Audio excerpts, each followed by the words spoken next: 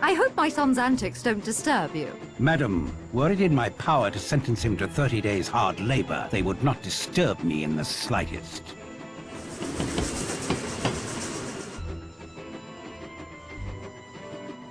Smashing day for it. On holiday? No.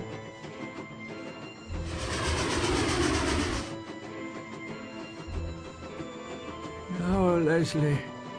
It isn't true. Oh, beg pardon, ma'am.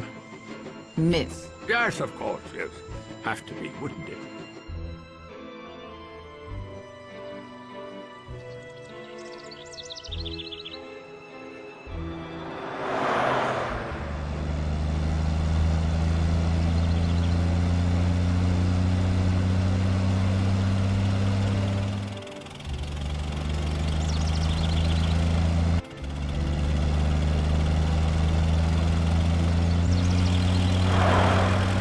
Damn fool. I suppose I'll be expected to tend to his wounds after he piles up, and I don't feel at that.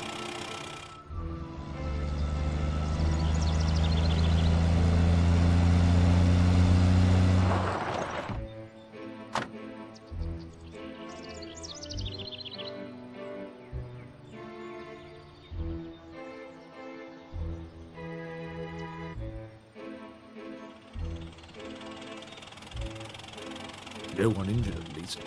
No apparent damage to the cars. Young fool must lead a charmed life.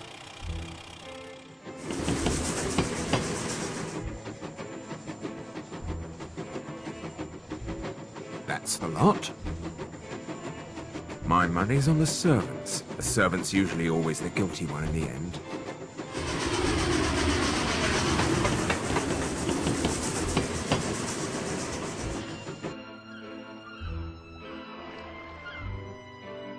Welcome to Sticklehaven, ladies and gentlemen. I'm Davis, the harbour master.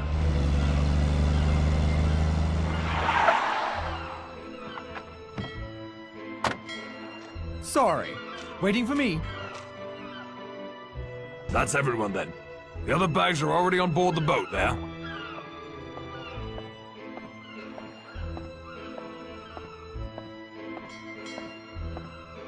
Blimey. It must be him. In the flesh. All set, Narracot. Ready, sir. Right. I'll leave it to you then. Sea's calm. Should be a pleasant crossing. If you leave now, there's a squall coming. I can smell it.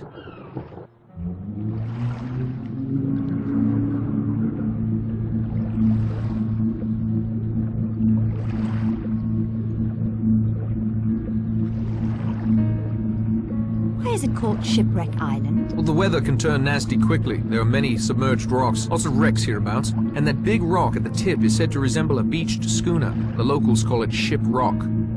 You're not from around these parts, then, Mr. Narracot? No, sir, I'm not.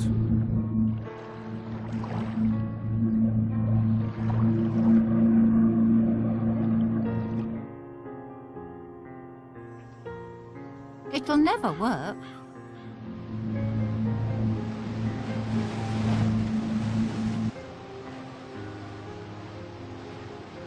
If you would be so good as to follow that path up to the house, my wife will show you to your rooms. I expect you'd all like to freshen up after your journey. Where's Fred? Under the weather. I took his place. You'd be the brother then. I see the resemblance. Will you help me with the bags? Yes. I've been hoping to get a look at the house.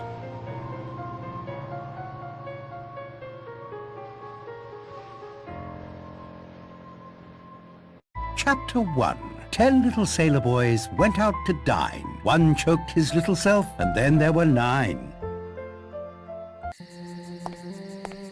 Thank you for your assistance, Mr. Narracott. Everything and everyone nicely in place. I must say I don't much like these clouds. I expect you should be heading back without delay.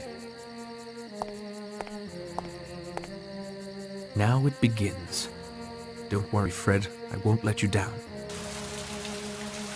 Oh, just a drizzle. It's going to get much worse.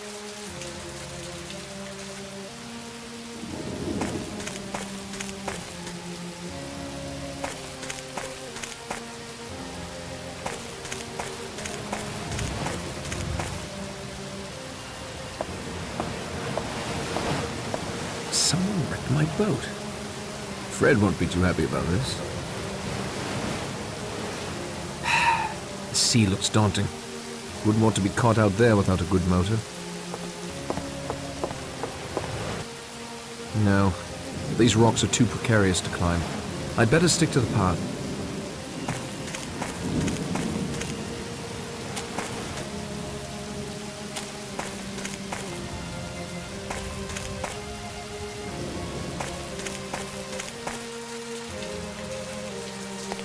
Mr. Narracott, why are you still on the island? Someone scuttled my boat. Scuttled? Wrecked, you mean? But who on earth would do such a thing? I intend to find out. But that means who will come for us on Monday? Unless this storm lets up, no one. Dear me, dear me. Come in, come in. You'll catch your death out here. I must help my wife prepare dinner. I'll have her fix you up something in the kitchen. Thank you. Where he's going to sleep, I'll never know. Ethel won't like this one bit.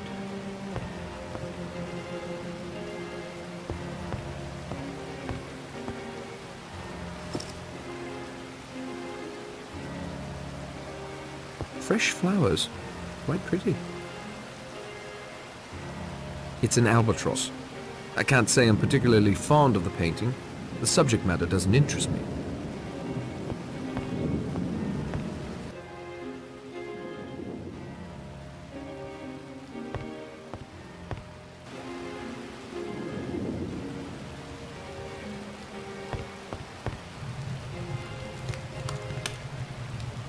I shouldn't do that. I need to have my wits about me.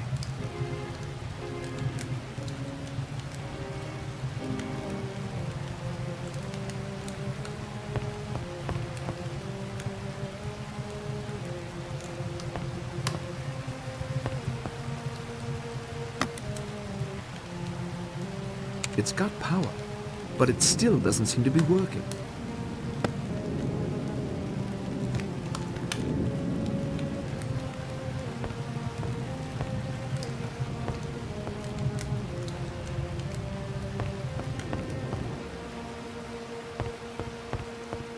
You're shot, Judge. Yes. You haven't left me much, I confess. I knew judges listened to confessions. I never knew they made them as well. Oh, some judges may have cause. Some doctors as well, I expect. May I ask you a question? Not now, man. Can't you see we're busy? A radiator. You can't have enough of them, really. I can't open it. It's locked. Not that I'd want to play, even if there was time. I've no talent for the game whatsoever.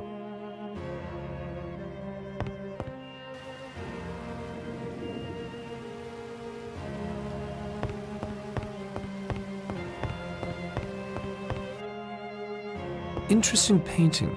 Birds don't appeal to me, but someone here certainly fancies them.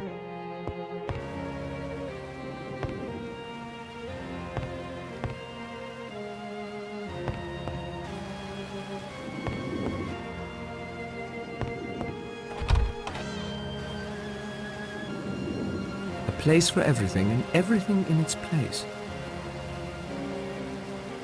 A place for everything and everything in its place.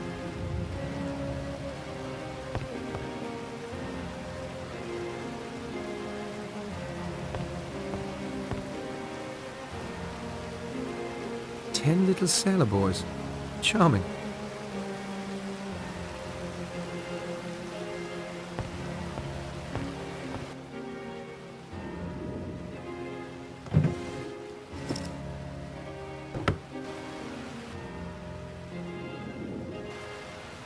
It's a rather ostentatious painting.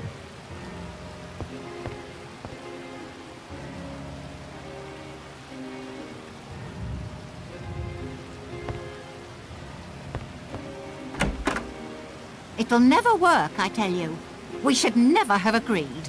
A house party only a week after we arrive? And no other help? Ethel, calm yourself. You promised me. Never again, you said. How was I to know? Oh, Mr. Narracott. Ethel will be preparing you a meal in here once the guests are served.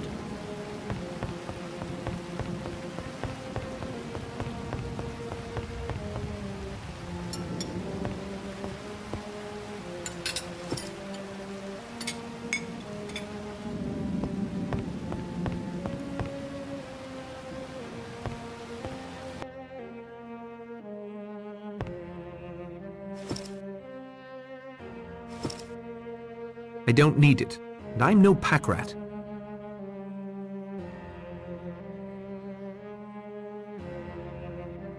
The larder is very well stocked.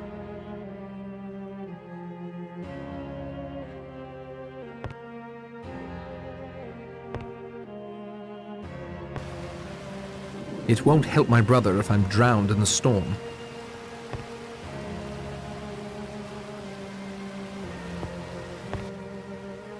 The refrigerator hardly seems large enough for a house of this size.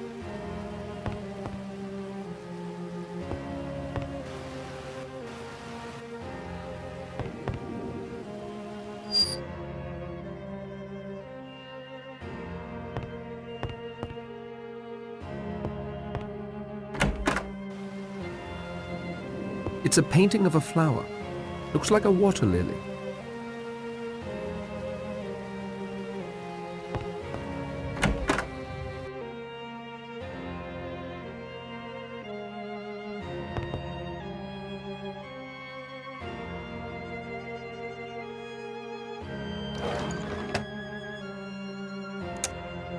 That isn't such a good idea.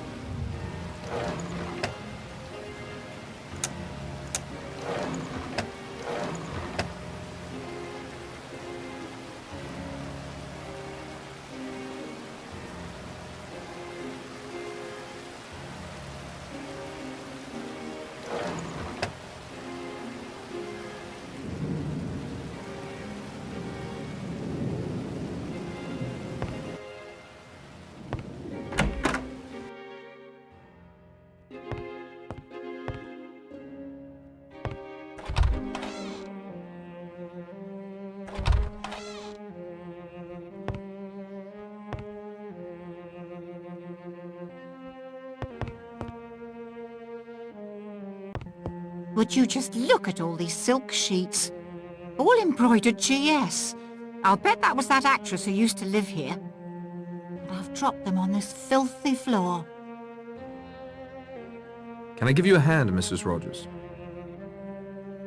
Thank you, Mr. Narracott. You seem like a good sort. I'm sorry for your boat.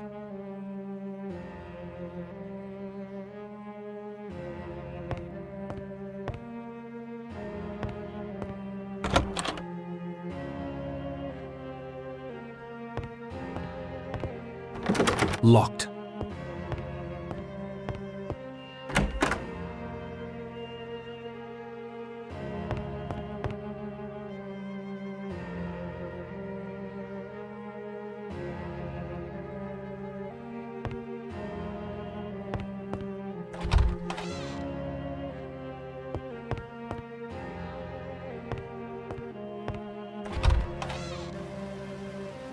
It would certainly be noticed if I rifled through his luggage.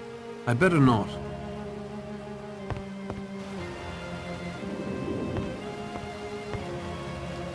Nothing out of order in here. I'd best not take anything, though.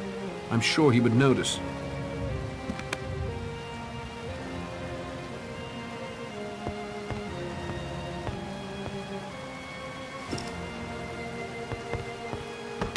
I can't open it. It's locked.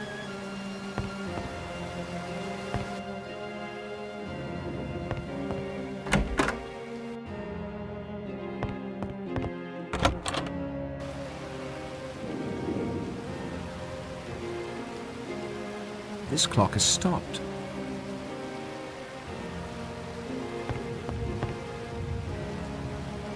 Polished marble spheres and some books. Nothing worth investigating further.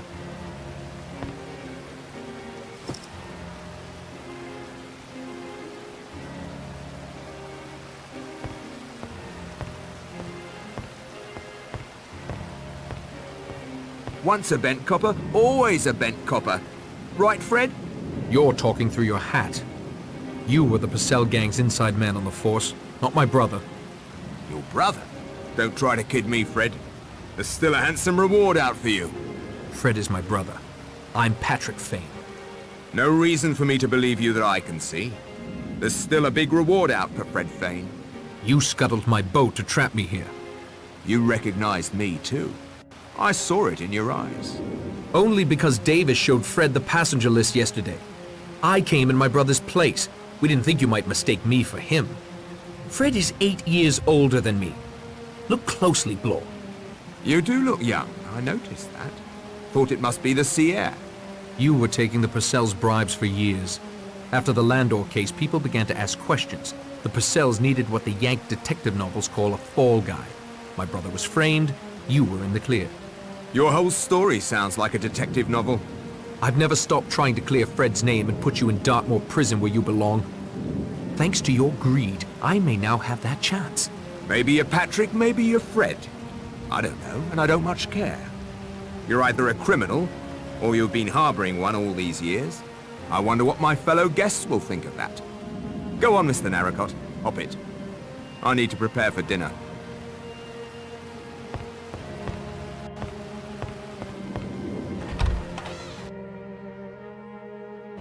Tile and marble. Quite expensive from the look of it.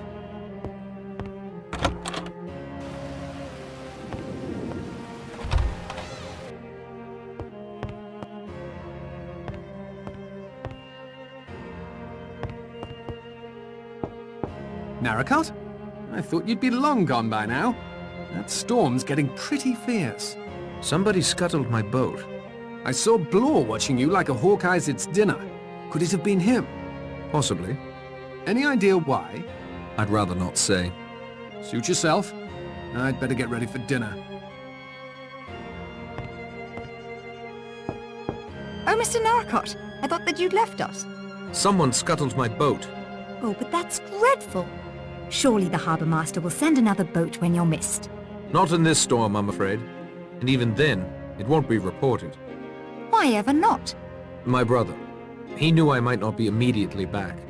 I'm terribly sorry for your trouble. The Owens should be arriving shortly. I'm sure you can get a ride back in that boat.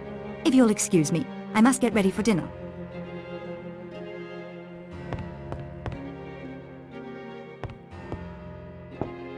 Yes? Oh, Mr. Narracott, I had a question for you.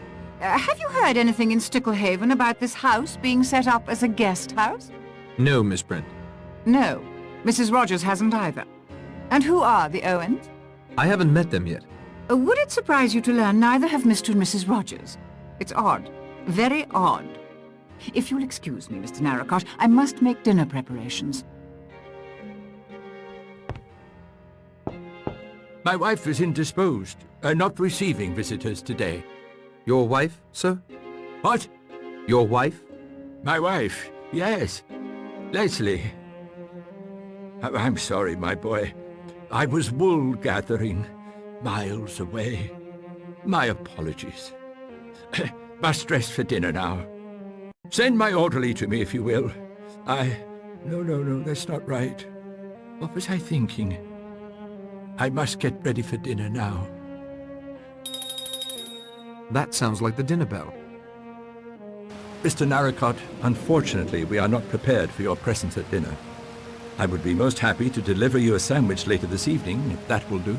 That will be fine, Rogers. Thank you. Excellent. Now, if you will excuse me, I must get to serving. By all means. I can hear them all in the dining room chattering. I can't quite make out what they're saying. This might be a good time to explore the house more thoroughly.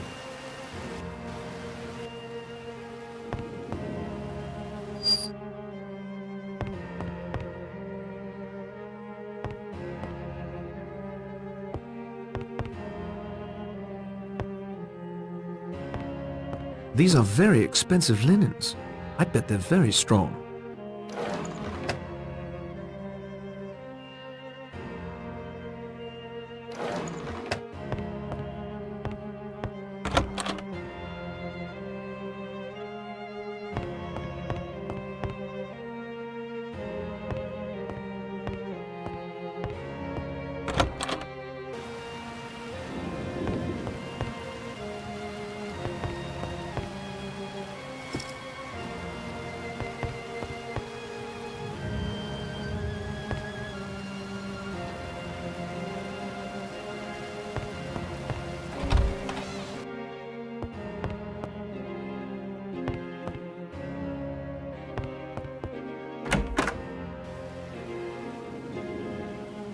It's a chair.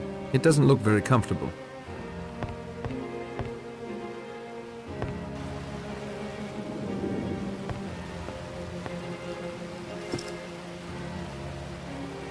It would certainly be noticed if I rifled through his luggage. I better not.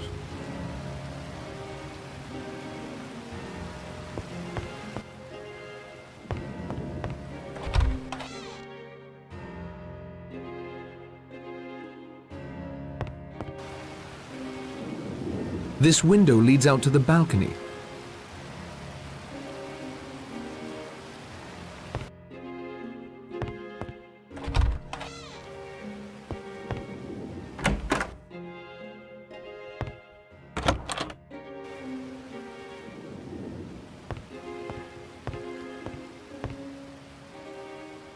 I'd almost swear I recognize that chap.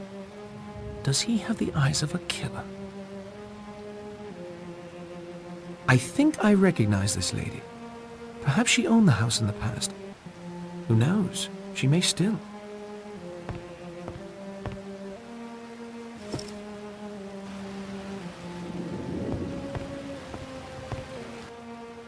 This is a fairly sparse makeup case. Vera isn't the type to use much makeup, though.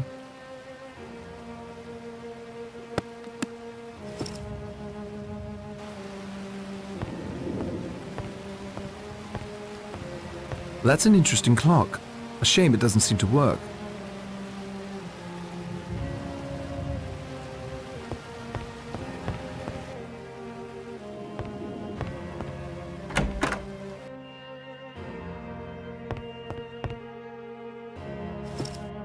Various toiletries. Nothing of interest that I can see. I'm guessing Ethel went through the trouble of supplying most of the rooms with fresh flowers.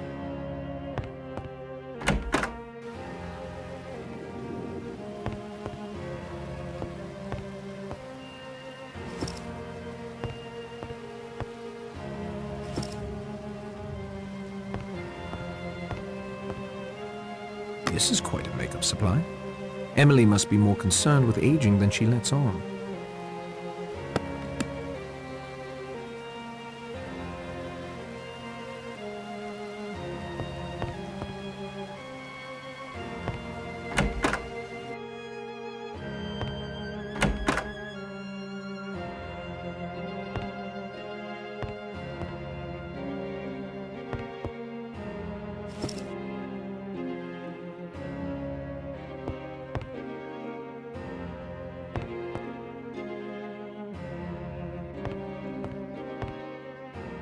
It appears to be a portrait of the general.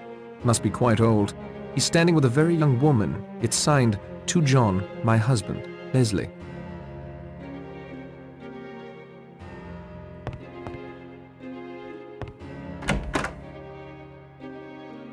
I see nothing remarkable.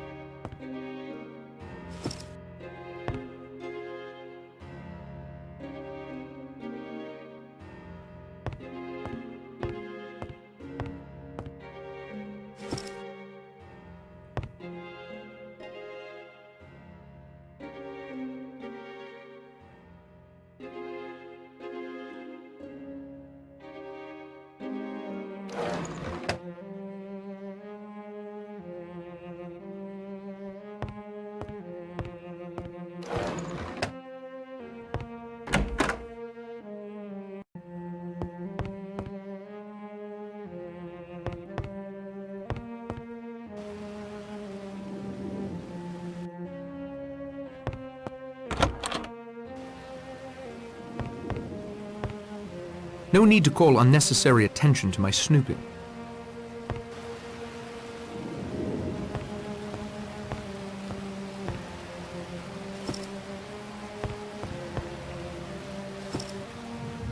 It's a marble sculpture of an elephant.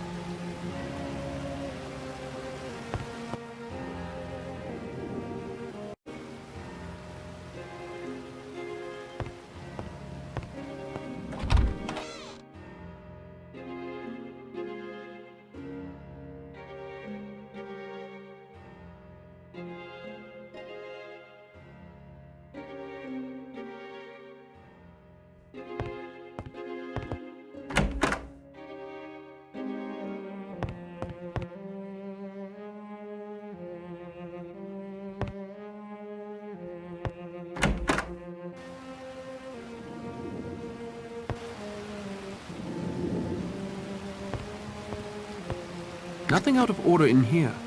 I'd best not take anything, though. I'm sure he would notice.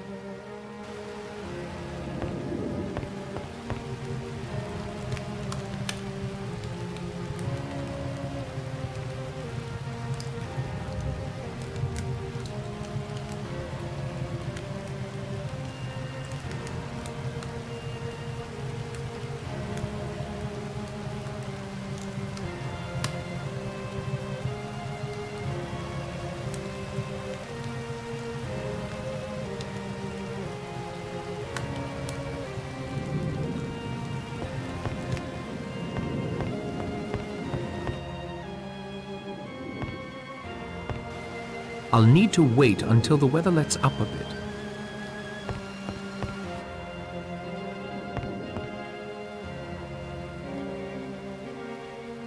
Aha! With my ear against the door, the conversation becomes quite clear. Wine, Doctor? No, thank you, Rogers. I never touch alcohol.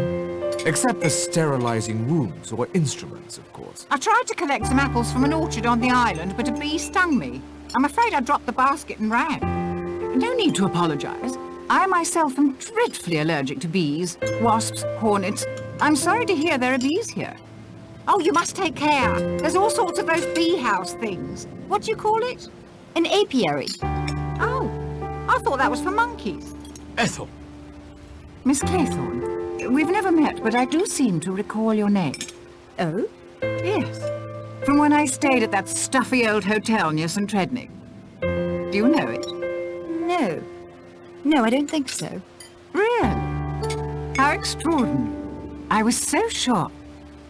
Narracott says he's not Fred Fane, but his brother. It may well be, but he bears watching. He seems like such a nice man. They said the same thing about Stevenson, the child murderer. I confess I've never met our host, Mr. Owen. What kind of a man is he? Rogers? We haven't seen the Owens either, sir. We were only engaged a week ago by letter and asked to make the house ready. So no one has actually met the Owens. How extraordinary. I, for one, will have some sharp questions for the Owens when they do arrive.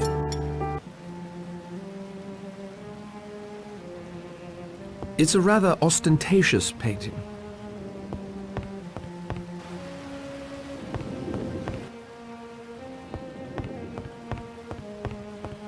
Interesting painting. Birds don't appeal to me, but someone here certainly fancies them.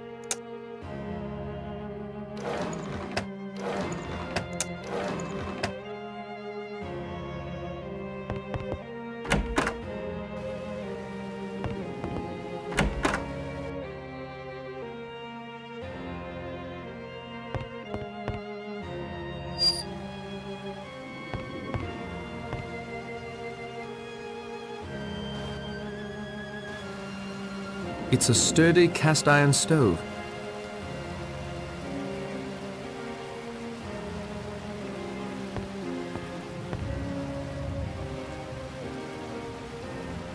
Aha! With my ear against the door, the conversation becomes quite clear. Did anyone else see the poem over the fireplace? 10 Little Sailor Boys? Yes, I saw it. And here before us as the centerpiece of our table are the 10 little sailor boys themselves, all looking correct and polished. I like a neat and tidy house, Your Honor. Robson, the man who built this house, was a sailor. Perhaps Mr. Owen inherited them from him. Another question for Mr. Owen. I remember the rhyme was about soldier boys. Highly inappropriate, as I recall. There are many variations. You seem to know quite a bit about it, Miss Claythorne. I was a governess before seeking secretarial work. Governesses spend a lot of time with nursery rhymes. All gratuitously gruesome, if you ask me. So much violence in the world today. Sometimes violence is necessary, Miss Brent. There speaks a soldier for you. A realist, Miss Brent, not a dreamer. If action needs to be taken, I, for one, am fully prepared to take it. How does the famous rhyme go, Miss Claythorne?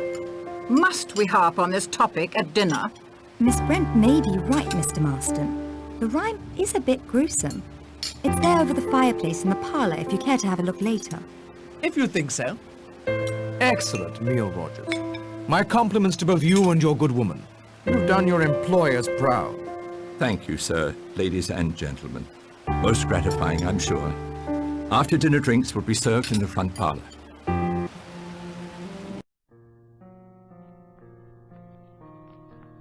Ladies and gentlemen, silence please. This is your host, UN Owen. You are charged with the following indictments. Edward George Armstrong, that you did upon the 14th day of March 1925 cause the death of Louisa Mary Cleese. Emily Caroline Brent, that upon the 5th of November 1931 you were responsible for the death of Beatrice Taylor. William Henry Blore, that you brought about the death of James Stephen Landor on October 10th, 1928. Vera Elizabeth Claythorne, that on the 11th day of August 1935 you killed Cyril Ogilvy Hamilton.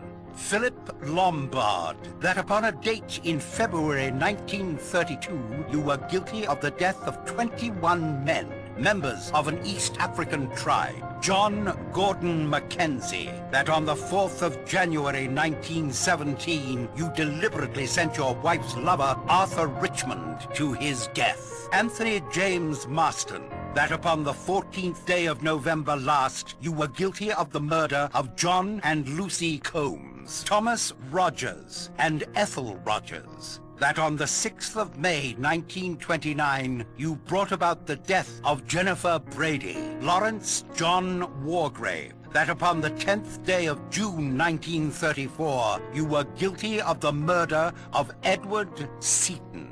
Prisoners at the bar, have you anything to say in your defense?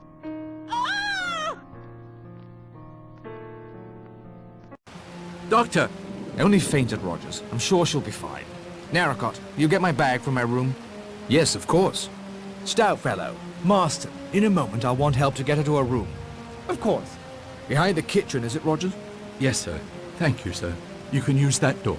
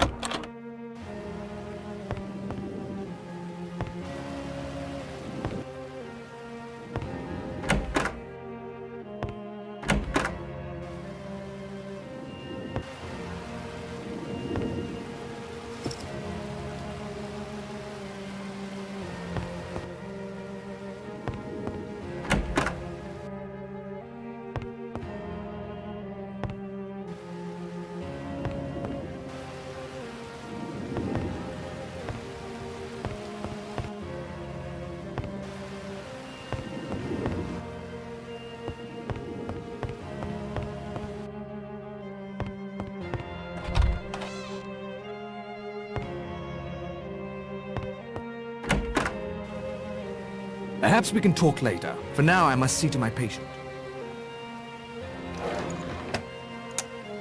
That isn't such a good idea.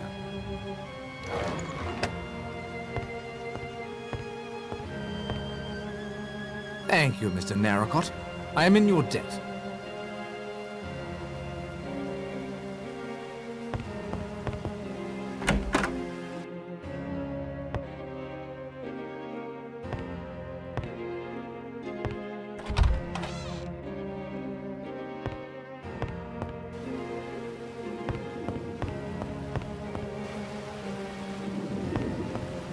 Now, Rogers, tell us about that extraordinary voice.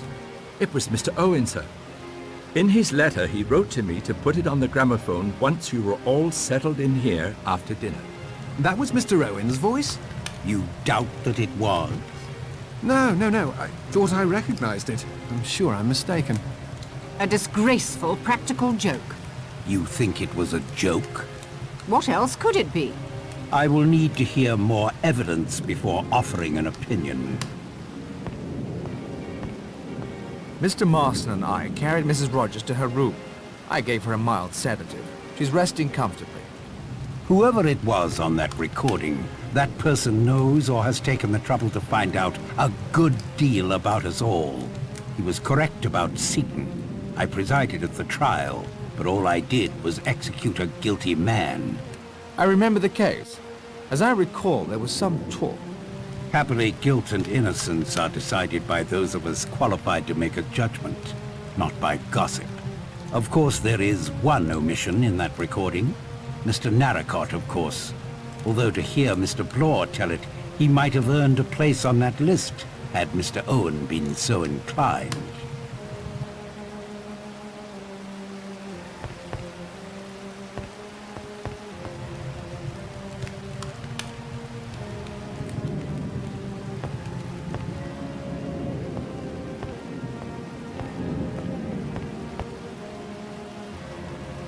Any truth to the accusation against you?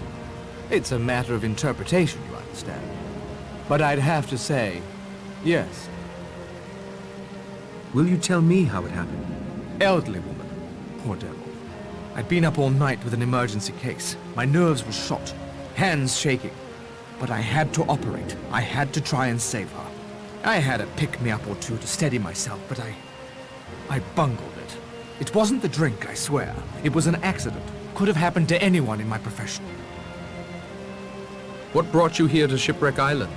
Owen sent me a note, asking me to have a look at his wife, who's been suffering from arthritis and muscle spasms. What was the gossip concerning the Seaton case? I'm not one to spread gossip to just anyone about a man as distinguished as Justice Wargrave. If I were certain about it, perhaps. But I'm not. Thank you for your time, Doctor.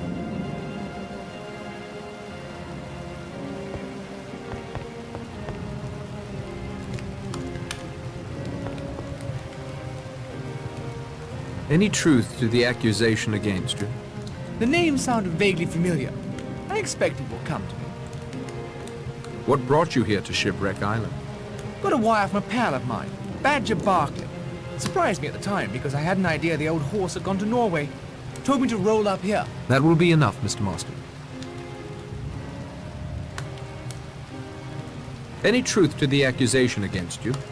It's true we were the only ones there the night Miss Brady died. But she was always in poor health.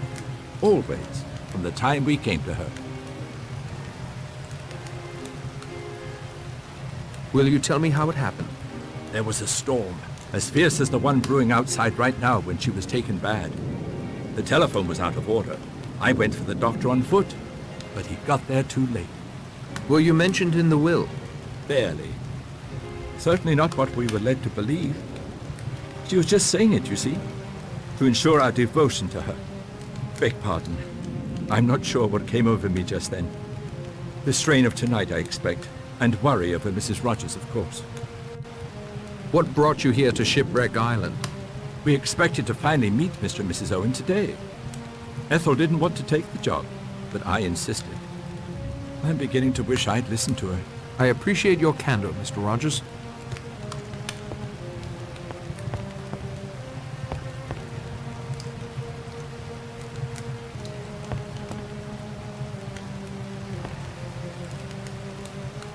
Any truth to the accusation against you? I remember Seaton perfectly well. Playwright, charged with the murder of a chorus girl. He was found guilty, hung himself in his cell 3 days later, saved the Crown the expense of doing it for him. Good evening, Judge. Any truth to the accusation against you? About that child, Cyril Hamilton. I was nursery governess to him. Will you tell me how it happened? I'd like to tell you. Cyril was forbidden to swim out far.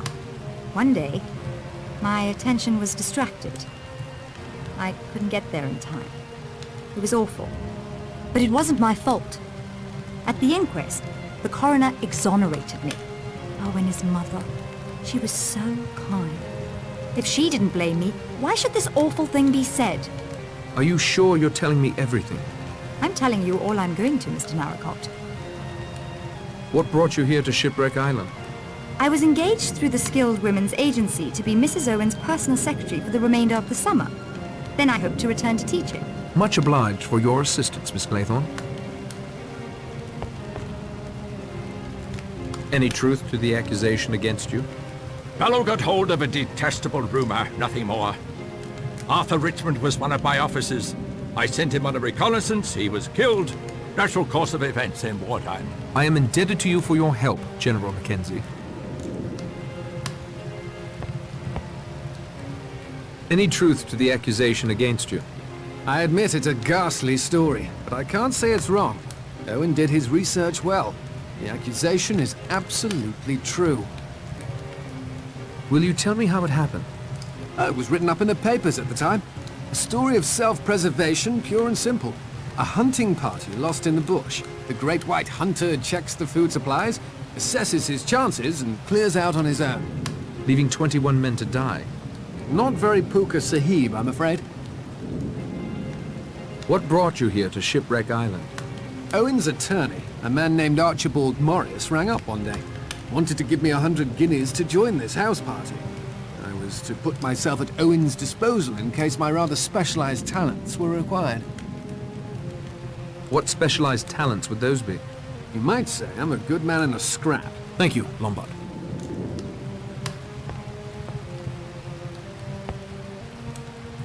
Any truth to the accusation against you? Look, Narracott, if that's what you want to call yourself. The rules have changed. Can't you see that? The past is past. It's the present we should be worrying about. Something is not right here. Will you tell me how it happened? All right. Perhaps I was doing the odd favor for the Purcells. But if your brother was framed, I had nothing to do with it. Yes, they paid me to perjure myself about Landor. Thanks to them, I was able to put enough away to set up my own detective agency. Nothing fancy, but I've been straight ever since, I swear. Landor died.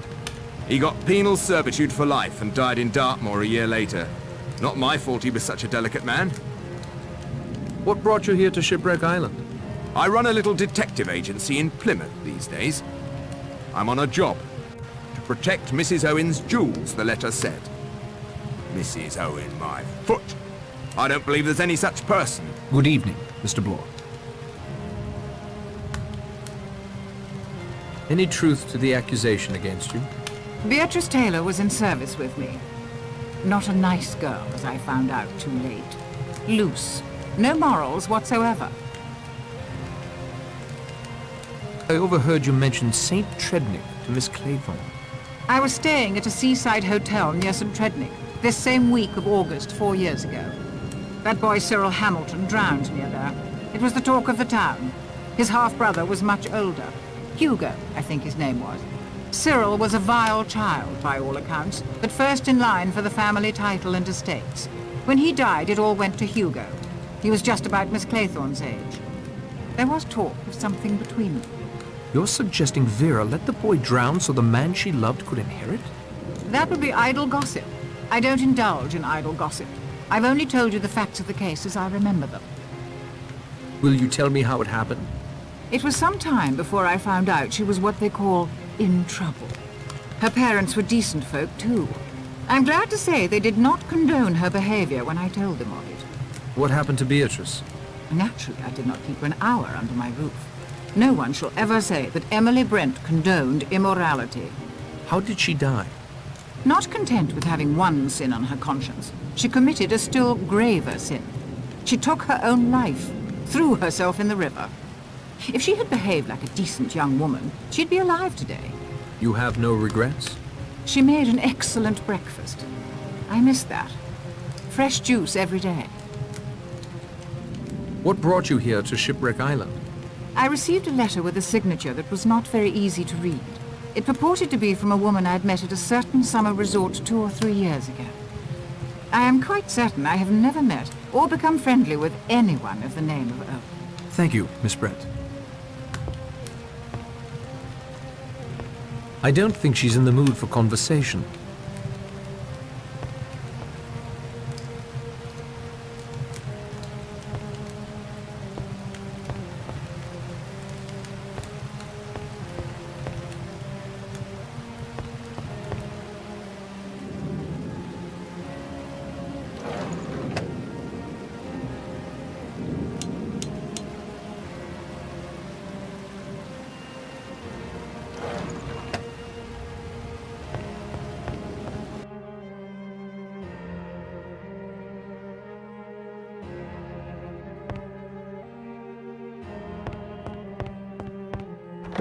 Locked. Interesting ashtray. Birds everywhere.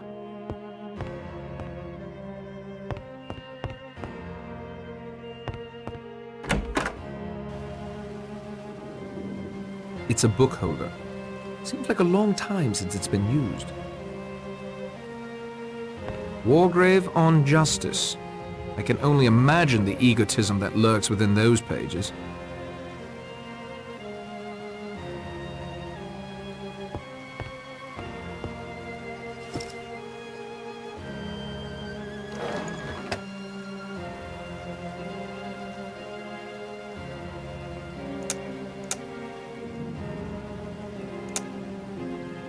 That isn't going to help. A rather beautifully made globe of the world.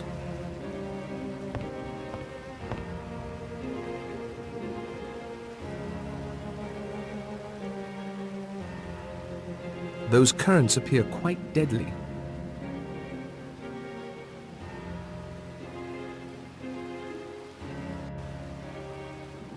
That's Shipwreck Island.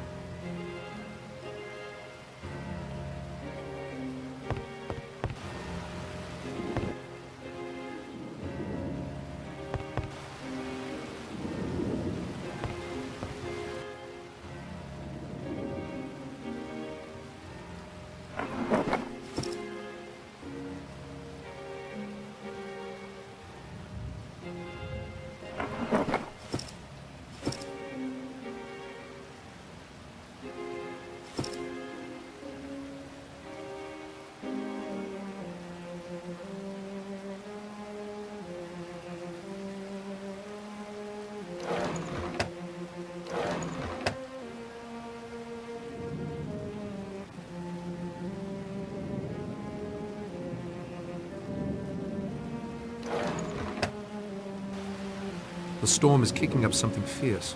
Besides, my time would be better used snooping around inside at the moment.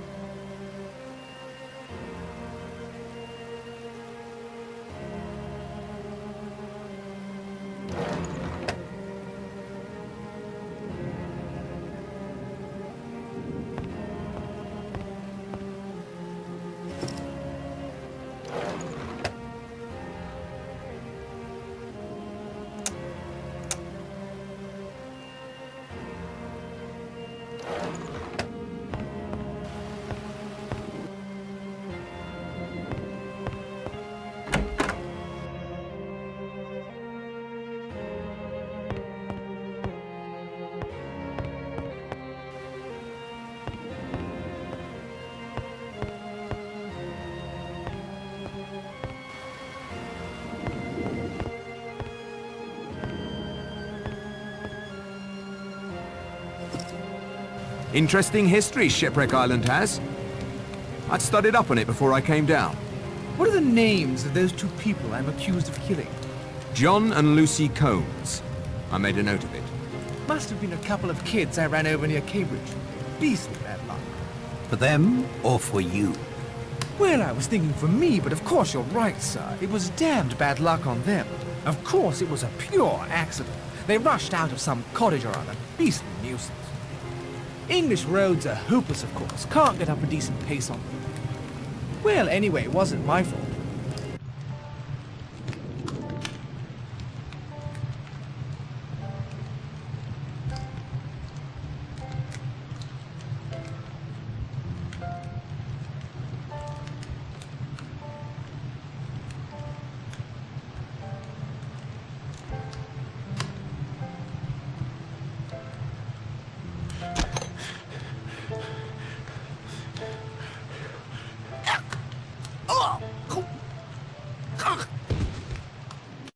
This man is dead.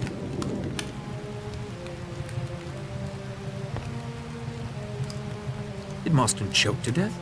You can call it choking if you like. He died of asphyxiation right enough. Was Marston poisoned? Can't say exactly. Everything points to one of the cyanides. No distinctive smell of prussic acid. Probably potassium cyanide. It acts pretty well instantaneously. Was there something in the whiskey? Yes, without a doubt. Do you think it was suicide? Seems like it. Could he have been murdered? Not my line of country. I'm a doctor, not a detective. Did you know Marston before he arrived here today? Not I. Personally or professionally. What do you think that record means? A disgraceful and heartless practical joke, I suppose. If you'll excuse me, Doctor.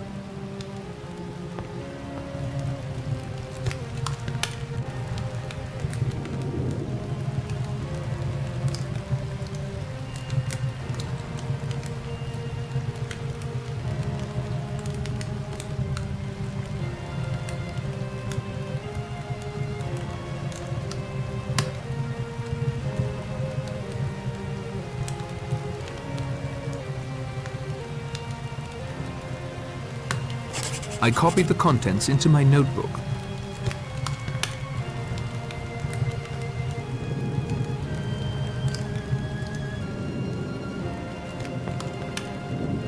Do you think it was suicide? You conduct yourself well, Mr. Narracott, if you don't mind my saying so. Mr. Blore has told us that you are not what you appear, yet you told him you were not a detective. No, sir. But I've read many detective novels. I even had one of those junior detective kits when I was a boy. Magnifying glass, fingerprint powder. Junior detective kit. Wonderful. Ah, an amateur sleuth then. You appear to have something of a gift for it.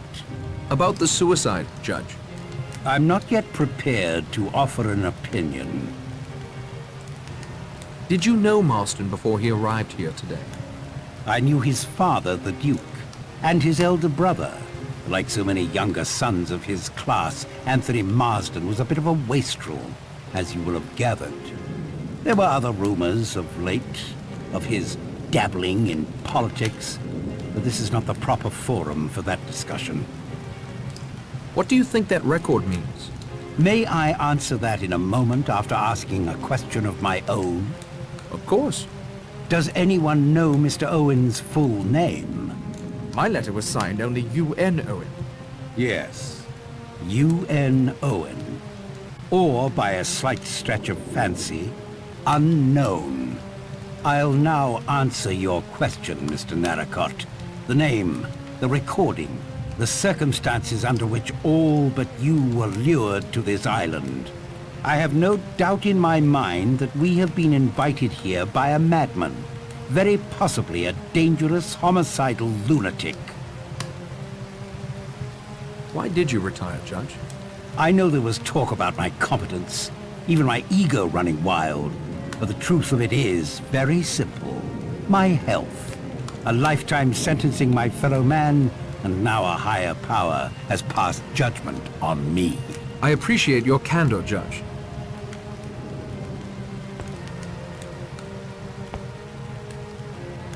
Do you think Marston committed suicide? I shouldn't have said Mr. Marston was a suicidal type of gentleman at all. Did you know Marston before he arrived here today? Never clapped eyes on him.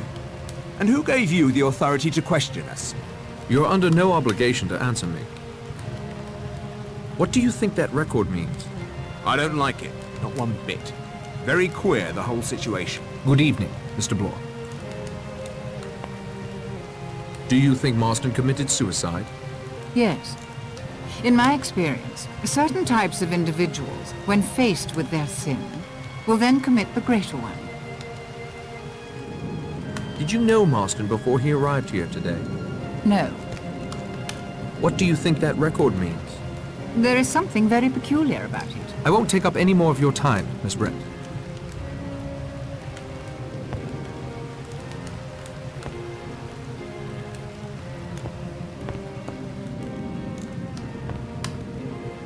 Do you think Marston committed suicide? You'd never think he would kill himself. He was so alive. When he came down that hill in his car, he looked... Oh, I can't explain. Did you know Marston before he arrived here today? No. I'm sure I would have remembered. Steady, Miss Claythorne. The lad had his faults, you know. What do you think that record means? It was unfair, what it said. Very unfair. You seem to be a remarkably perceptive girl, Miss Claythorne. Why, thank you, Mr. Narracott. Is there anything you can tell me about our fellow castaways? Castaways? You make it sound so... Romantic? I was going to say dramatic. Let me see. No one has confided any secrets to me, I'm afraid. Oh, except one. That is... I really don't know you well enough to answer you. A good evening to you, Miss Claythorne. Stay safe. Do you think Marston committed suicide? He didn't seem particularly remorseful. Of course, the record might have set him off somehow. A new incident long after the fact may create a strong feeling of guilt or fear. Wouldn't you say, Doctor? Possible. Quite possible. Did you know Marston before he arrived here today?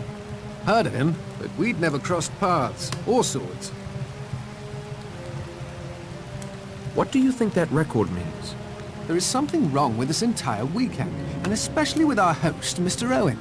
I believe we're all coming around to that conclusion. Yes, but I know something you don't, Judge. What is that? I recognize the voice on that recording, and it was definitely not Mr. Owen. Who was it? Not so fast, Narracott. Not until I think things through a bit more. Good evening, Mr. Lombard.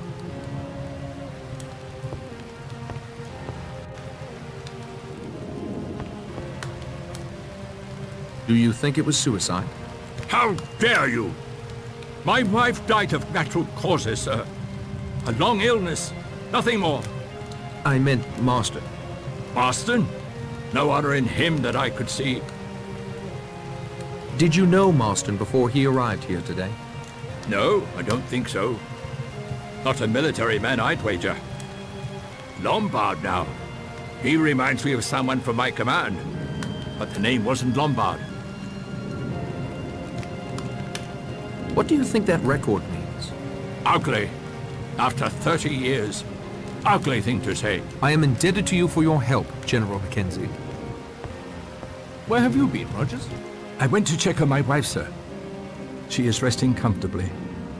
But I'm afraid I have some distressing news. Oh? One of the china figures of a sailor boy has been broken off. Chapter 2. 9 little sailor boys sat up very late. One overslept himself, and then there were 8.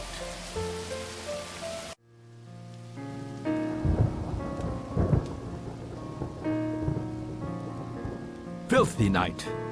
I tried to go out to get some more wood for the fire, but the wind drove me back. A storm like that will keep us all indoors. My apologies for the accommodations, Mr. Narracott, but all the beds are taken. Makes one wonder where the Owens were planning to sleep, doesn't it? A good servant follows instructions, sir.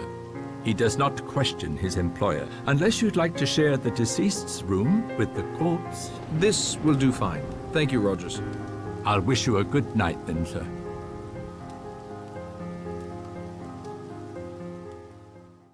Everyone should be sound asleep by now. Good time for a little stealth work.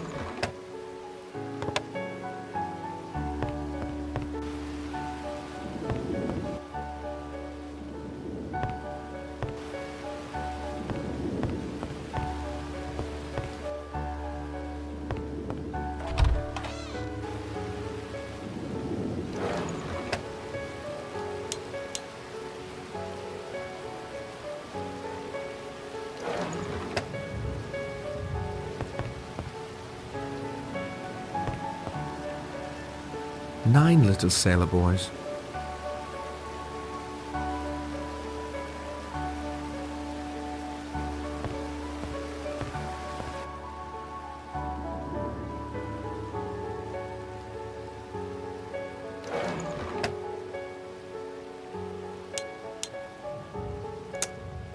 That isn't going to help.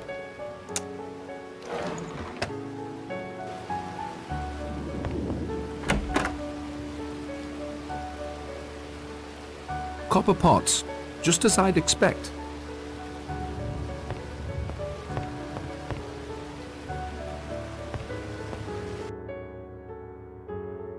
I don't need to lug this around with me.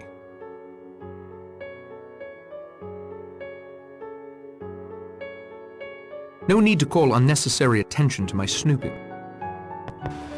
To go out in that storm now would be reckless and foolhardy. It's too dark to move around in there without stumbling. It's too dark to move around in there without stumbling.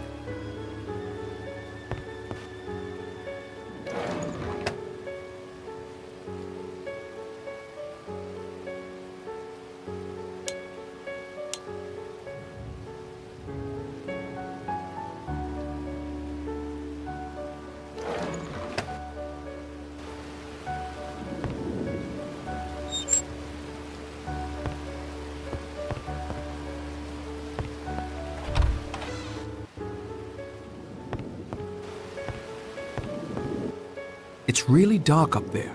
I need a light source.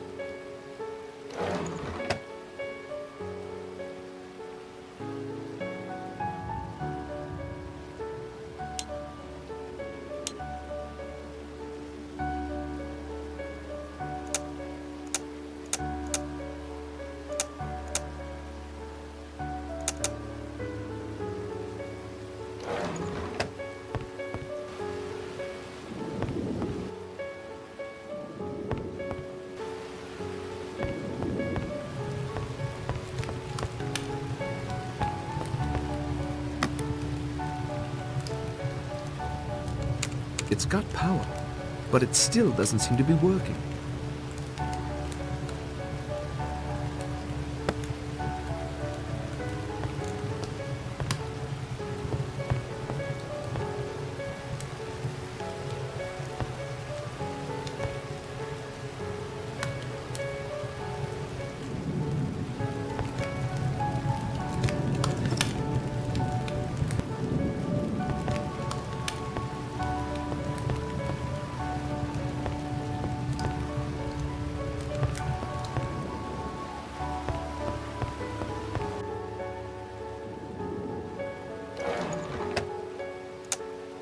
That isn't going to help.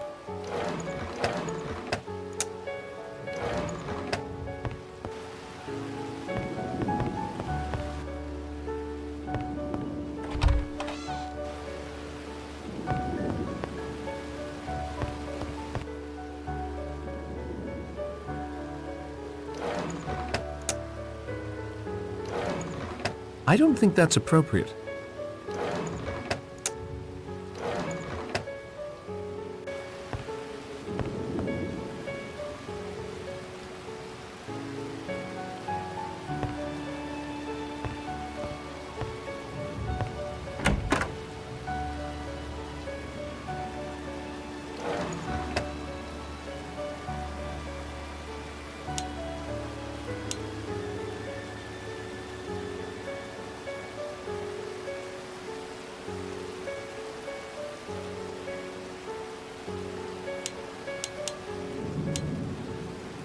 It's a sturdy cast iron stove.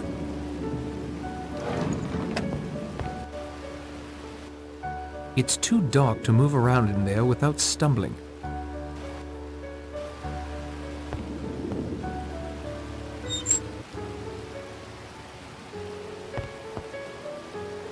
A place for everything and everything in its place.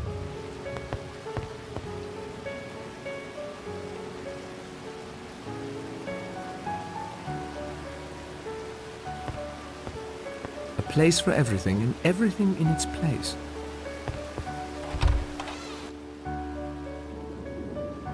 I can't see anything of interest.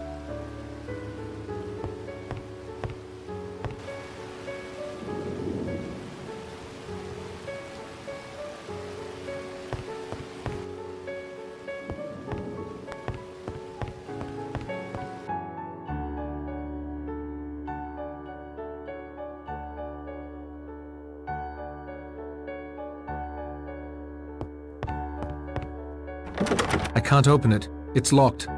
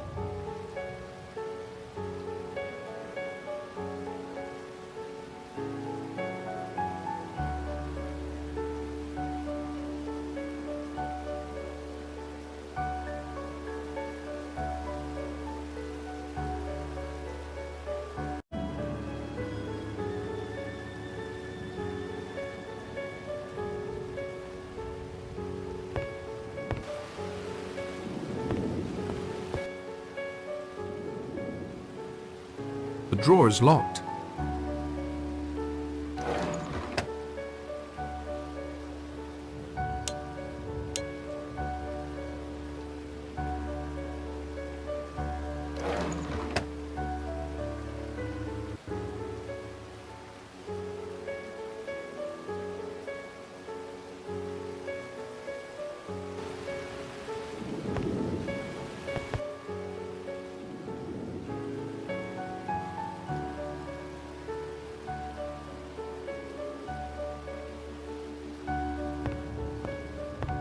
Wargrave on justice. I can only imagine the egotism that lurks within those pages.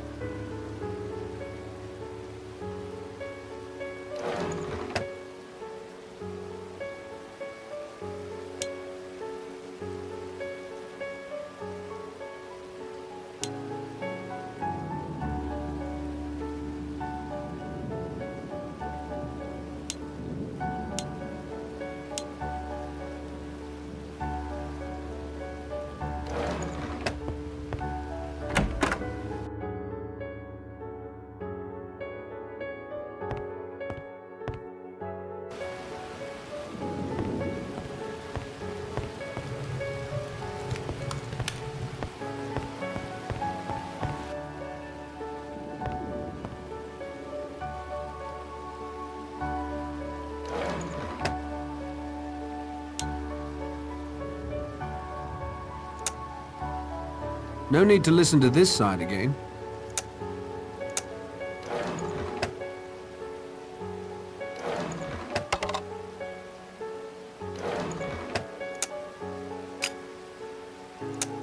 This is neither the time nor the place.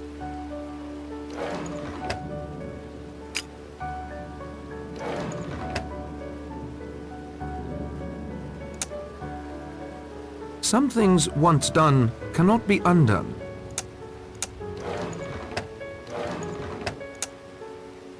No need to listen to this side again.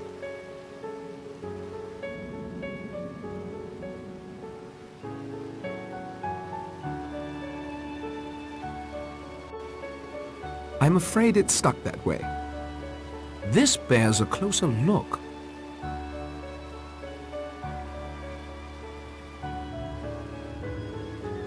I wonder what's recorded on this side.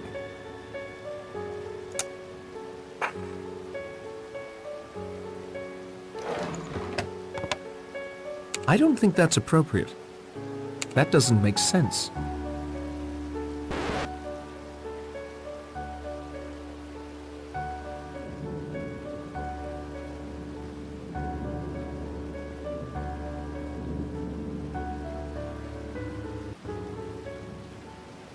I'm pleased to see at least one of you has thought to turn the record over. Any good house party should include party games. This weekend is no exception. I have devised several little games of the mind to challenge your wits, and I hope you find the rewards for each to be worth the effort. You'll have to discover my little amusements on your own, however. I've scattered them all over this delightful island retreat. I hope that you will find them suitably entertaining.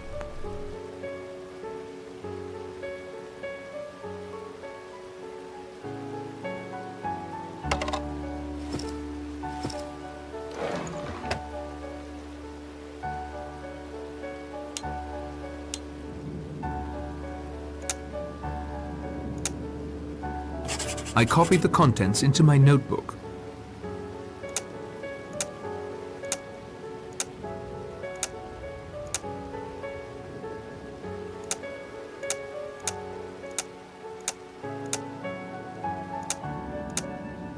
I copied the contents into my notebook. I copied the contents into my notebook. I copied the contents into my notebook. I transcribed the pertinent passages in my notebook.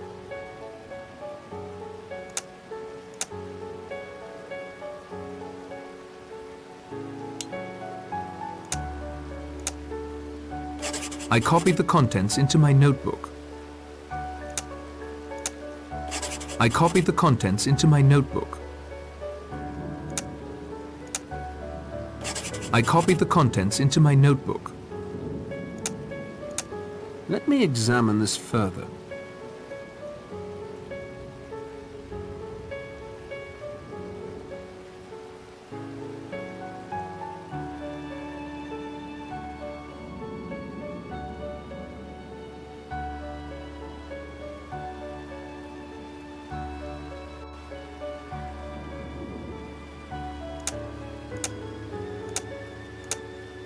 I copied the contents into my notebook. I copied the contents into my notebook. I copied the contents into my notebook. I copied the contents into my notebook. This bears a closer look.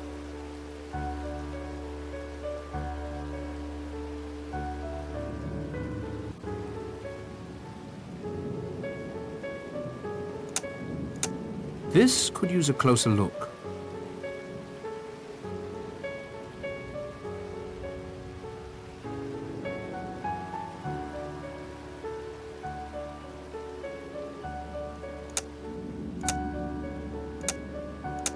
Nothing else to see about that. Property of Teresa Robson. I transcribed the interesting passages into my notebook. I see nothing remarkable.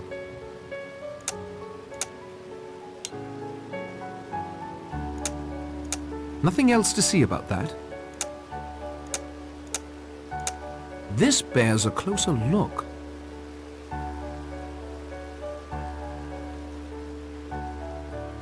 This could use a closer look.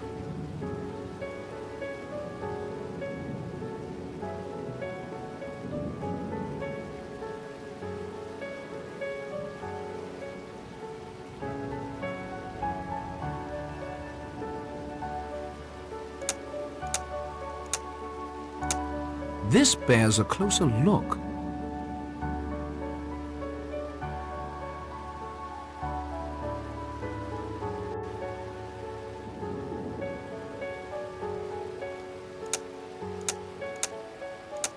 Nothing else to see about that. I transcribed the pertinent passages in my notebook. I transcribed the pertinent passages in my notebook. Normally, I would never violate someone's privacy this way. However, given the circumstances, I will examine the entries for clues and transcribe any passages I find pertinent. I see nothing remarkable.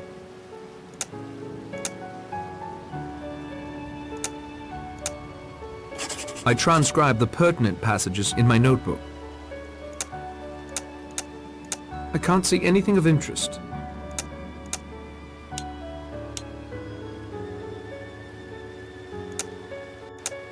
Nothing else to see about that. I see nothing remarkable. I can't see anything of interest. Nothing else to see about that. I see nothing remarkable.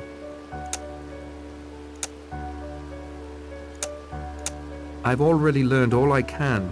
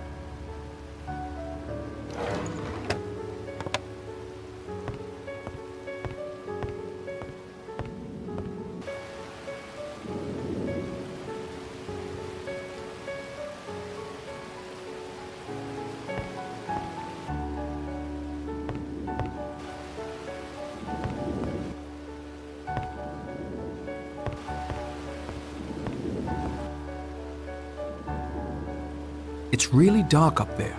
I need a light source.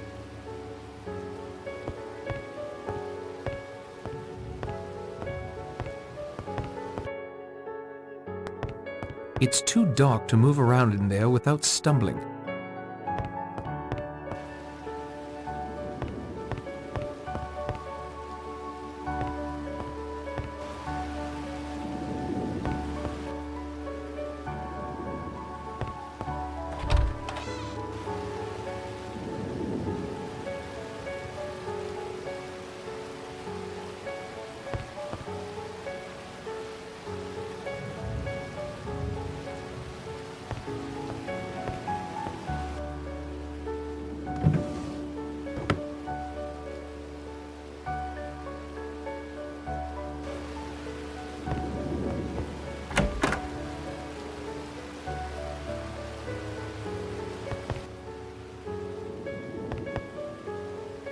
The refrigerator hardly seems large enough for a house of this size.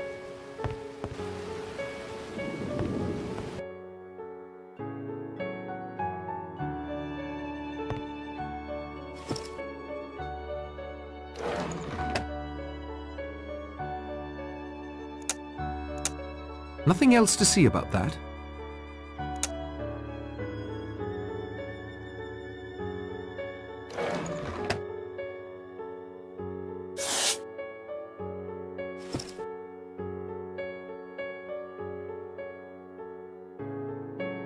It's a full sack of flour.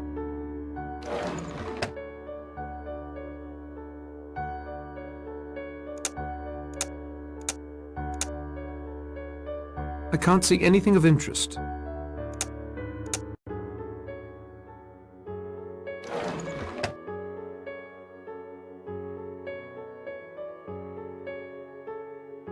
I don't need to lug this around with me. The larder is very well stocked. The larder is very well stocked. It's a full sack of flour.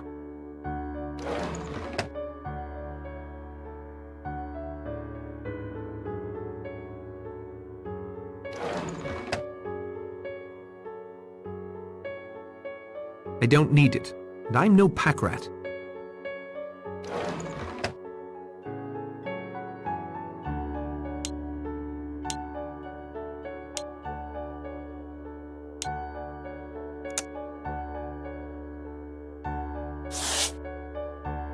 There are some batteries buried under here.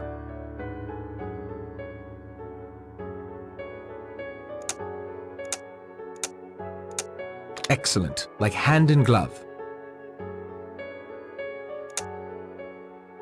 That doesn't make sense. This is neither the time nor the place.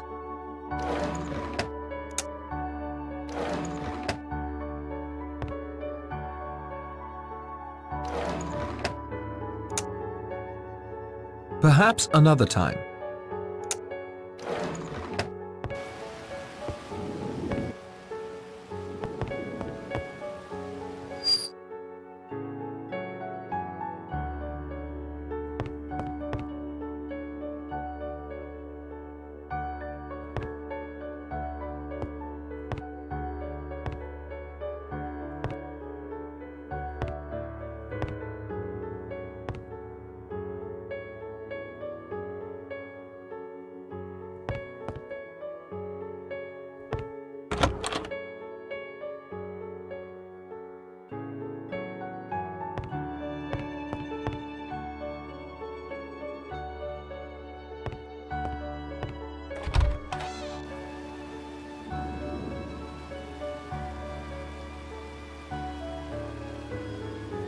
I don't think going through that would help. Either he's innocent, in which case I'd be grossly invading his privacy, or he's guilty, and surely wouldn't be daft enough to leave any evidence in his luggage.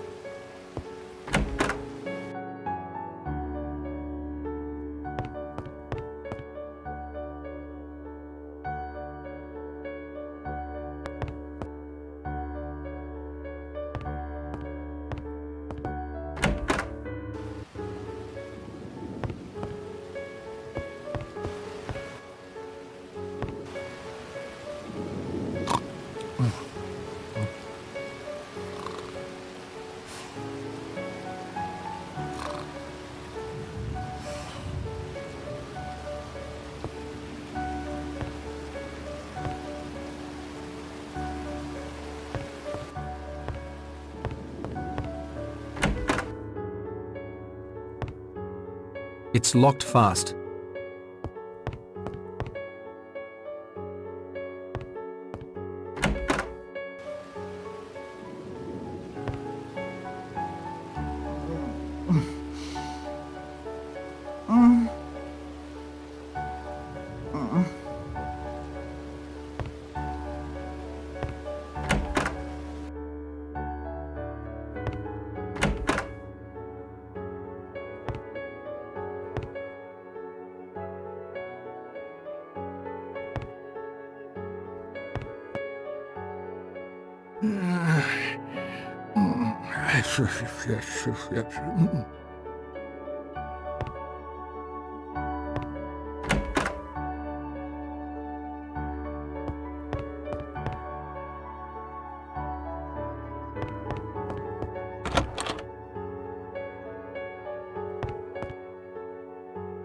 There's nothing I can do for the victim now.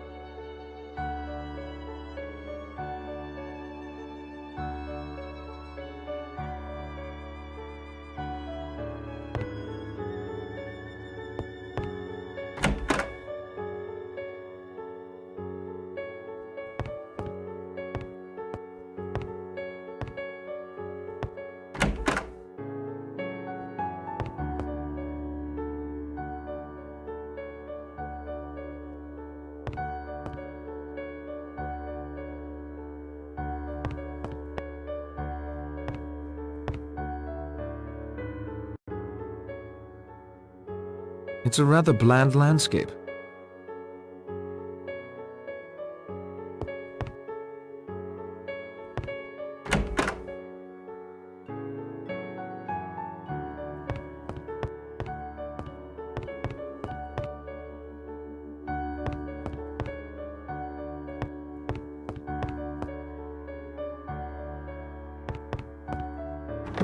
It's tightly locked. Locked.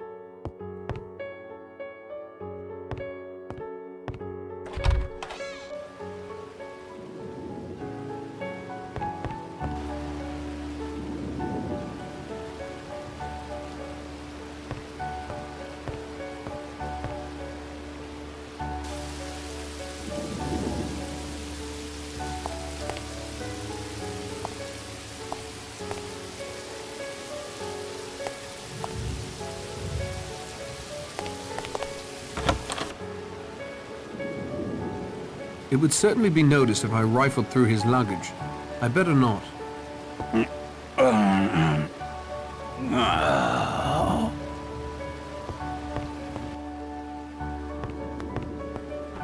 I can't open it. It's locked.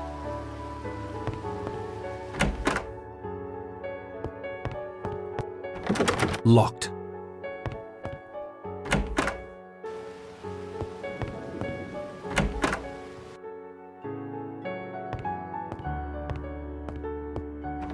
I can't open it. It's locked.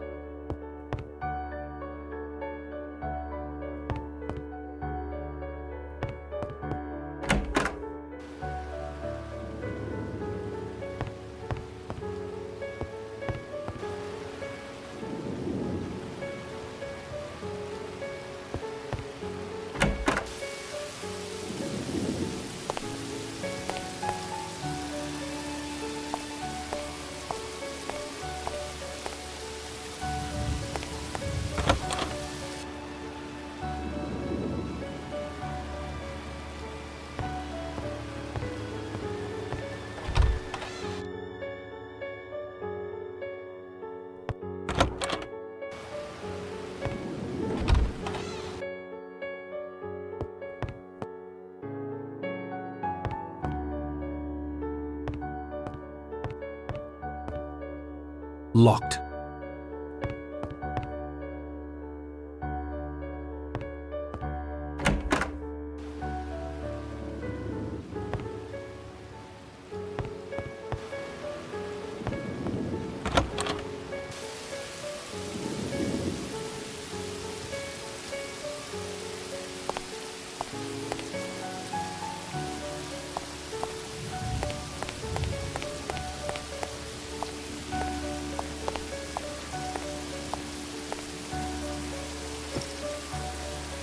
A hawk with a fish in its talons. The bird theme is starting to get to me.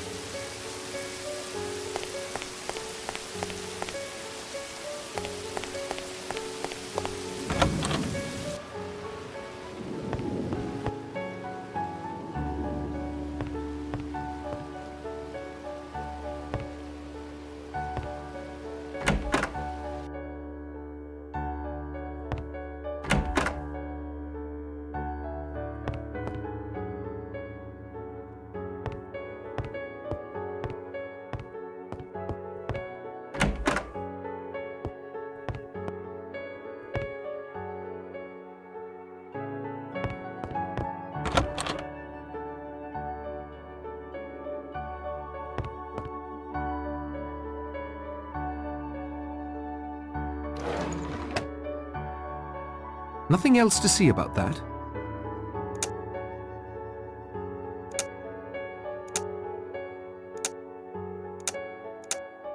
I see nothing remarkable.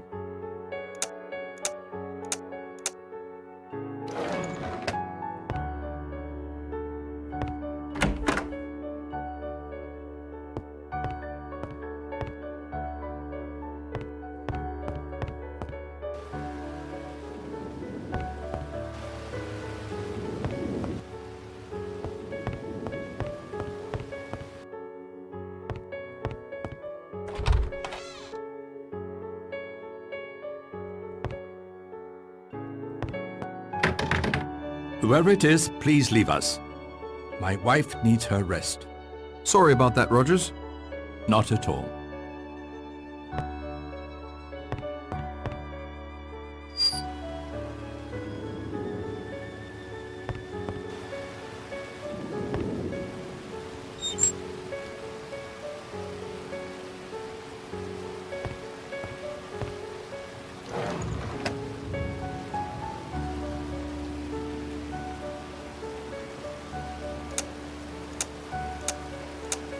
They don't get along.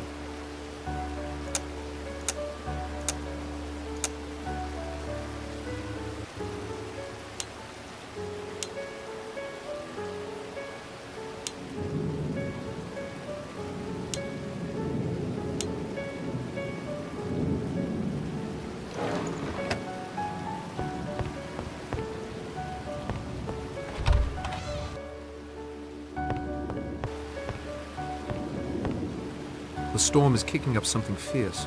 Besides, my time would be better used snooping around inside at the moment.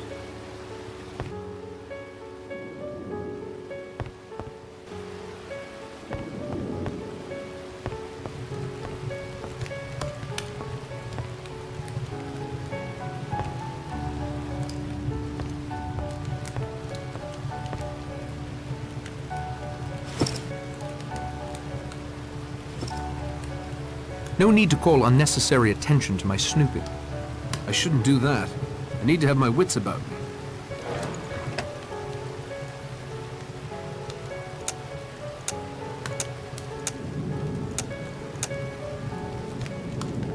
There is no cause for that.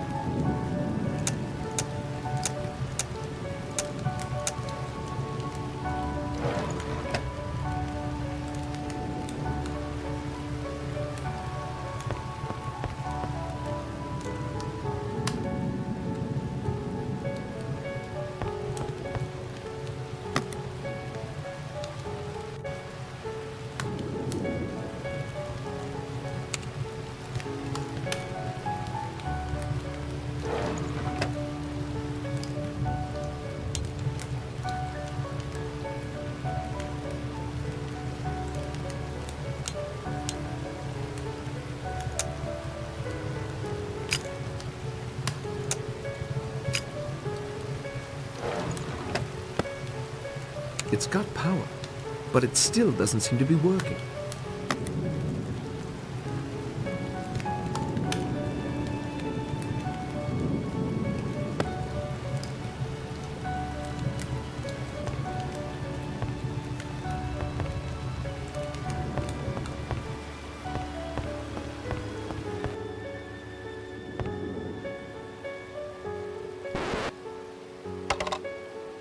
It's turning, but no sound is coming out. Something must be missing.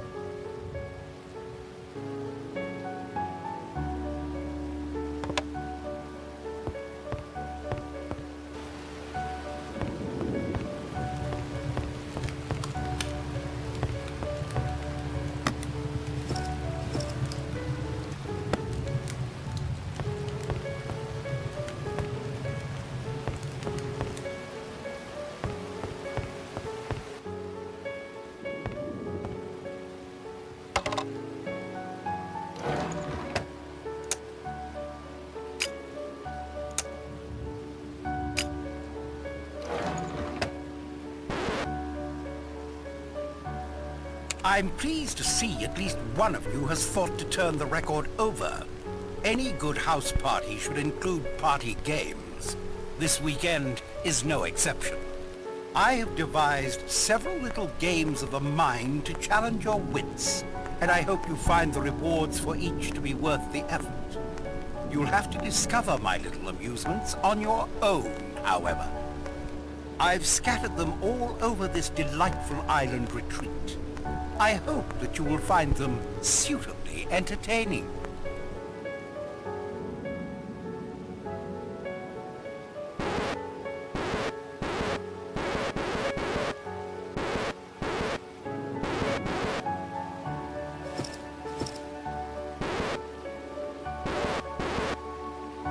It's turning, but no sound is coming out. Something must be missing.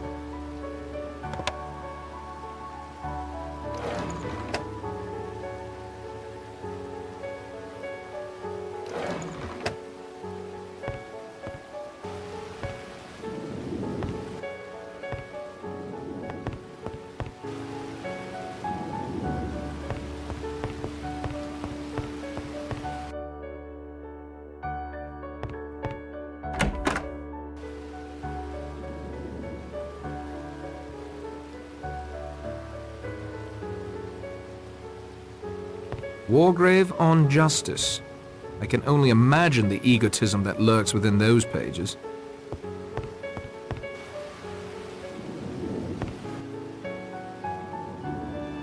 The drawer is locked.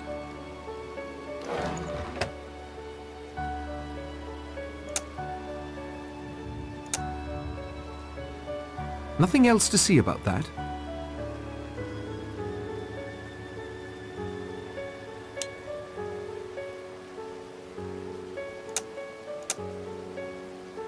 I can't get them to fit.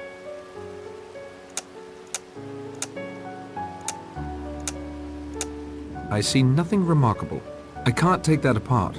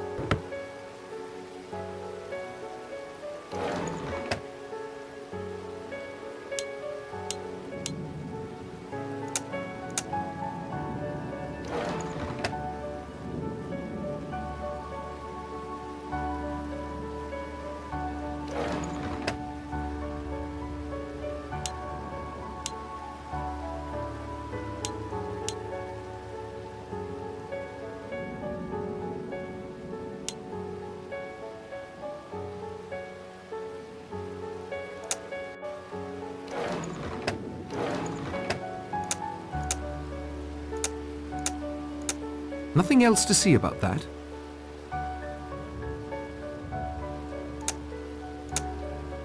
I can't get them to fit.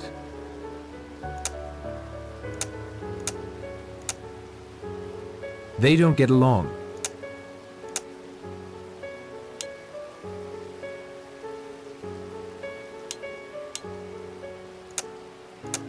I can't get them to fit. They don't get along.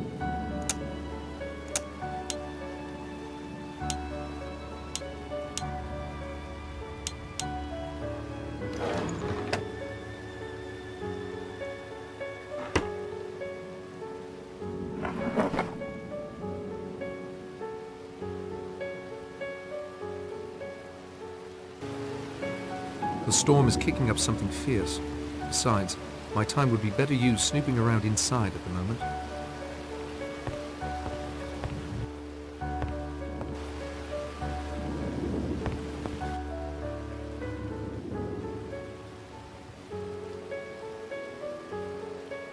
A rather beautifully made globe of the world.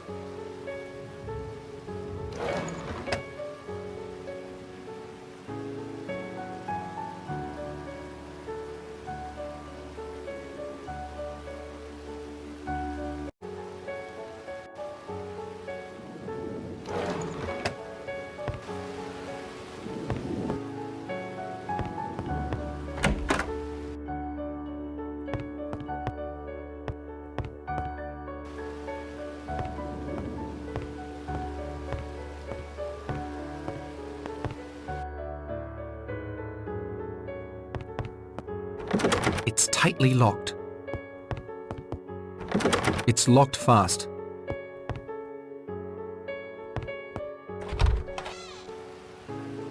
He's as tight as an owl. I expect nothing could wake him up. Morning is coming. I'd best get back to my bed.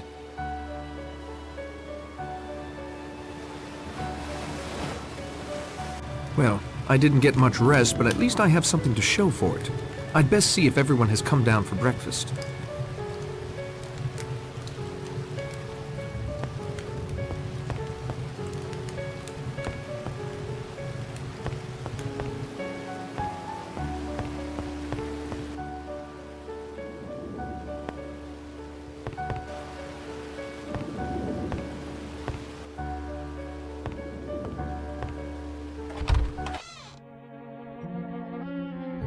If what Narracott told Vera is true, and mind you, I take anything he says with a grain of salt, then they will not be sending a boat until at least Monday, even if the storm clears. Wise to remember, Narracott's the odd man out here. Yes, thanks to you, I believe, Blore. At least nothing else has occurred. I hope you are correct, Miss Claythorne. However, I feel compelled to draw your attention to this table's centerpiece. Now 2 are broken. How odd. Ah, Mr. Narracott, good morning. Since Mr. Marsden won't be joining us, there is an extra place for breakfast, although breakfast itself seems to be a trifle behind schedule. I'm afraid there is no breakfast at present. Mrs. Rogers has not been able to carry on this morning. What's the matter with the woman? I was promised fresh apple juice this morning. I must tell you a sad piece of news. Mrs. Rogers died in her sleep.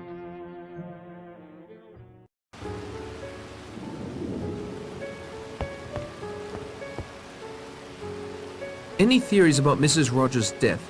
She was a very skittish creature. And she had a shock last night. It might have been heart failure. Her heart certainly failed to beat. What caused it to fail is the question. Did you hear anything in the night? No, my sleep was quite restful. Good day to you, Miss Claythorne.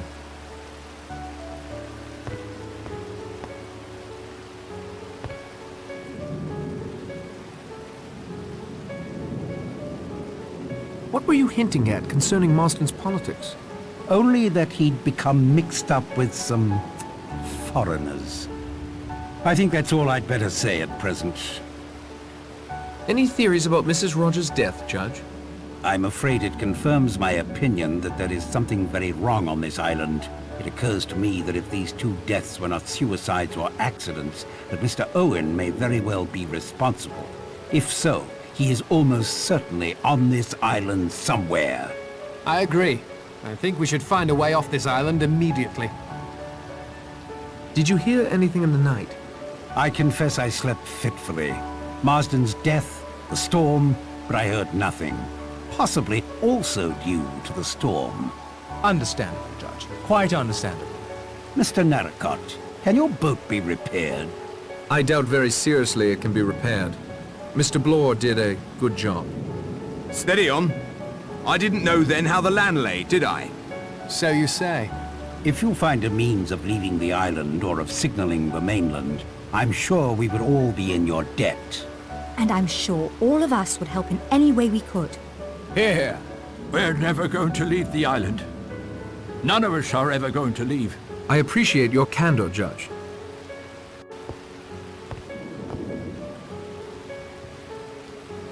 What was the cause of death? Impossible to say offhand. There must be an autopsy. I certainly couldn't give a certificate without one.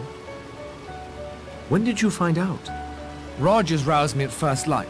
He'd gotten up to light the stove and see to the power generator before waking her. When she didn't respond, he got me. Can you tell when she died? Without an autopsy, not for certain, but it must have been some hours ago. The body was, quite cold. Did you hear anything in the night? No, although it appears I should have. If you'll excuse me, Doctor. Any theories about Mrs. Rogers' death? We know that she consumed something last night. Dr. Armstrong told us so. I, Mr. Lombard? You gave her a sedative. A small dose of Trianol, nothing more. Doctors have made mistakes before. You're suggesting I accidentally gave Mrs. Rogers an overdose? Accidentally or otherwise. One death may have been an accident or suicide, but two in the space of a few hours? Simply outrageous, man of my standing. Any more questions, Mr. Narracott? Did you hear anything in the night? I'm a very light sleeper. In future, I hope everyone will bear that in mind. Yes, several times I heard something. You didn't investigate? With a judge, a detective, and an amateur sleuth in the house, you hardly need my poor skills in that line. I prefer to keep watch. The hunter in his blind? A good analogy, Judge. You said you recognized Owen's voice. I've had time to think it over, and I'm sure I did. But I see no reason to share that information with you. Thank you, Lombard.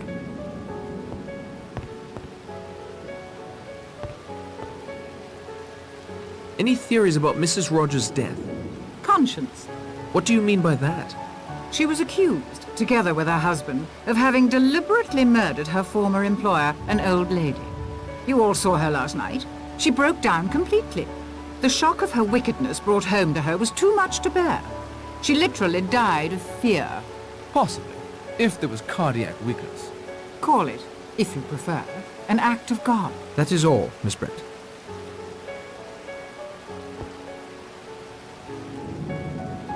General, you said you thought you recognized Lombard.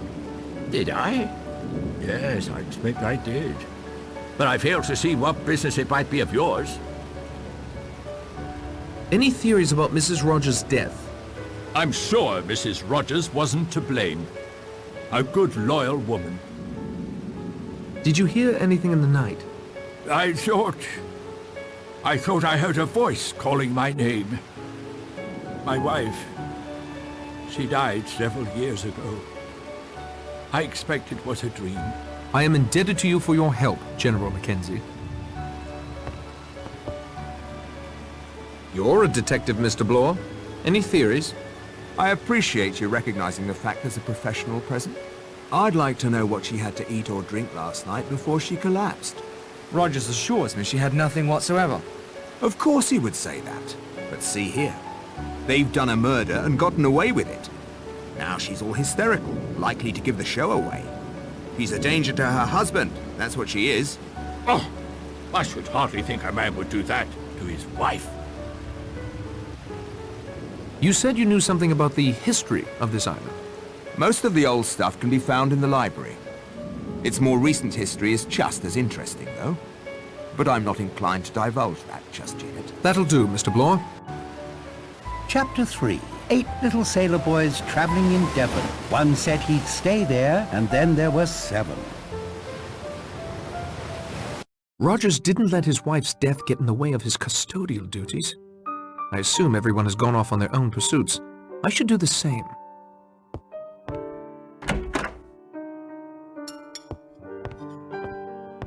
Hello, Rogers. Hello, sir. Was there anything you required? Just looking around. That ham looks good. Mrs. Rogers had a way with hams.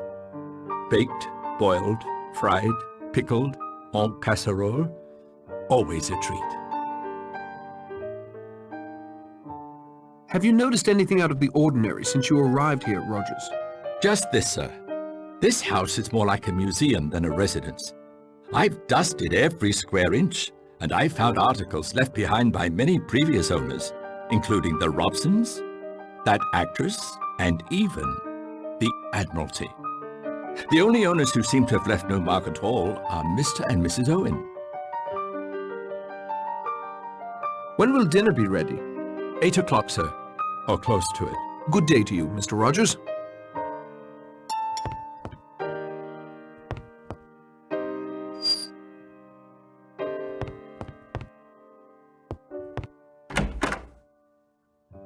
The body was thoroughly searched. No need to disturb it now.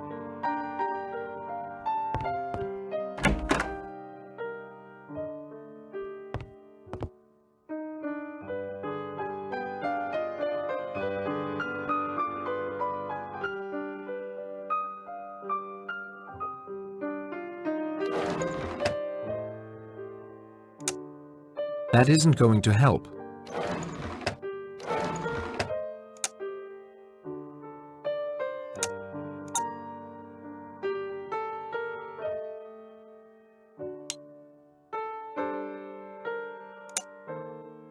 Perhaps another time. That isn't going to help.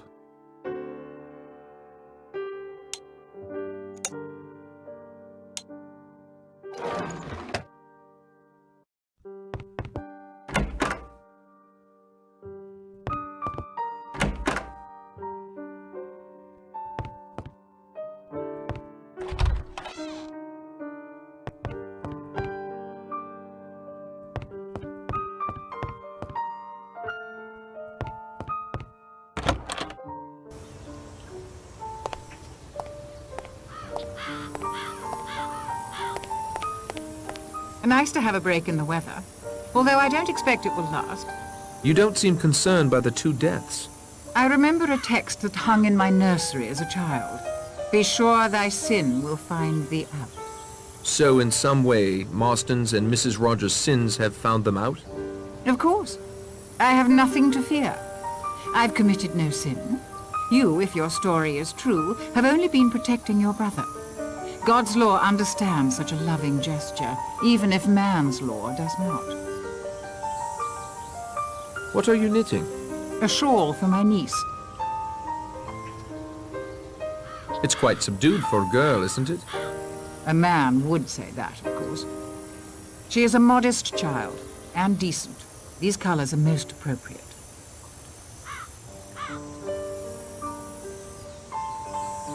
Have you seen Rogers? He's in the kitchen, I think, preparing a cold supper. Thank you, Miss Brent.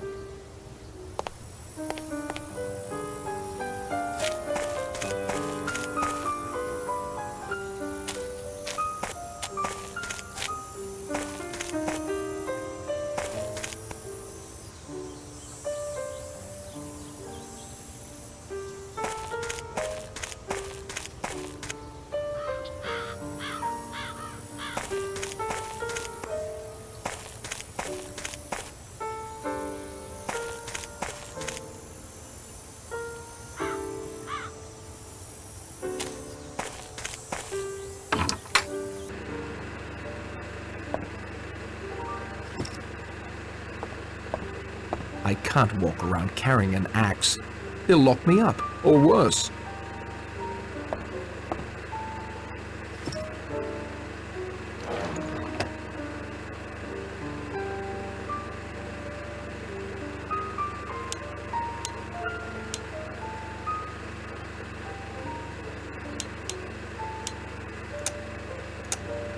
This could use a closer look.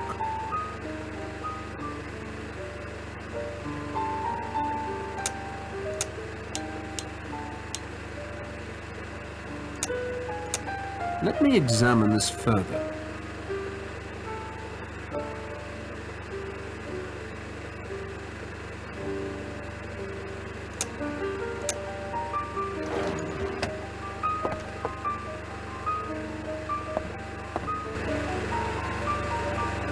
The generator seems to be working fine.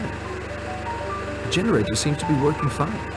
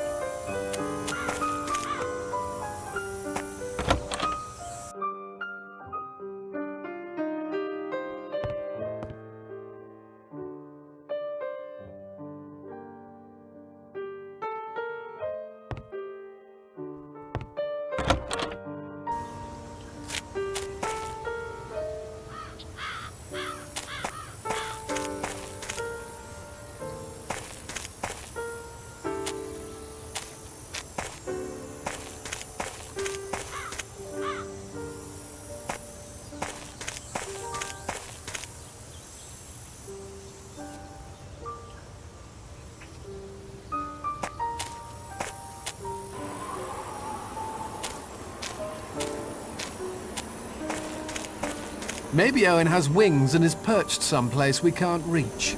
Or swimming around out there with the fish.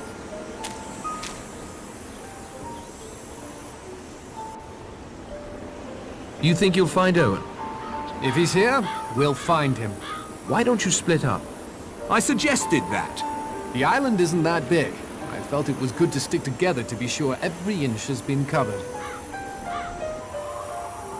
Have you seen Vera?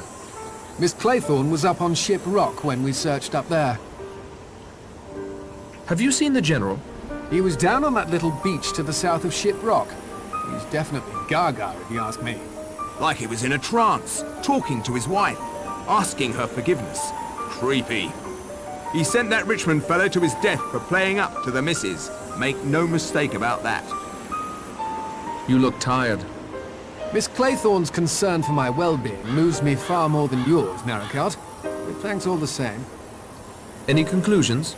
Only that I'm damn glad I brought this along. You have a gun? Why didn't you say something? I would have used it if necessary. Still, I don't like it very much. Well, I don't care very much. Any idea how we can get off the island? When I was... well, a friend of mine, actually. When he was in the army, he saw a new parachute design that allowed you to steer. If you like, I can draw you a plan to construct a parachute like the one he saw. That would be splendid. Thank you. One parachute per order. It's pretty crude, but I think you'll get the idea. I added a list of materials, too. Thanks. Good day to you, Mr. Lombard.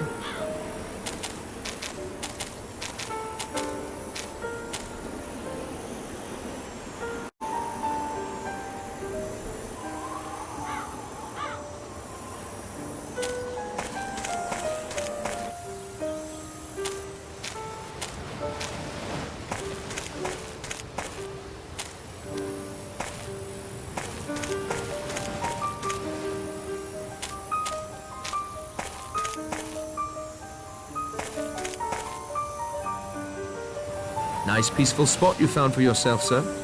There is so little time. So little time. I'm making a tour of the island, so to speak. Quite the adventurer, aren't you? Have you seen anything that might be useful to us? You don't understand. You don't understand at all. I'm not sorry I came here. No, it was time. I'm content at last. It feels very strange to come to the end, not have to go on. I know now I will never leave. That's peace. Real peace. I am indebted to you for your help, General Mackenzie.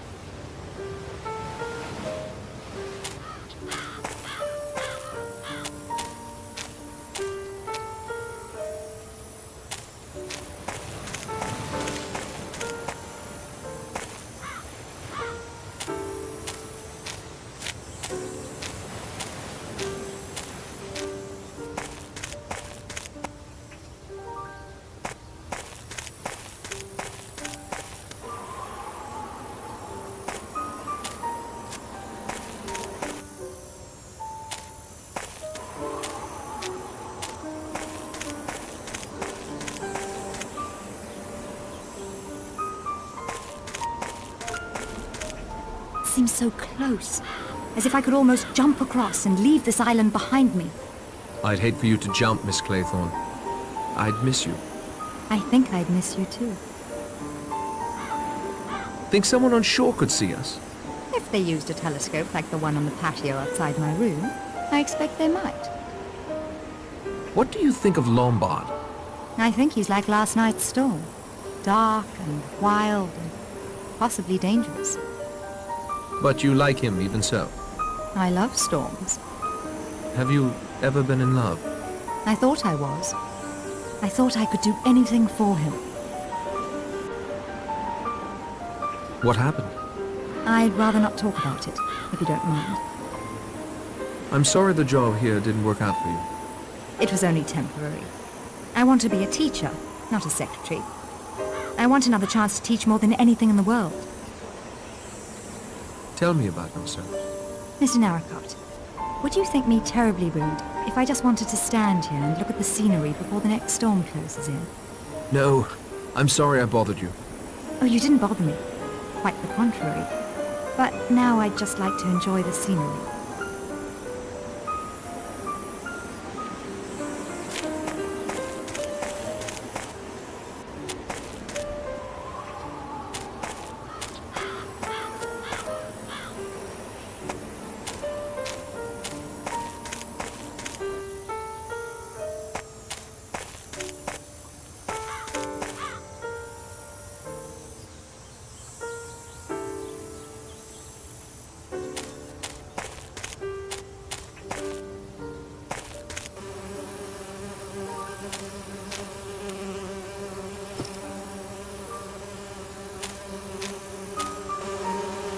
I need to subdue the bees first.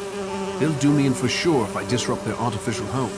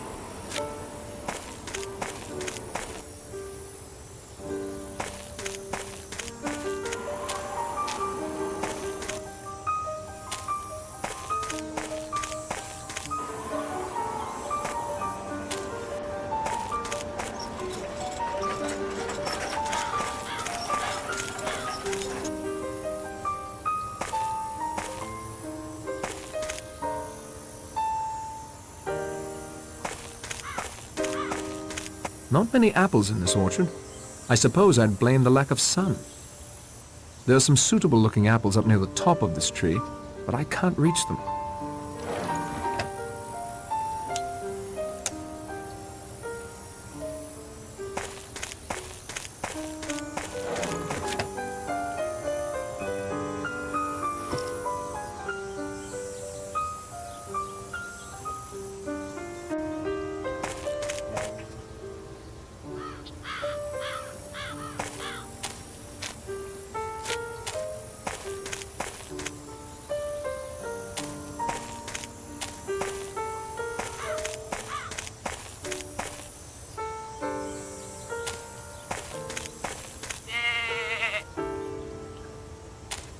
That goat is a menace.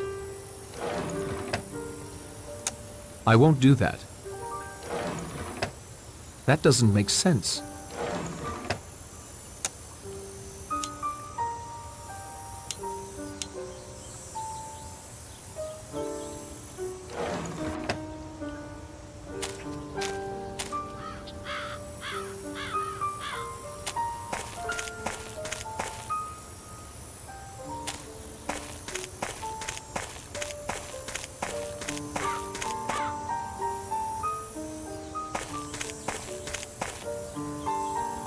Goats. They look hungry.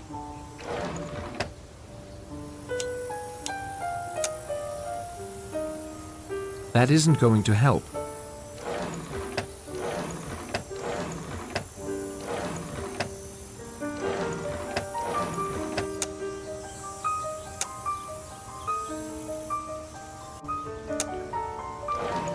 This thicket is rife with thorns. I can't get through it.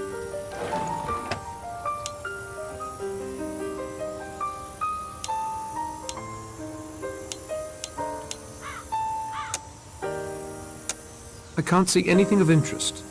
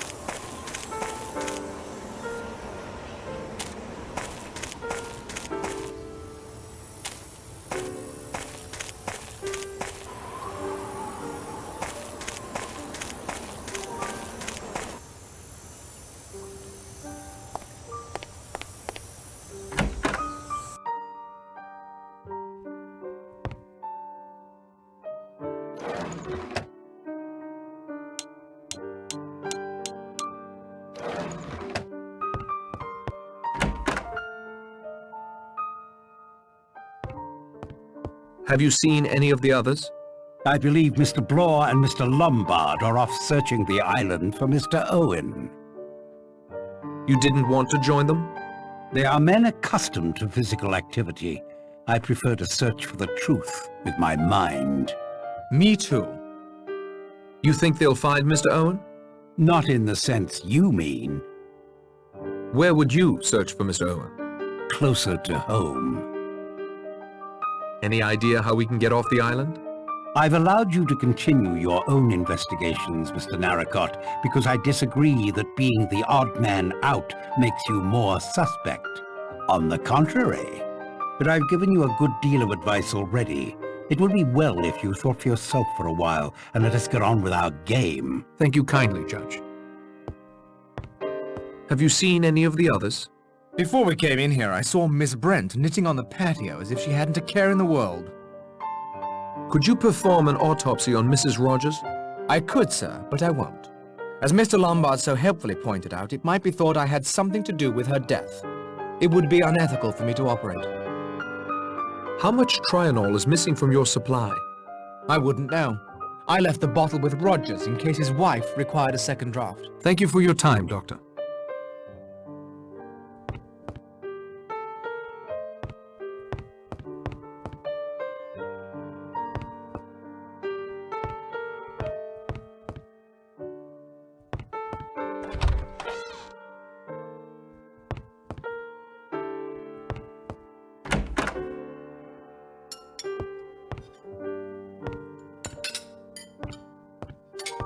If you'll forgive me, sir, I'm far too busy to talk with you at present.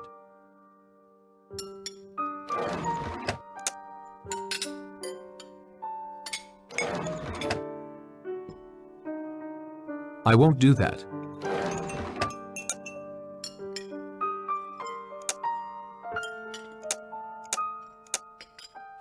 It's Lombard's plan for building a parachute. I'll copy it into my notebook.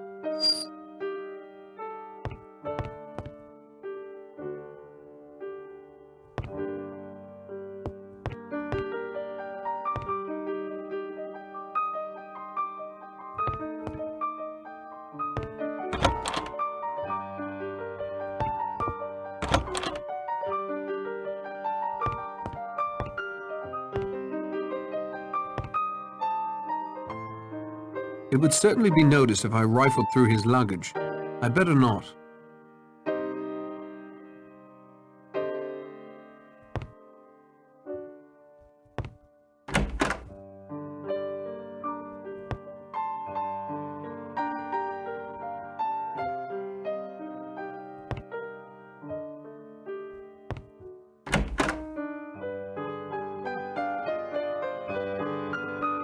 A radiator. You can't have enough of them, really.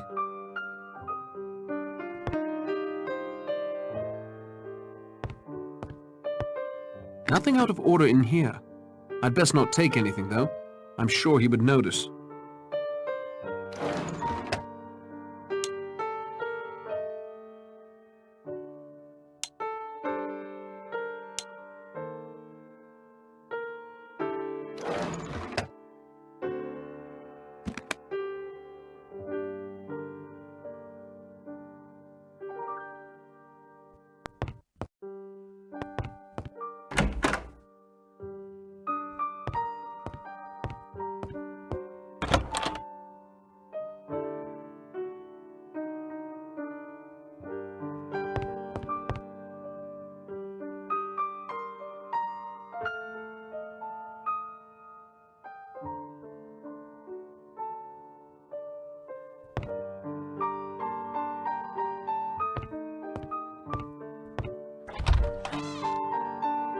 Tile and marble. Quite expensive from the look of it. This window leads out to the balcony. This window leads out to the balcony.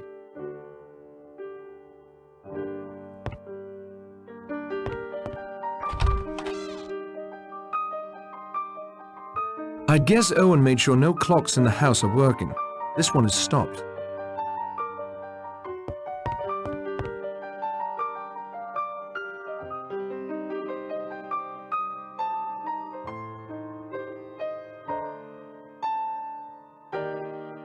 It's a chair.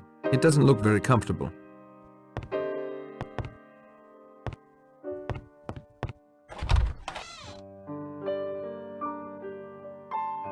Tile and marble. Quite expensive from the look of it.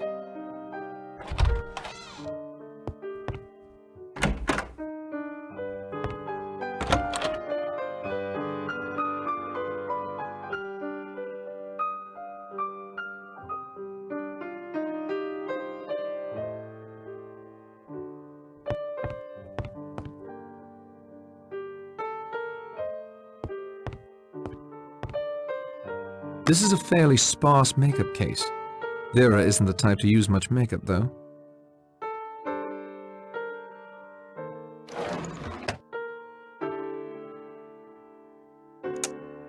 That doesn't make sense.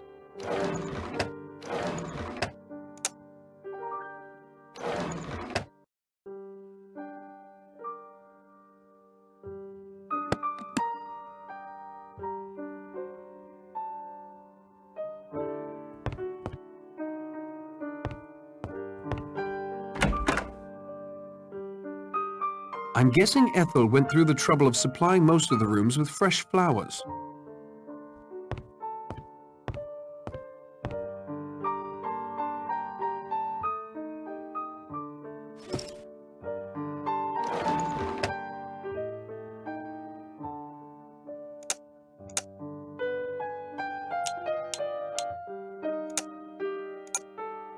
Et voilà.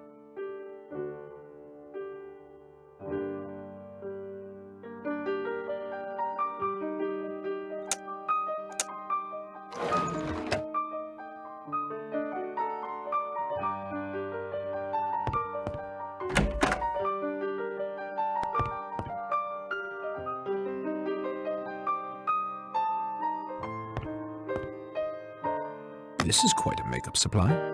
Emily must be more concerned with aging than she lets on.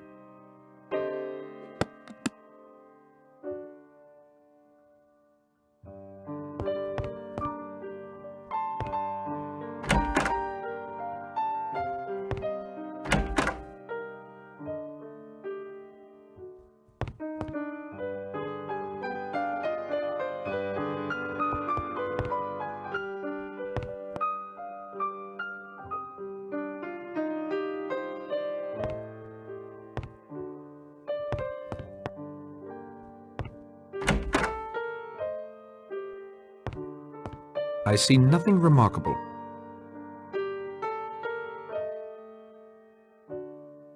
I see nothing remarkable. I see nothing remarkable.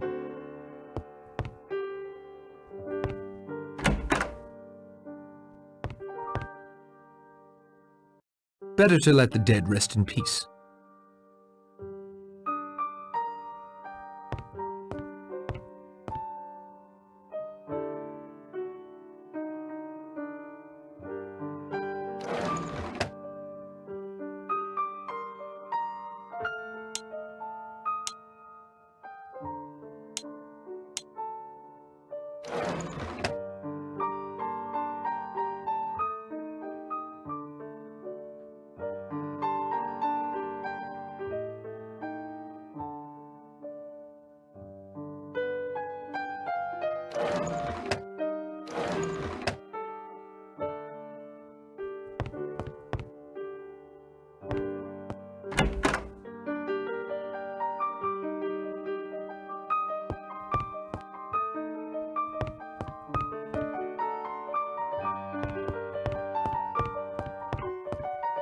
I asked Rogers what this Miss Brady had suffered from.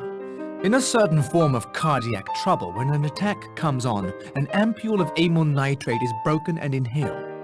If amyl nitrate were withheld... I see. No positive action must be taken. No arsenic to obtain and administer. Nothing definite at all. And nothing could be proved against Rogers or his wife. It explains our situation here quite neatly.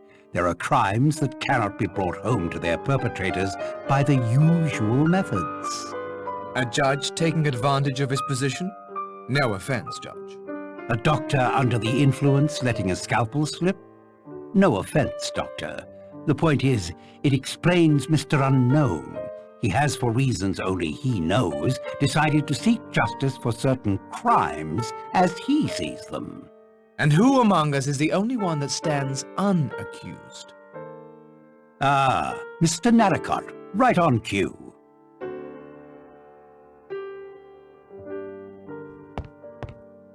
This is not the time for idle chatter.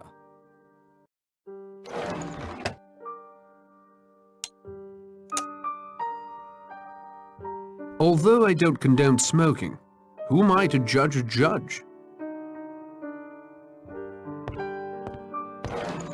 Please, Mr. Narracott, this is a time for concentration, not conversation.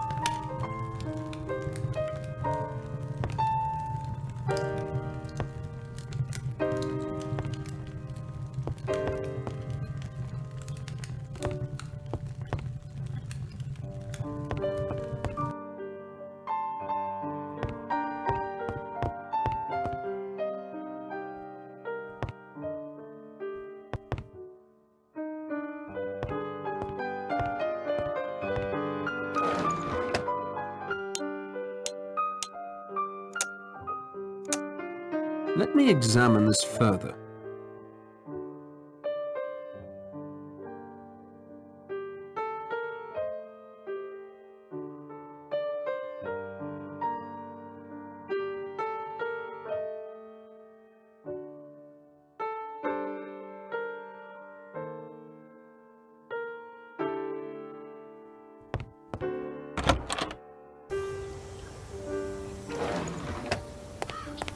No one's hiding in there. I'd stake my reputation on it. I've done some hunting in my day for some very elusive game. If Owen's in that house, he must be invisible. Any luck at all? There's no one on this island except our 9 selves. Where haven't you searched? The woodshed. I should have guessed he might be out there. Have you reached any conclusions? Maybe it was just an accident and a suicide. Or 2 accidents or 2 suicides for all I know. Could you help me sew these sheets together to make a parachute? Better ask Miss Brent. She's placed herself in charge. Good day to you, Mr. Blore.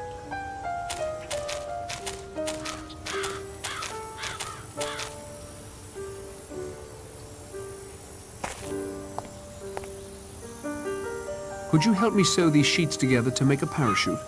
I suppose I could. There's a sewing kit in the servants' quarters. The needles would work, but I don't think the thread would be strong enough. Good day, Miss Brent.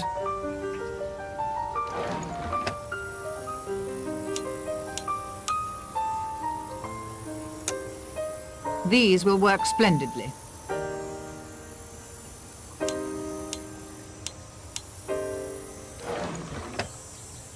I have nothing more to say to her.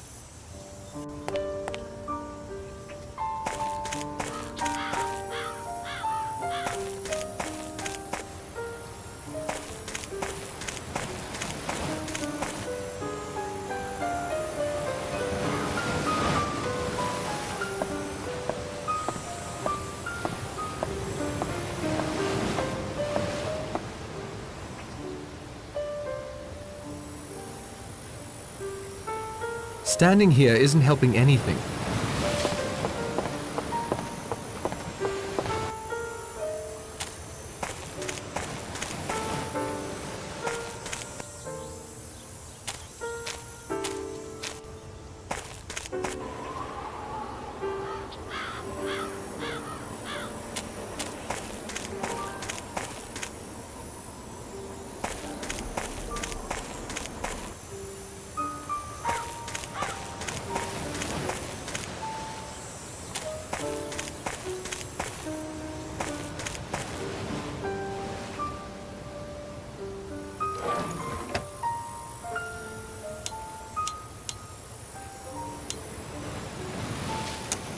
This is neither the time nor the place.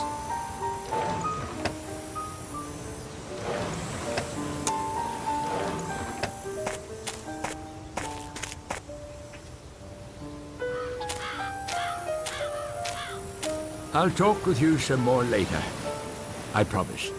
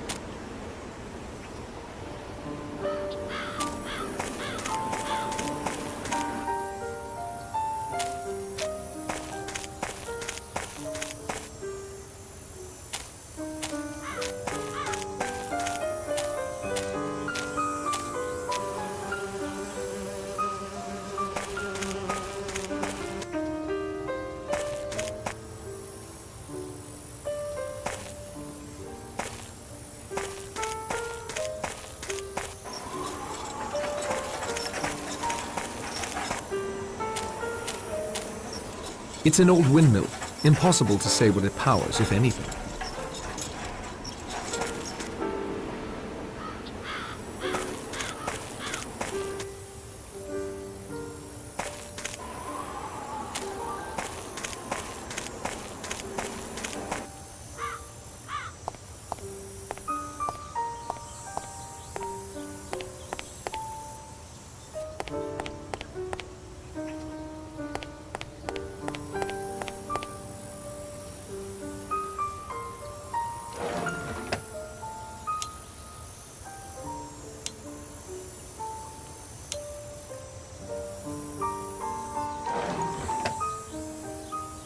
This house looks as sturdy as a fortress.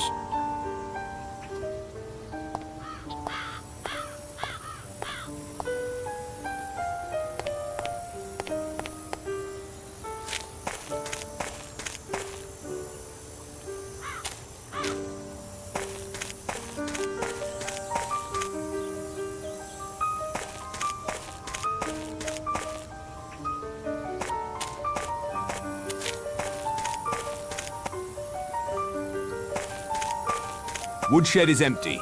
This is a dead end. If Owen's buried under that woodpile, good riddance to him. Have you searched the entire island? Early days yet.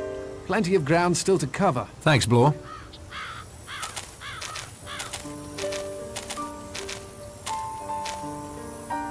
The wind is picking up again, and there are white horses on the sea. Has anyone seen the good doctor? Here I am, Judge, just freshening up in my room before dinner. How did your search go, Mr. Lombard? Badly, Judge. I'm afraid I found nothing and lost Mr. Blore. There's a squall moving in again. Shiprock's become quite windy. Rogers? What is it, man?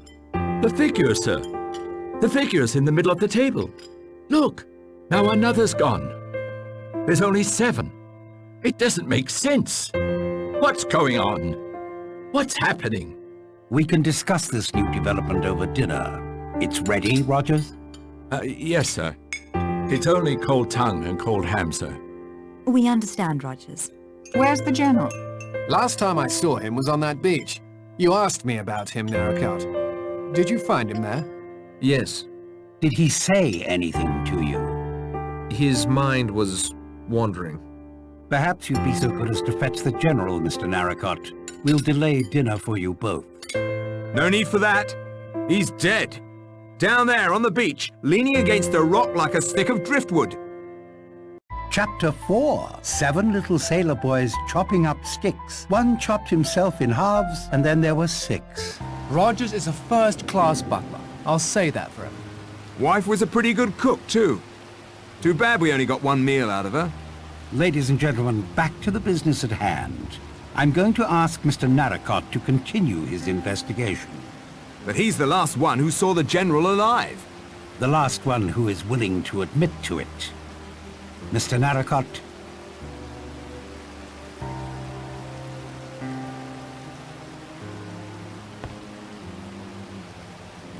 Cause of death, Doctor? The back of his skull was crushed with a blunt instrument. Could the General's death have been an accident? There were multiple wounds.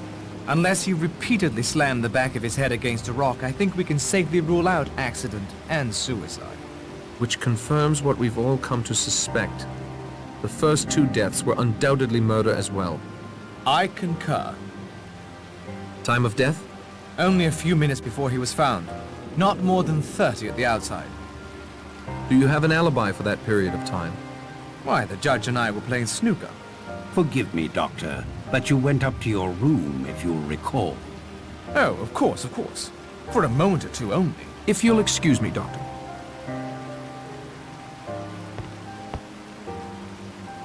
Where were you during the half-hour in question? I won't deny that Lombard and I had split up by then. I was just wondering, collecting my thoughts, you might say. How did you come to find the body? I'd seen the old gent down on the beach when we searched the island. He seemed pretty confused. I saw the storm coming on, knew it was almost supper time. Thought I'd collect him. See anyone else on the beach? No, no one. See anything of a murder weapon? Plenty of solid Devon rocks about. I didn't see any blood, but the rock could have just been tossed in the surf. One said he'd stay right there, and then there were 7. Thank you, Miss Claythorne, for again calling our attention to the rhyme. It is significant without a doubt. We have 1 dead from having choked himself. Another overslept herself. Now a 3rd wishes to remain in Devon, and his wish is granted to him in a most final manner. That'll do, Mr. Blore. Where were you during the half-hour in question? Up on Ship Rock, where we spoke. The entire time? Yes, until the wind came up. I thought I should get back before the storm. You could see the beach from where you were? I spent most of my time on the far side of the summit. But I did move to a position above the beach once or twice. I saw you talking to the General from there. Yes. He seemed to know he was going to die. Could that be because you were swinging a rock at his head? He was quite alive when I left him. Did you see anyone else on the beach? Yes, I saw Philip. Mr. Lombard and Mr. Blore walking up the path from the beach. But that was earlier. Anything else you can add, Vera? No, nothing, I'm afraid. A good evening to you, Miss Claythorne. Stay safe.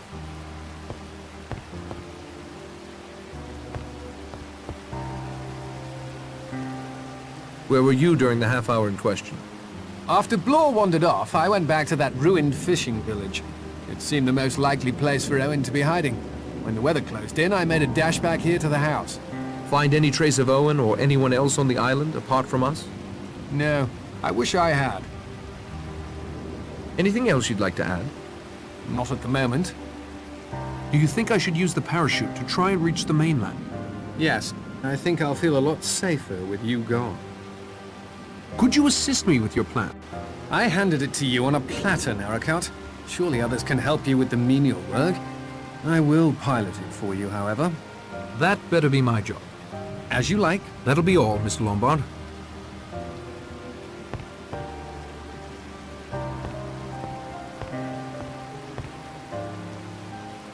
Where were you during the half hour in question?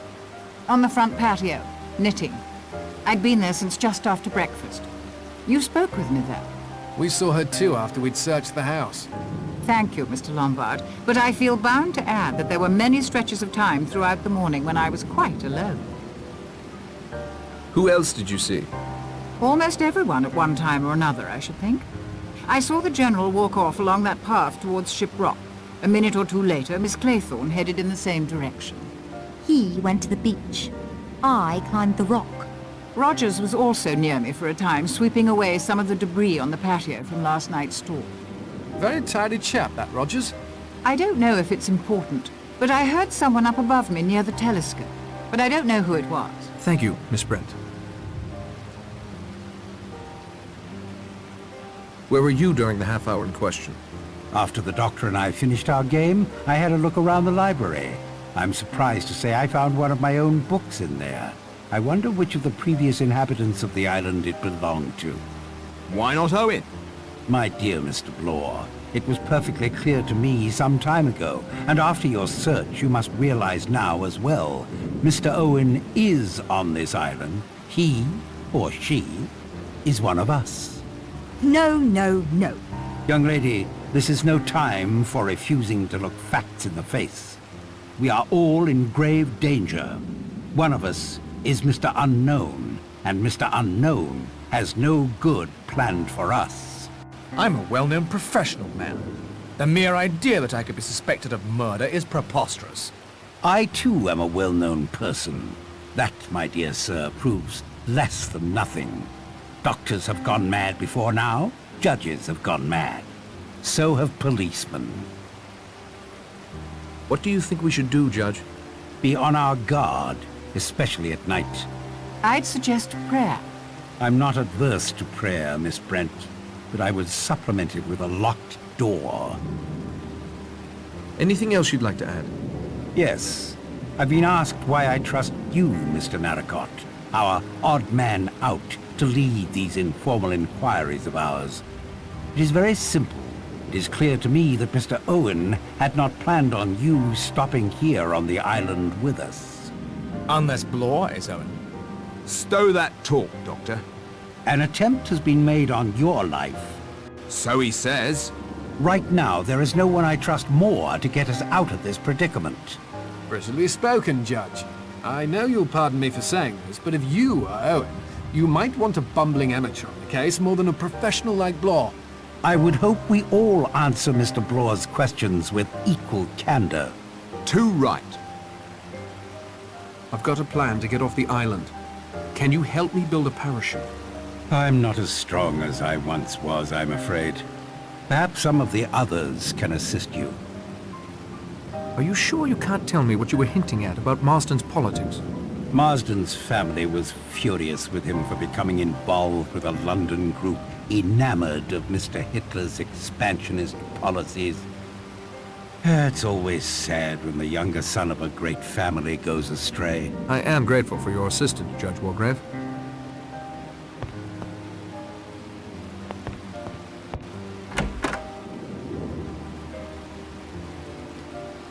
Where were you during the half hour in question? Mostly in the kitchen, sir, preparing dinner. I also washed dishes, swept the patio, where I saw Miss Brent knitting. Quietly cleaned the game room so as not to disturb the doctor and the judge. Made the beds and chopped some more firewood. Thank you, Mr. Rogers. If I may sum up, we're trapped on this island at least till Monday morning. One of us is most certainly a homicidal maniac.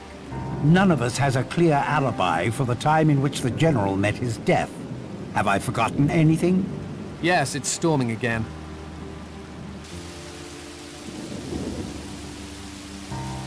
I should take advantage of this quiet time to explore the house.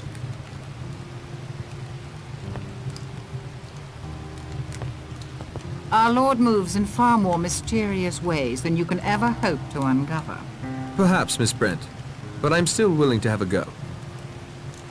Who do you think the killer is? Very well. I'll humor you. Mr. Blore seems the most likely suspect. Why? He's already admitted he's checked up on all of us as part of his supposed job for Mr. Owen. People with secrets, especially those with secrets concerning possible murders, don't make their complicity common knowledge. It would take a man like Mr. Blore to ferret it out. Any idea who Mr. Owen's next victim might be? Forgive me, but I doubt he takes you very seriously. That leaves the judge as the biggest threat. Yes, if I were the killer, I'd go after the judge next. Thank you, Miss Brent.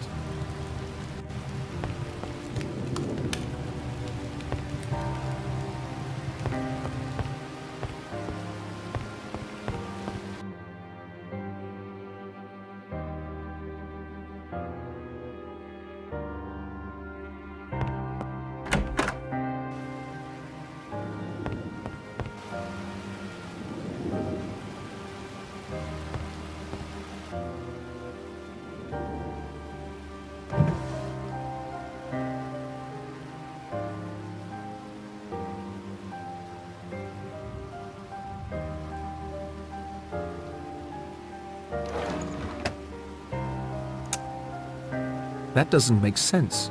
That isn't such a good idea. That isn't going to help. I won't do that. This is neither the time nor the place. That isn't going to help.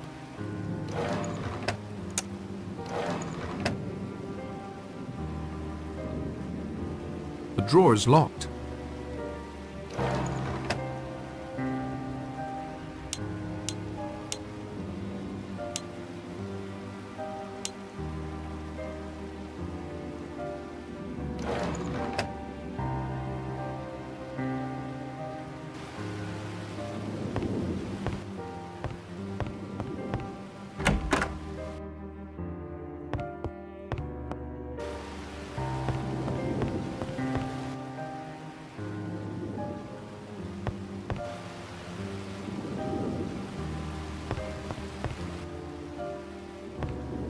Oh, Mr. Narracott, you startled me. Sorry, Rogers. Rogers, what are you doing? I've already locked the door between the kitchen and the dining room. No one will be able to play tricks with those sailor boy figures tonight, at any rate. Who do you think the killer is? Miss Claythorne, of course. Why? She brought the rhyme to our attention. She seems innocent of her crime. I think it's just a blind. Aren't you innocent of your crime? We're not talking of me, sir. And she's the least likely suspect with drunken doctors, wily judges, religious zealots, cowardly hunters, and you, whatever you are, running about. Usually it's the butler who's the least likely suspect. Not where I come from, sir. Any idea who Mr. Owen's next victim might be? Miss Claythorne. But you said she was Mr. Owen. Did I? Then Miss Brent. Why? There's something terrible about her. There's hard steel under those frumpy clothes. Mark my words. Owen would do well to polish her off before she gets her knitting needles into him. Very kind of you to give me your time, Mr. Rogers.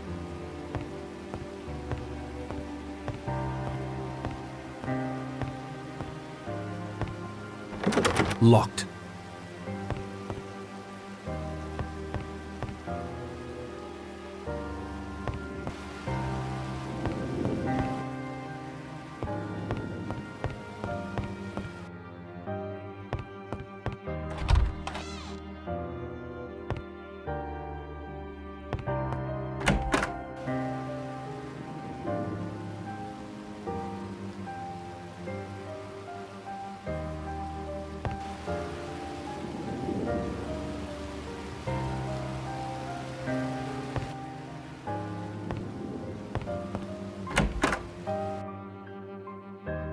How goes the investigation, Blore?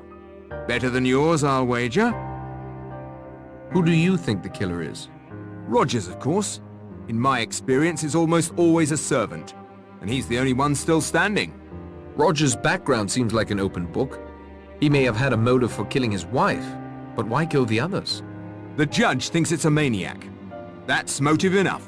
Even maniacs have motives that make sense to them. Perhaps. Not being one, I wouldn't have an opinion about that. Any idea who Mr. Owen's next victim will be? I'm the biggest threat to him. A professional investigator. He's lucky he's gone undetected this long. I'm closing in and he knows it. Thanks, Blore.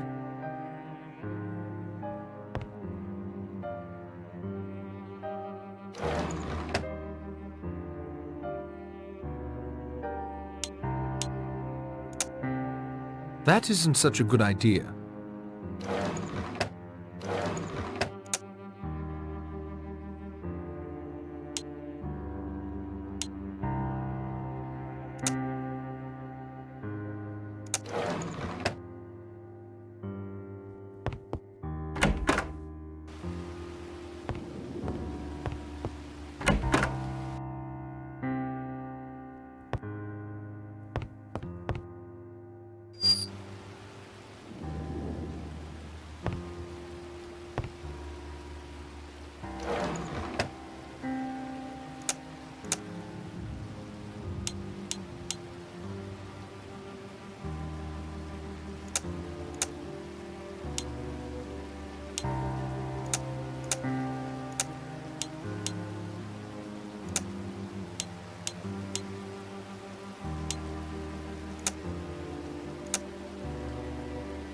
There is no cause for that.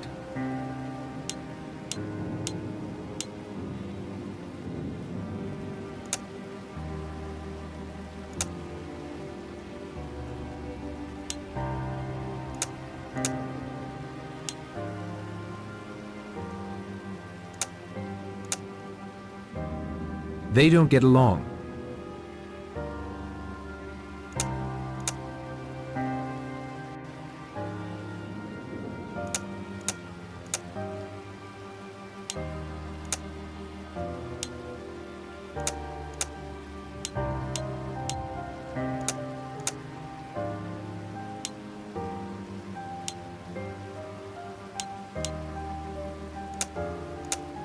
Those don't work together.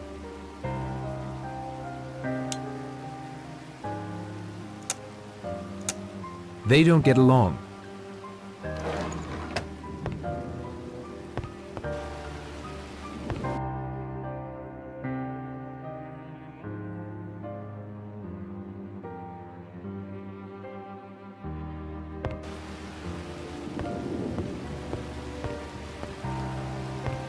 It's tightly locked.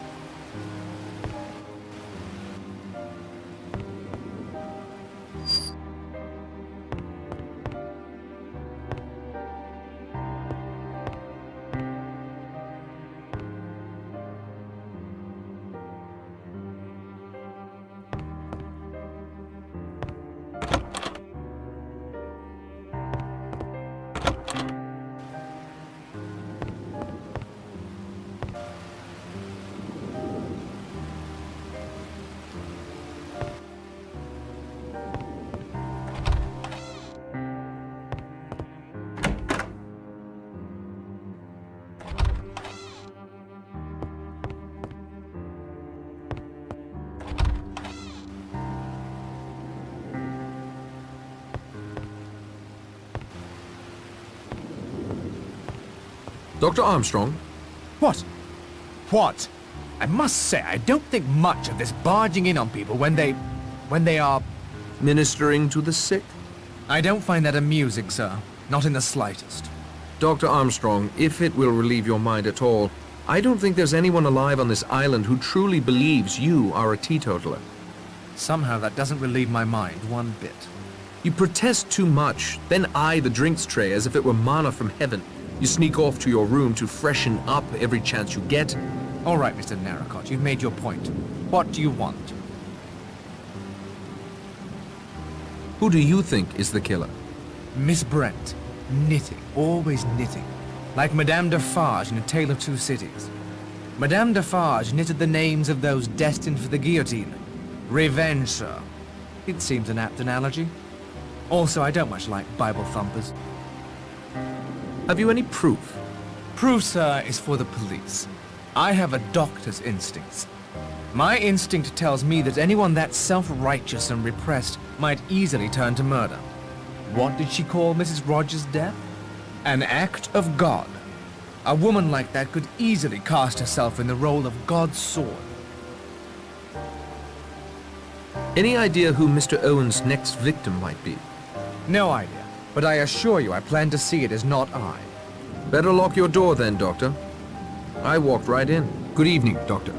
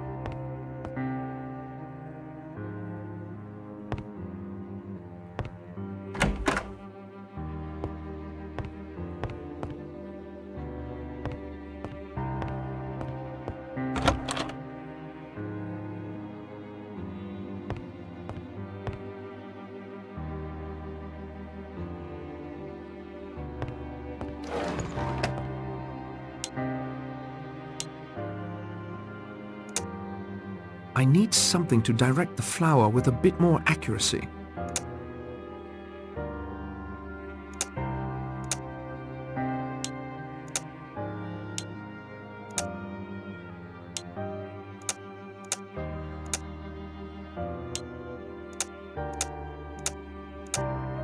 That works, just barely. The flower stuck to bits of it. This is a good reference print for Mr. Marston.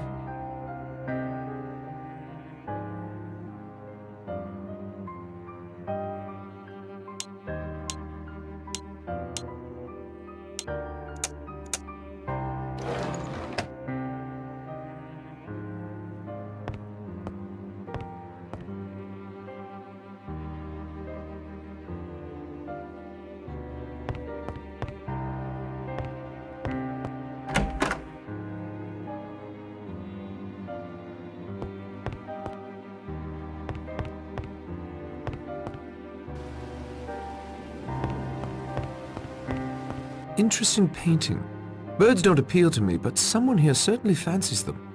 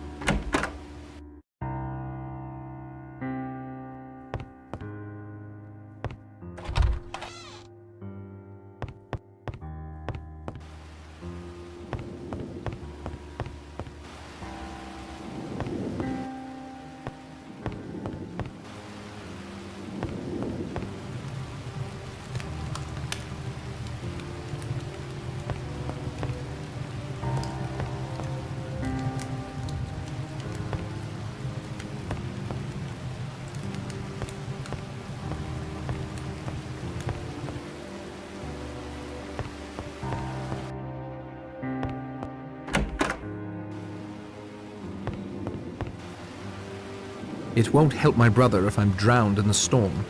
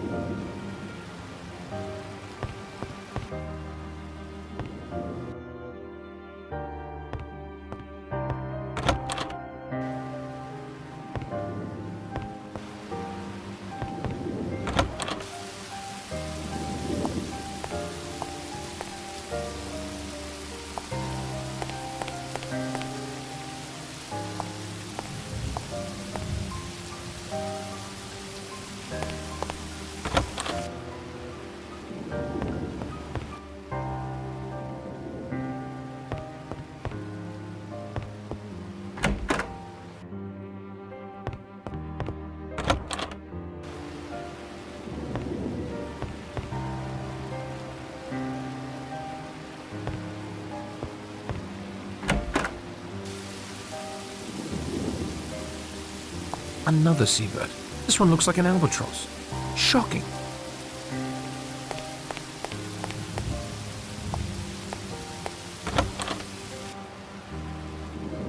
I don't think going through that would help.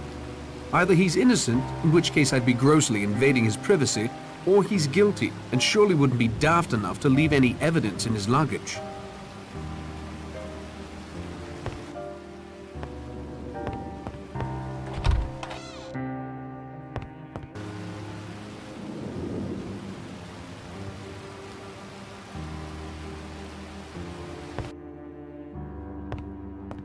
Tile and marble. Quite expensive from the look of it.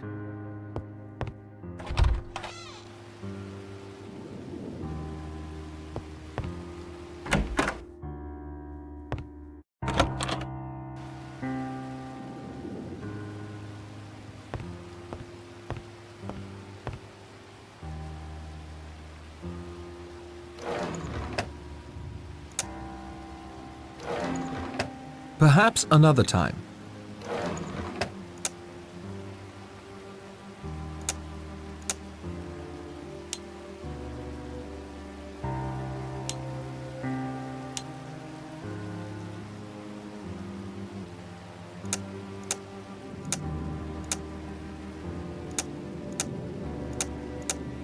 I can't get them to fit.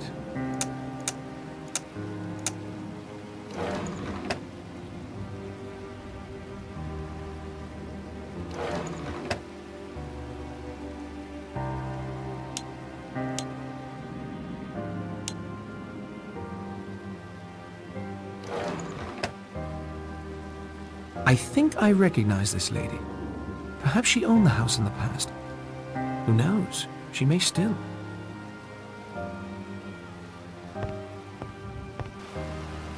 It would certainly be noticed if I rifled through her luggage.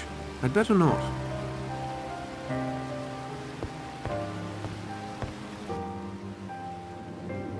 This is a fairly sparse makeup case.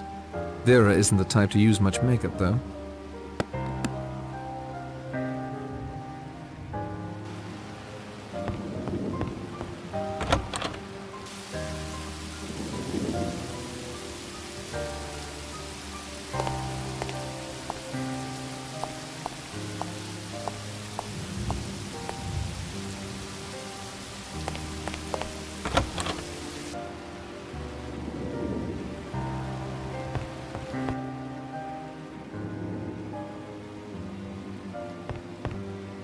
This is quite a makeup supply. Emily must be more concerned with aging than she lets on.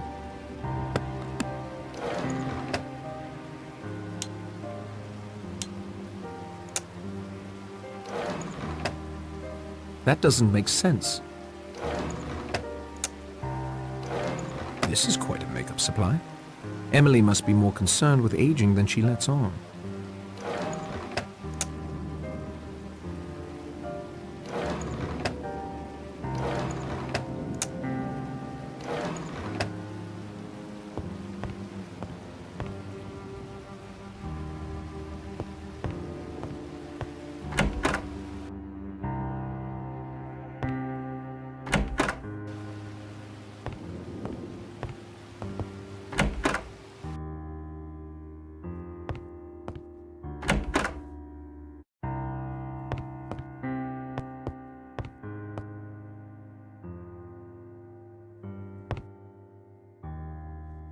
Come here, Mr. Narracott.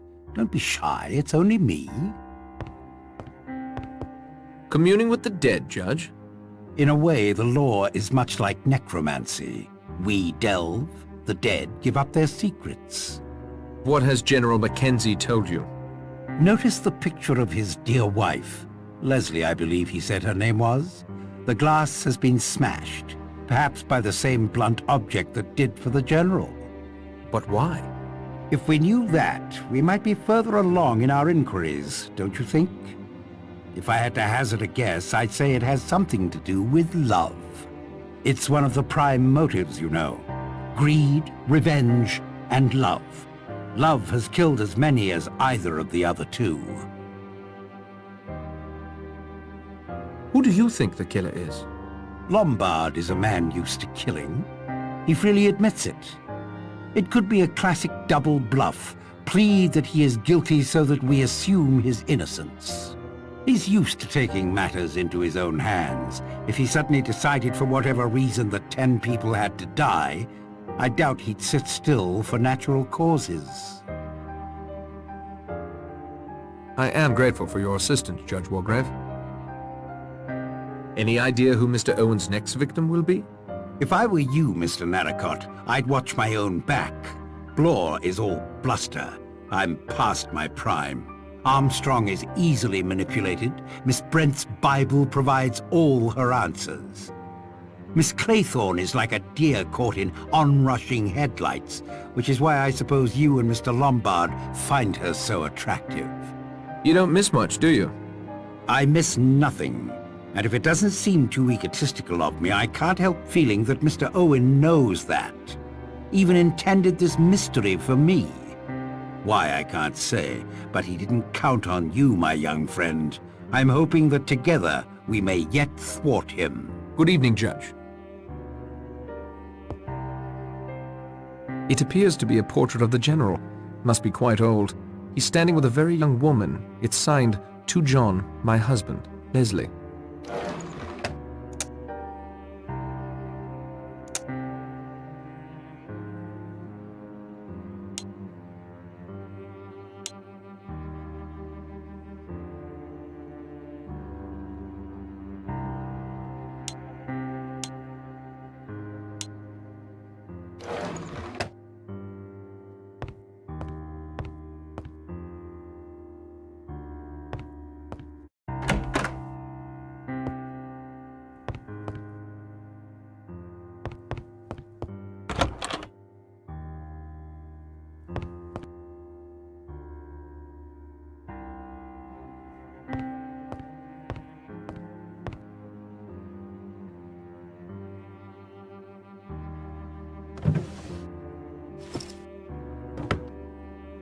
Nothing else to see about that?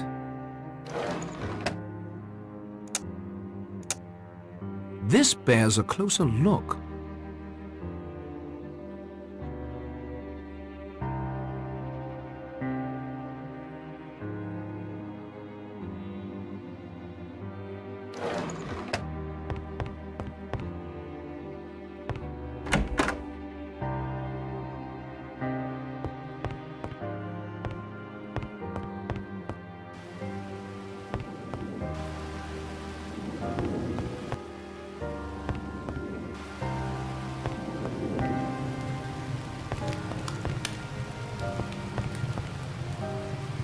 The time for talk has passed.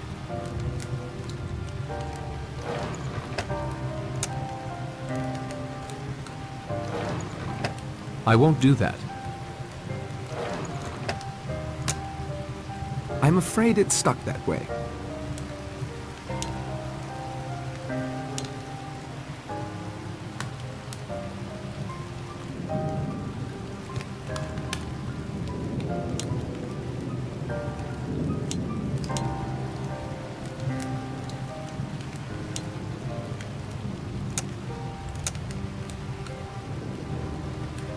Those don't work together.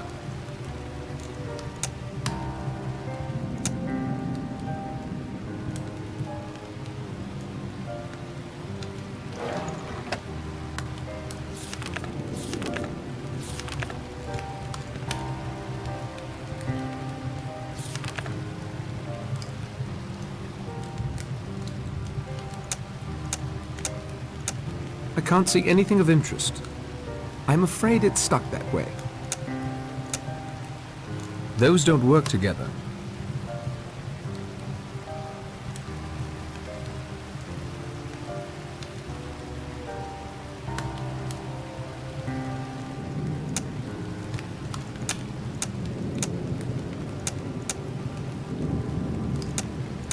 Let me examine this further.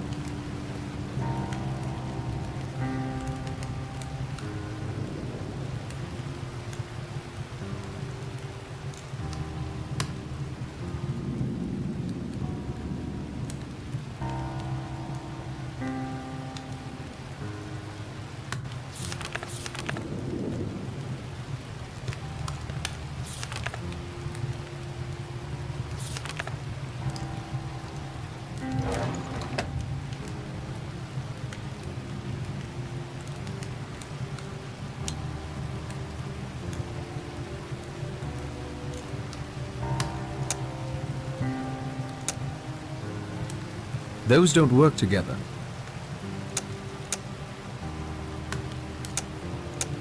There is no cause for that. Those don't work together. They don't get along. Those don't work together.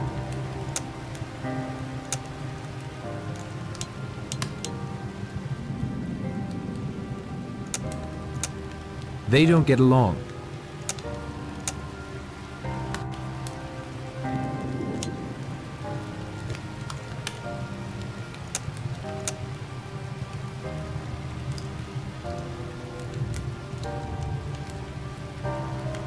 This could use a closer look.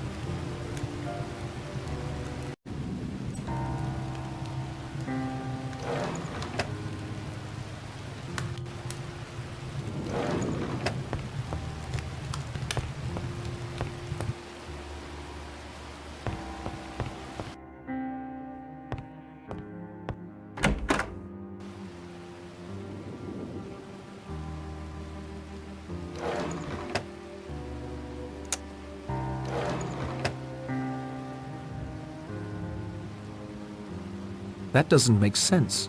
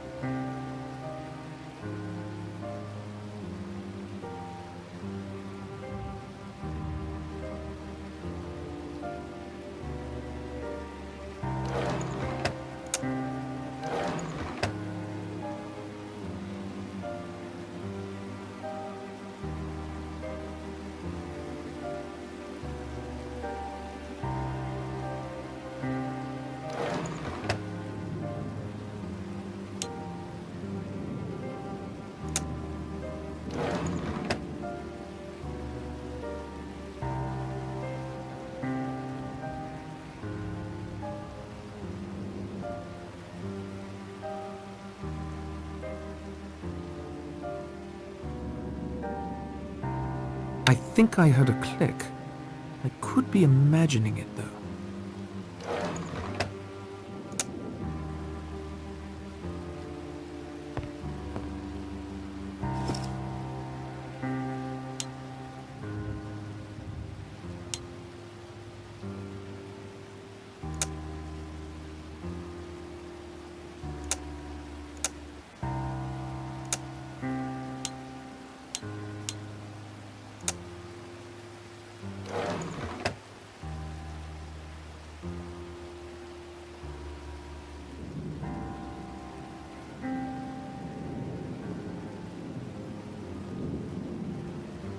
Perhaps another time.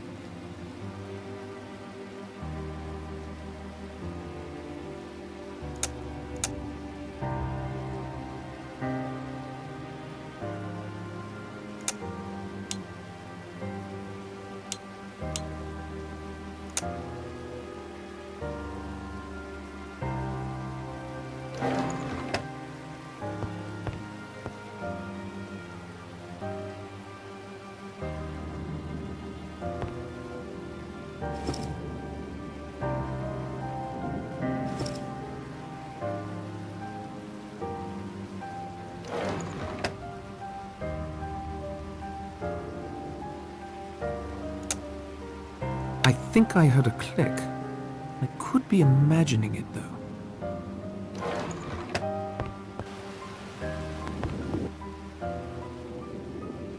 The drawer is locked.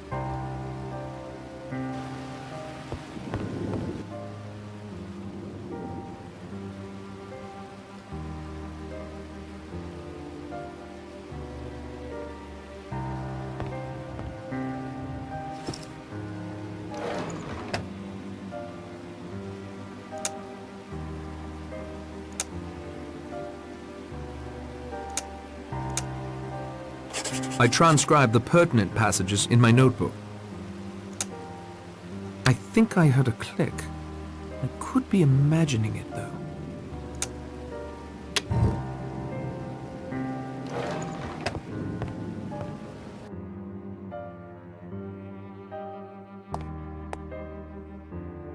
This is an odd sort of power cord. It doesn't seem to fit into a regular socket. This is an odd sort of power cord. It doesn't seem to fit into a regular socket. Boxes, nothing of use in them. Boxes, nothing of use in them.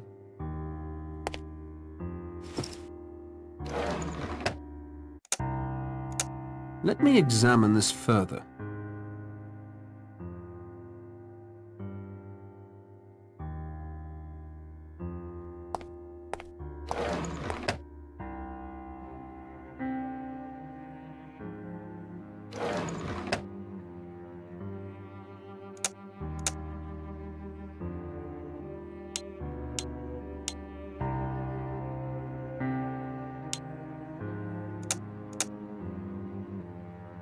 This bears a closer look.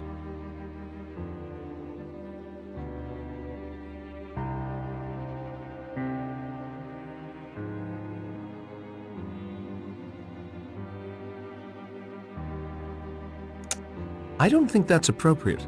This is neither the time nor the place.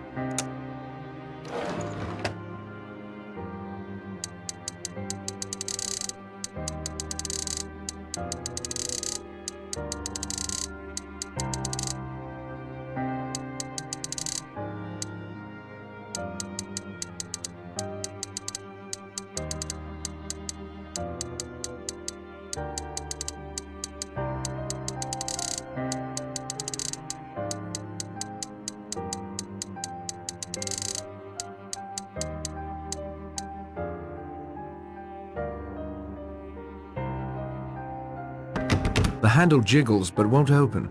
I must have dialed in the wrong combination. Boxes. Nothing of use in them.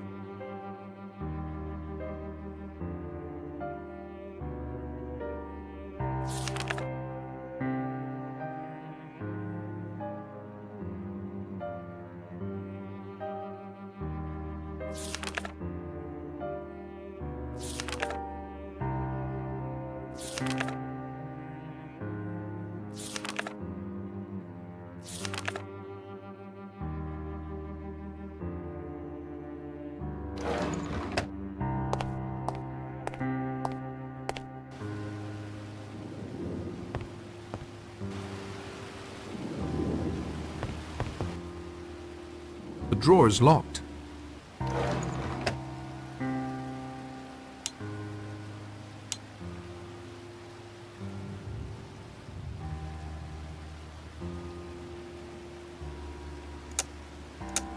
I see nothing remarkable.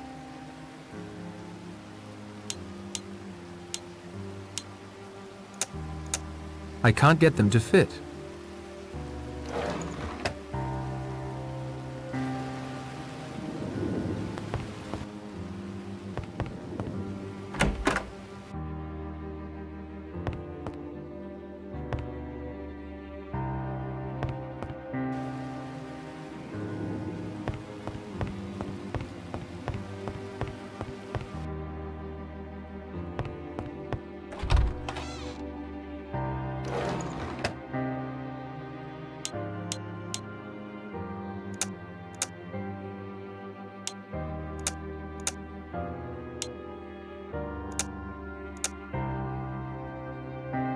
This bears a closer look. This could use a closer look.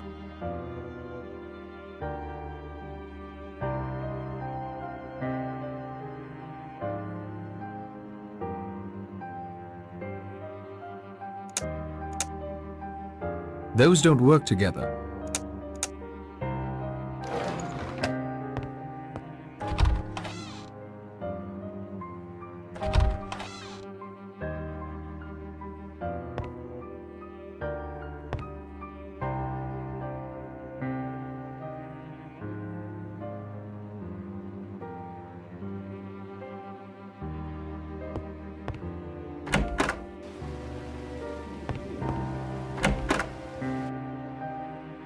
I don't think he's in the mood for conversation.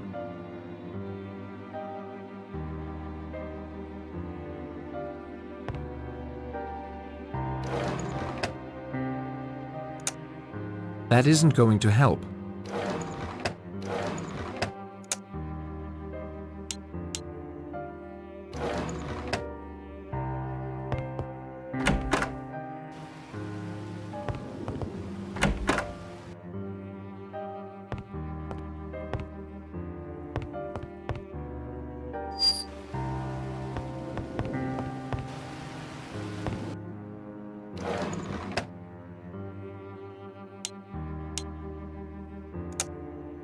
This is neither the time nor the place.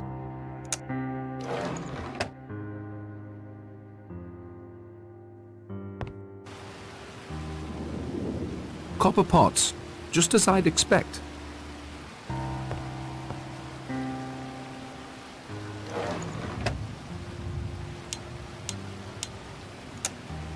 I need to put something down to filter the pulp. That isn't such a good idea.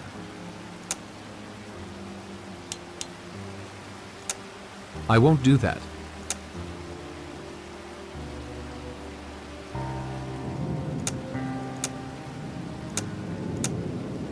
That came apart rather easily.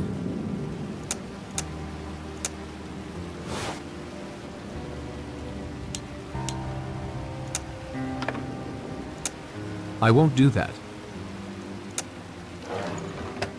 I need something here to use as a crossbar. That isn't such a good idea.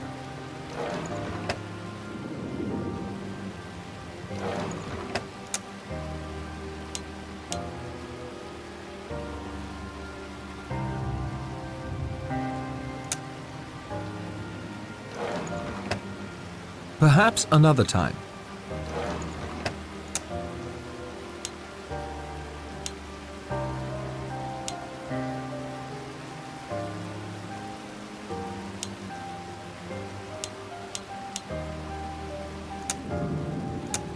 I see nothing remarkable.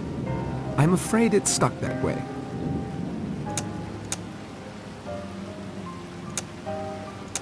Some things once done cannot be undone.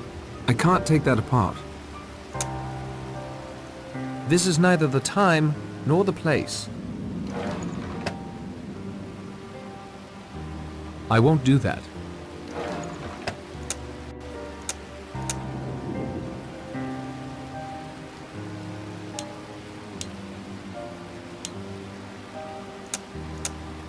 I can't take that apart. I see nothing remarkable.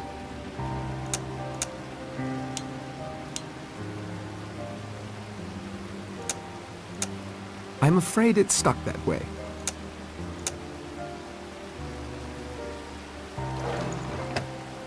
I need something here to use as a crossbar.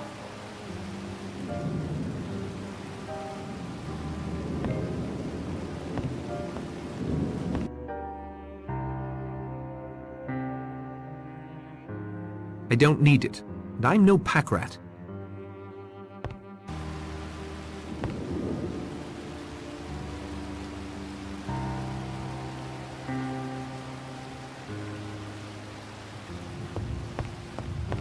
It's locked fast.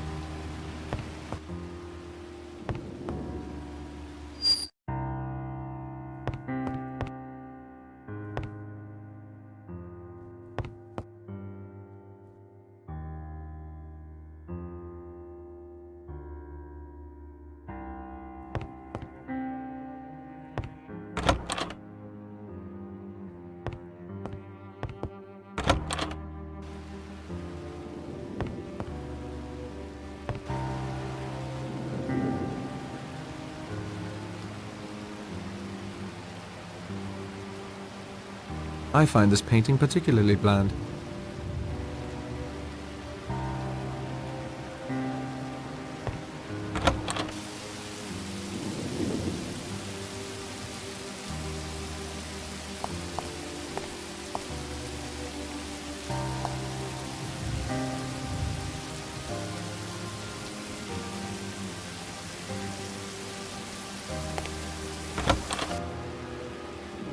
Now is not the time for chatter.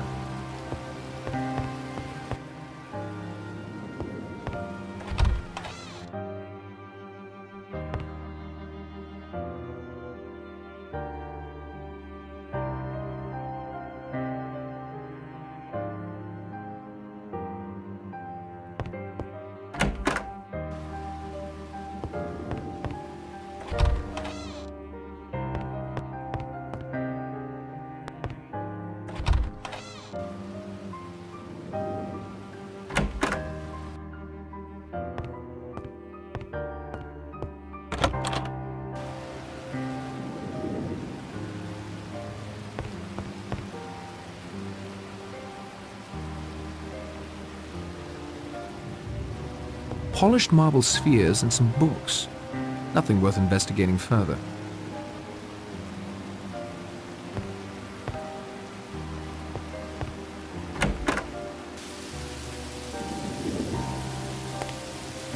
Another seabird. This one looks like an albatross. Shocking.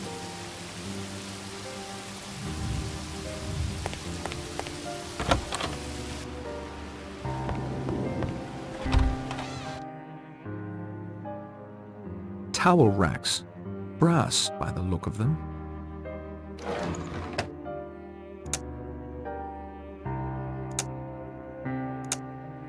This is neither the time nor the place.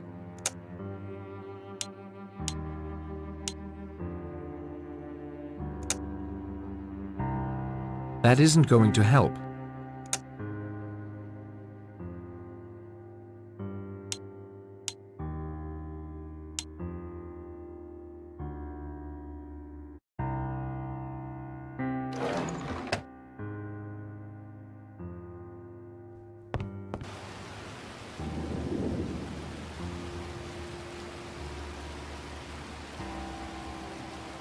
This window leads out to the balcony.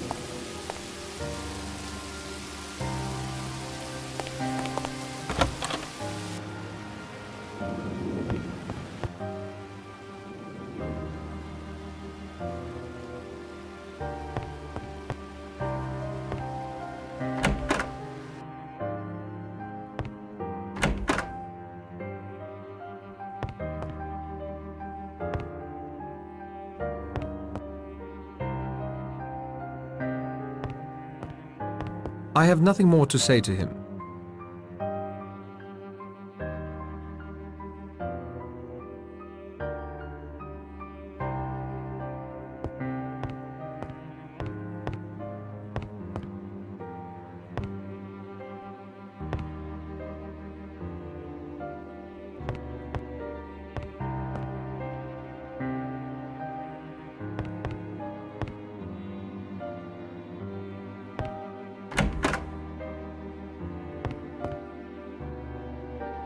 I see nothing remarkable.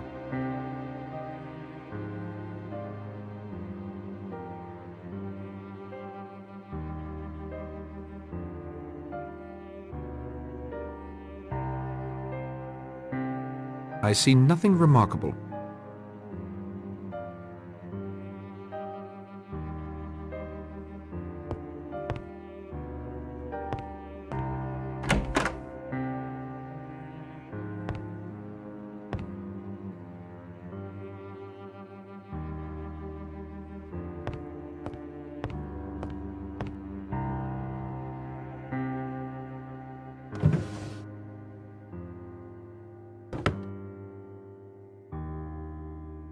Nothing else to see about that?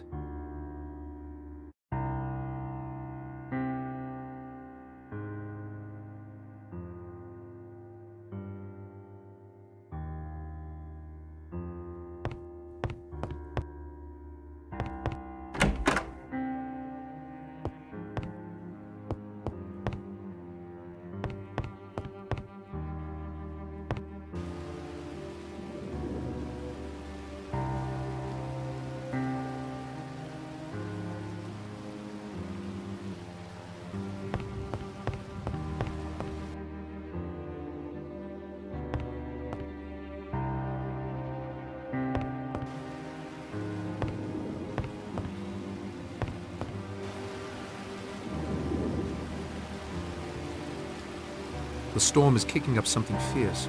Besides, my time would be better used snooping around inside at the moment.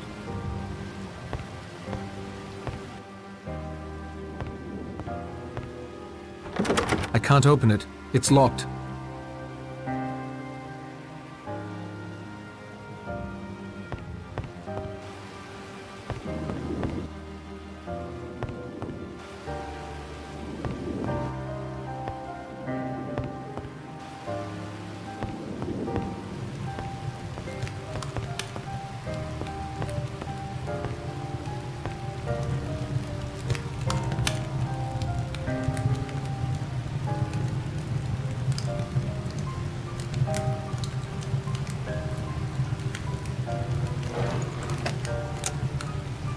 This is neither the time nor the place.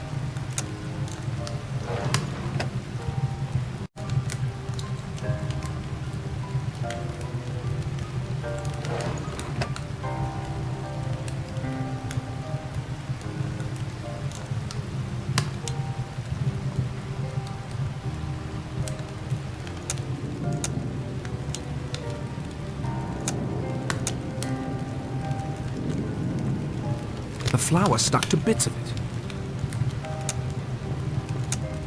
There is no cause for that.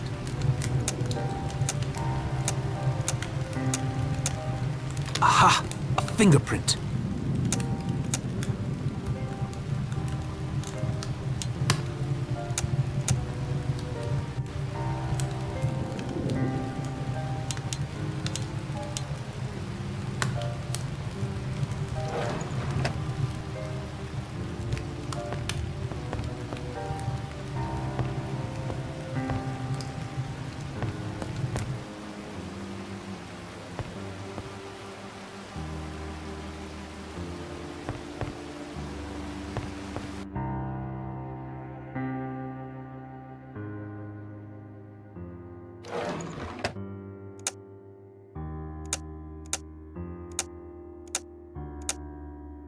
This appears to match Marston's fingerprint.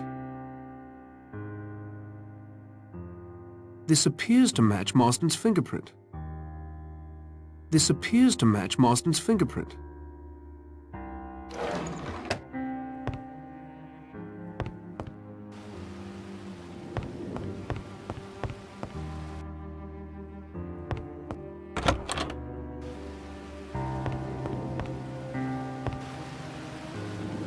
I don't think going through that would help.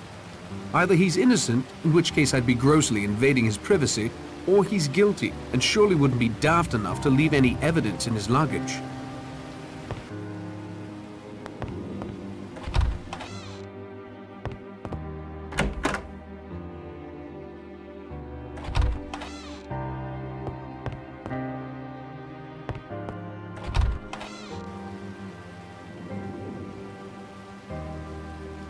It would certainly be noticed if I rifled through his luggage. I better not.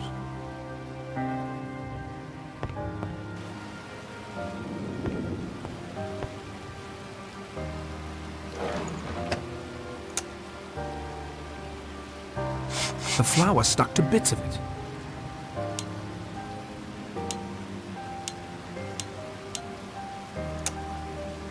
This is a good reference print for Dr. Armstrong.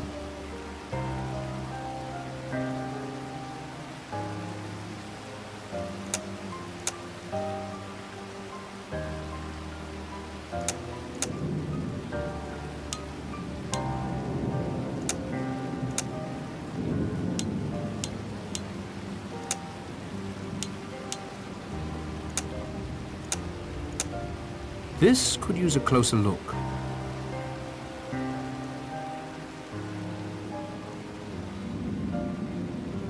Let me examine this further.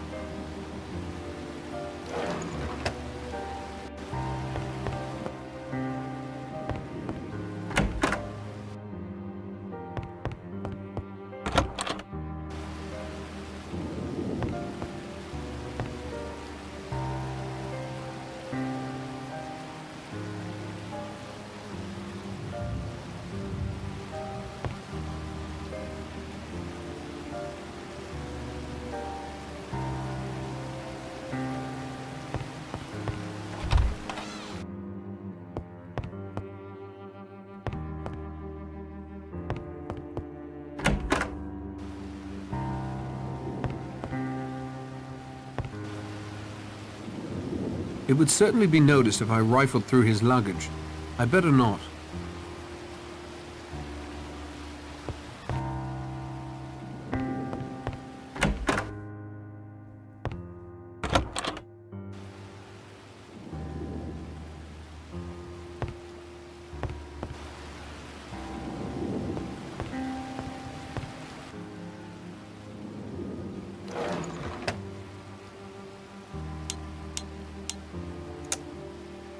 The flour stuck to bits of it. This is a good reference print for Miss Claythorne. Not that I think she's capable of murder.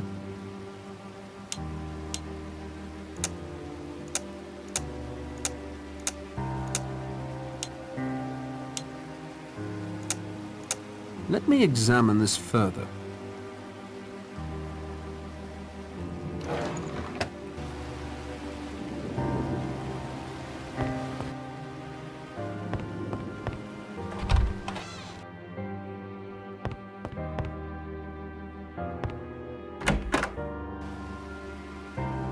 It would certainly be noticed if I rifled through her luggage. I'd better not.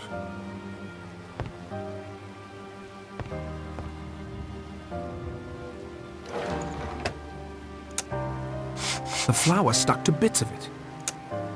This is a good reference print for Miss Brent.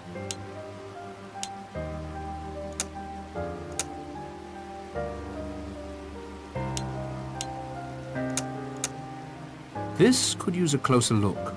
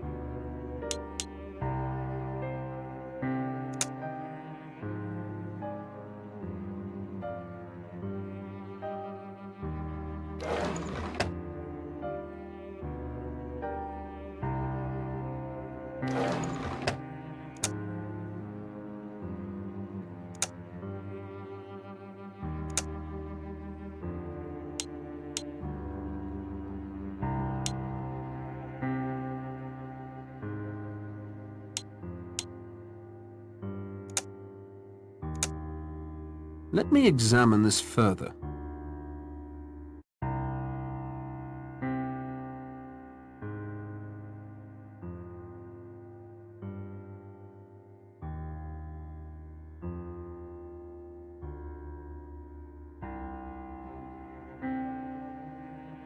Some things, once done, cannot be undone. I can't get them to fit.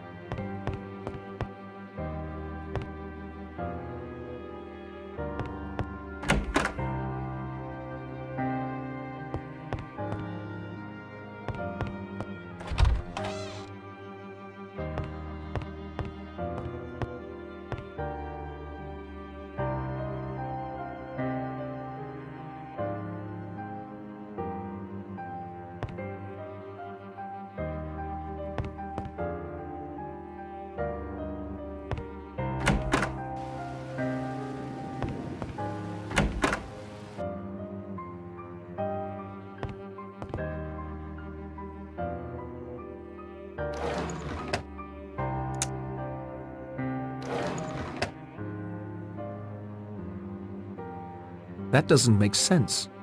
That isn't such a good idea.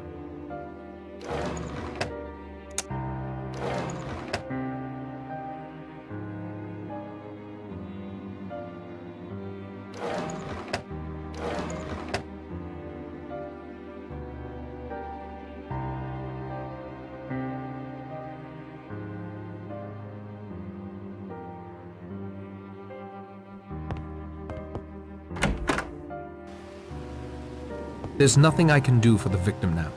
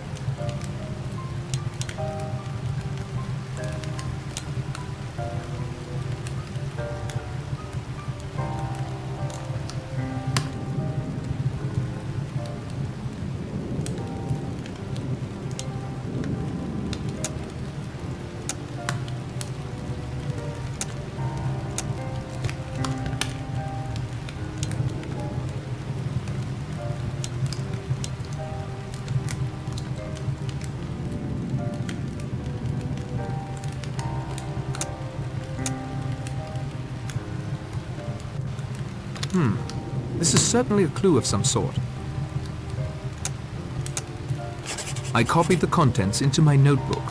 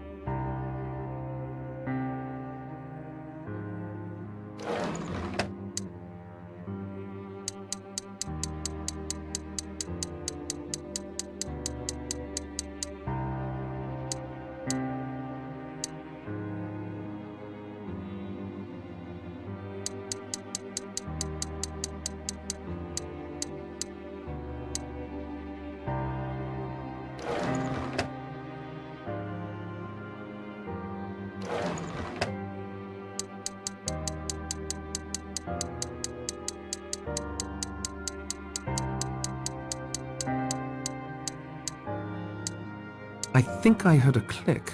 I could be imagining it, though.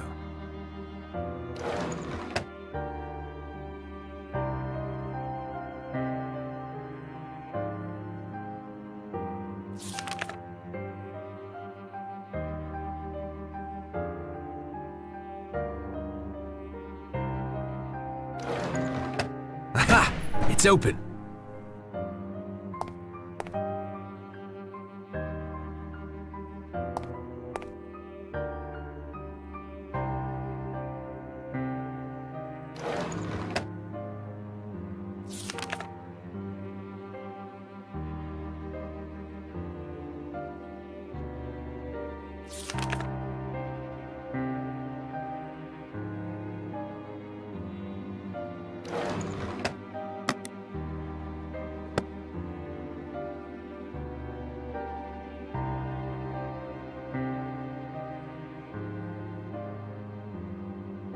There's something in this drawer. It looks like some sort of microphone.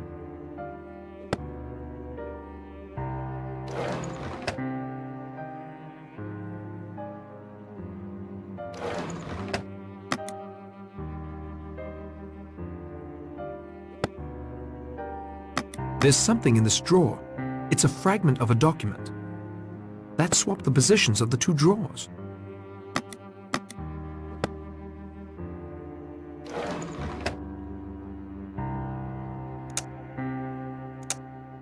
This bears a closer look.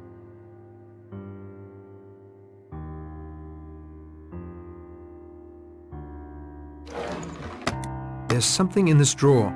It's a lone raven-shaped earring.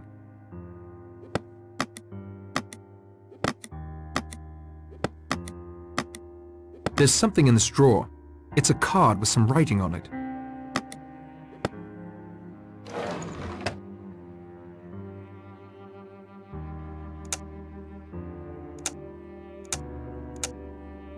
This could use a closer look.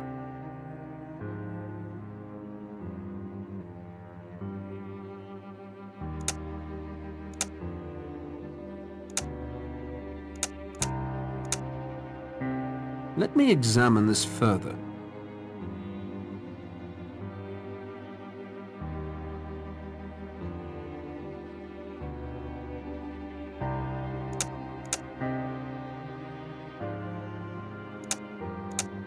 This bears a closer look.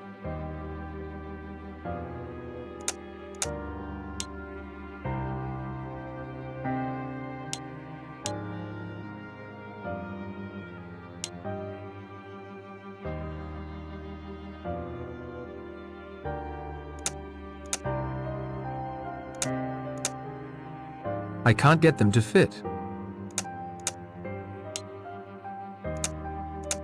Those don't work together. There is no cause for that.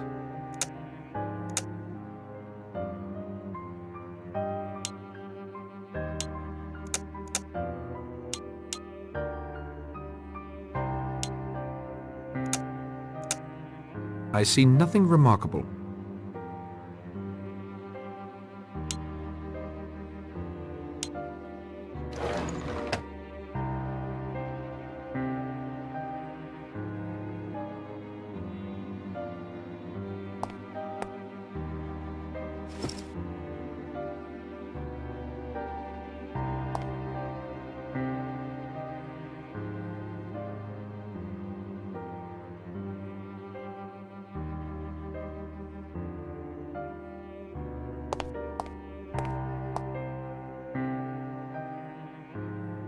Boxes, nothing of use in them.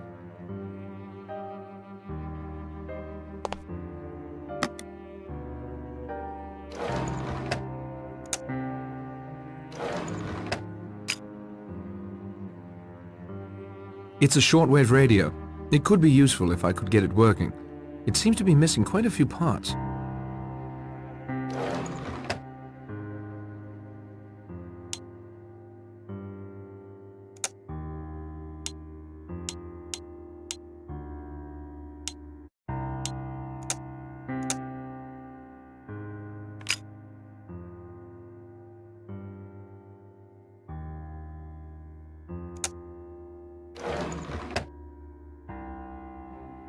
I don't think that's appropriate.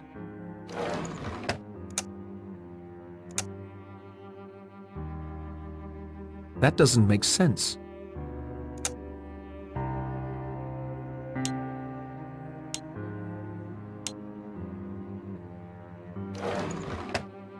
It's a shortwave radio.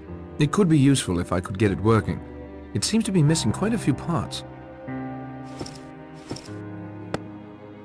It's a shortwave radio. It could be useful if I could get it working. It seems to be missing quite a few parts. Rule Britannia, Britannia rule the waves. Britons never will be slaves. Oh, makes the eyes water a bit.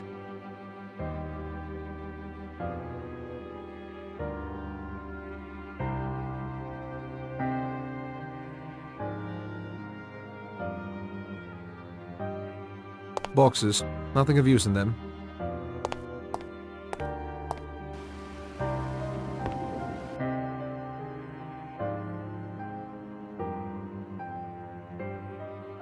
Boxes, nothing of use in them.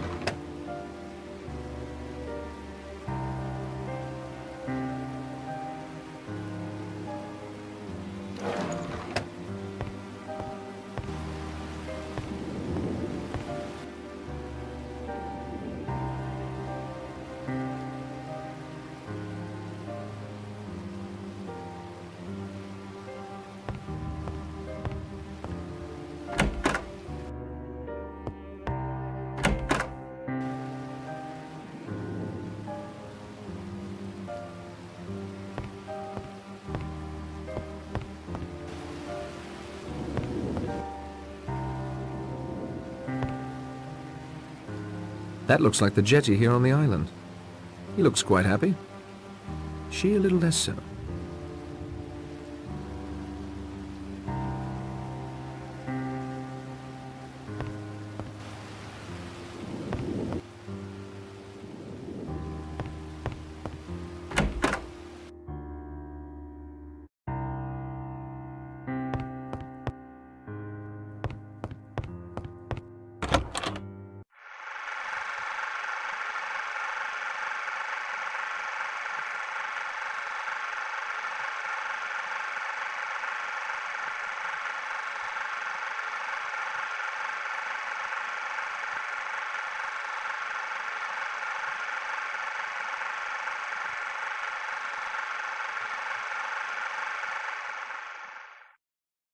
Candy, ice cream.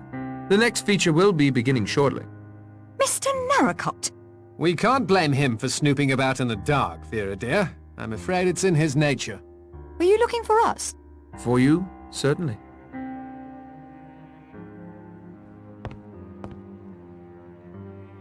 Who do you think the killer is? I'd feel uncomfortable answering that. Please try. Our lives may depend on it. I'm surprised you value my opinion so highly. But if I were to guess, I'd be forced to say Dr. Armstrong. Why? Well, who else has the opportunity to cover his tracks so well? I, for one, can't dispute him if he says potassium cyanide has been used. And 2 of the 3 victims have been poisoned. Surely that points to a doctor. Some might say to a woman. Really? Any idea who Mr. Owen's next victim might be? Well, if I were Mr. Owen, I'd kill Philip. Thank you so much.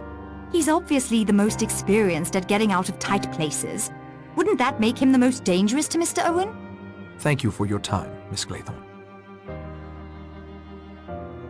And who do you think the killer is? Wargrave. The recording called us prisoners at the bar. The whole plot smacks of a sense of criminal justice gone mad. From what Vera tells me, he let that Seaton chap swing just for the jollies. Wargrave's my bet. No doubt about it. Any idea who Mr. Owen's next victim might be? Well, if I were crass and selfish, come to think of it I am, I'd pick you. I don't much like you, Narracott. Philip? The swine has his sights on you, Vera, if you'd only see it. He doesn't deserve you. Good evening, Mr. Lombard.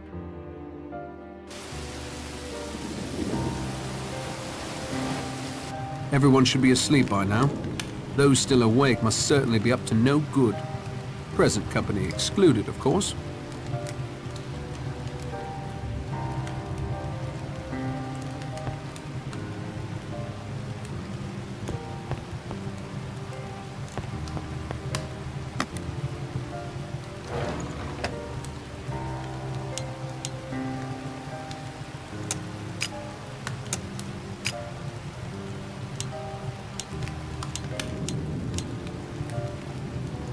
It needs something to improve the reception. That isn't going to help.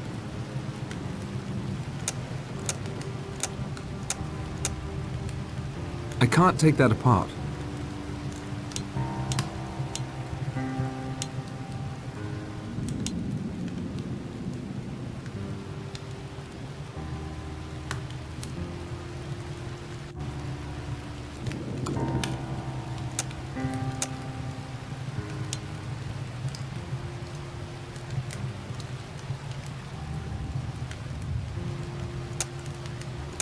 I see nothing remarkable.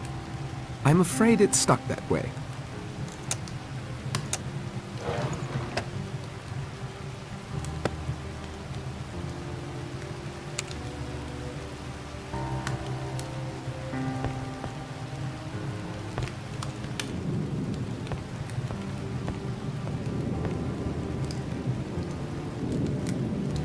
I shouldn't do that. I need to have my wits about me. I don't need it, and I'm no pack rat. I shouldn't do that. I need to have my wits about me.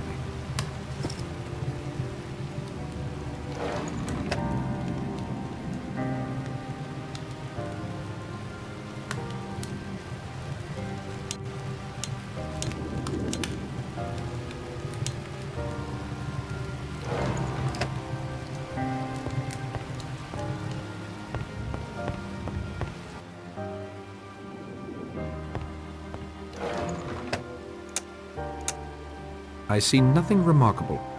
I can't take that apart.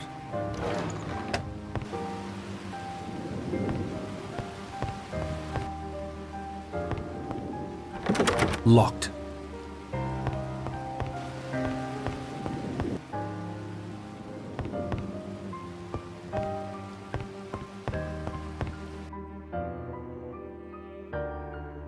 Not that I'd want to play, even if there was time. I've no talent for the game whatsoever. It's locked fast.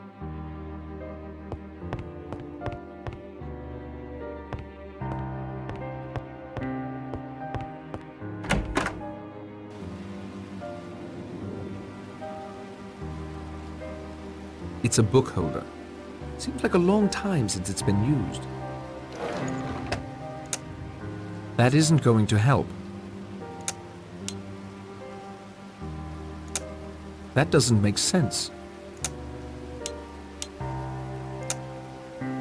This is neither the time nor the place. That isn't going to help. I don't think that's appropriate. I won't do that. Perhaps another time.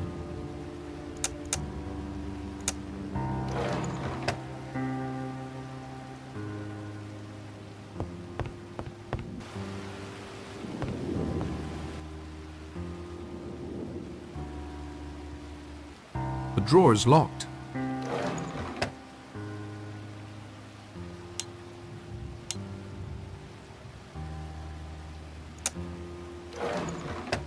That isn't going to help.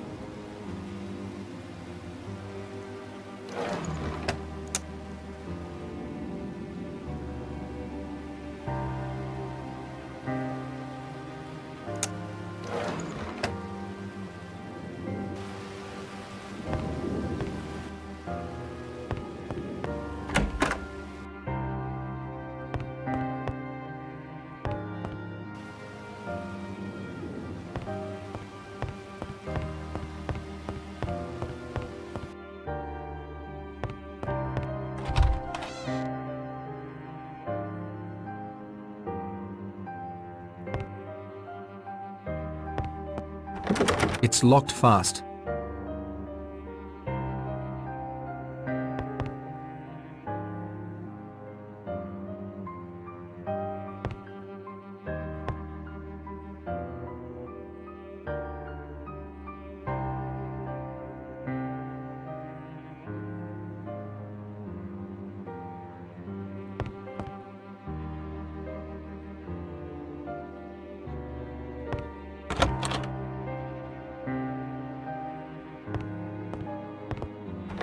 Locked.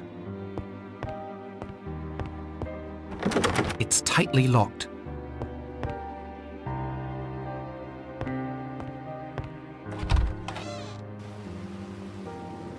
He's as tight as an owl. I expect nothing could wake him up.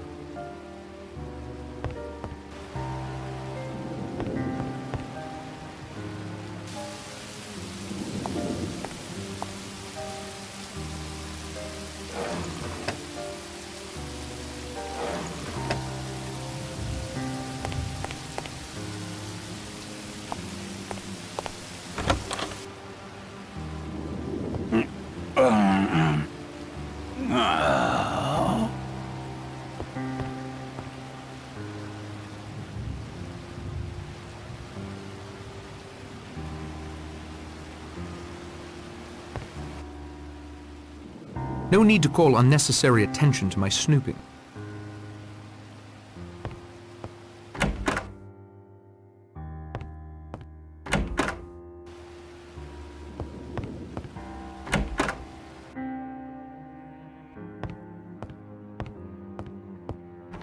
Locked.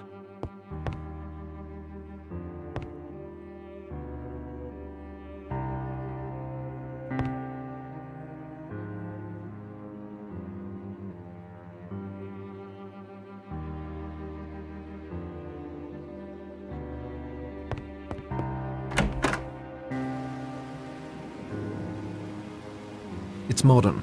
I don't like it personally, although I suppose it fits in with the rest of the house.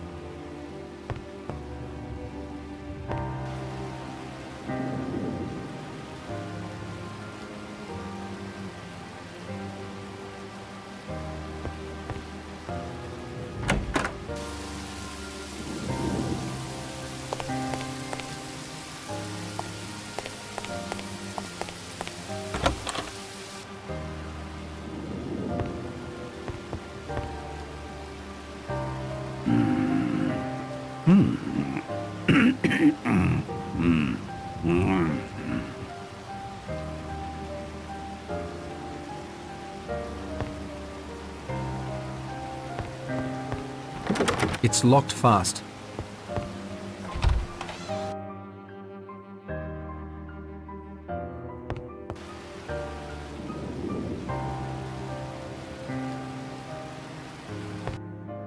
A radiator. You can't have enough of them, really.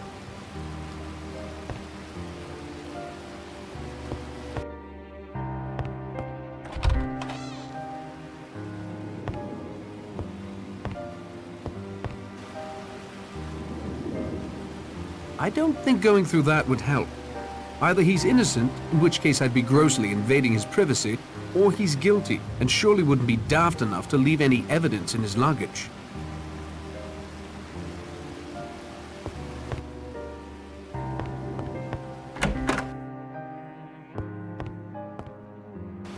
No, Philip, you cannot come in. My intentions are strictly honorable. I'm here to protect you. I wouldn't believe him. Patrick? Are you here to protect me as well? If necessary. Oh, that's very gallant of you. If true. I only have your best interests at heart. I too. Gentlemen, I appreciate your concern, but I will be quite all right. I intend to put furniture in front of all my doors. We all need sleep, I think. Please excuse me. A piece of advice, Narracott. You may get the killer, but I intend to get the girl. And if she's the killer? Well, that will make for some rather interesting evenings at home, won't it? I think it's time for me to get some sleep. I can barely keep my eyes open.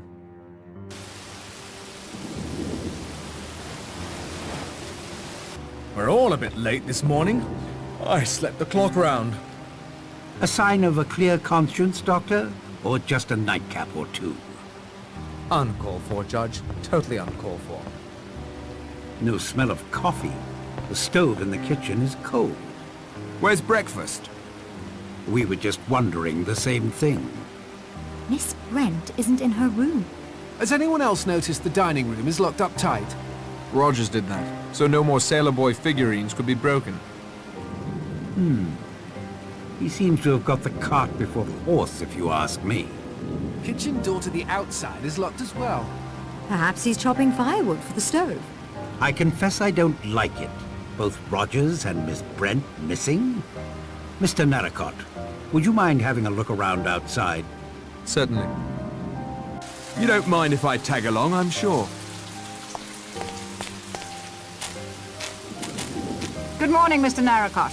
I'm afraid the sea is as high as ever. I doubt we'll see a boat from the mainland today. Have you been wandering about the island alone, Miss Brent? Don't you realize that is an exceedingly foolish thing to do? I'm in no danger when I'm alone, Mr. Blore.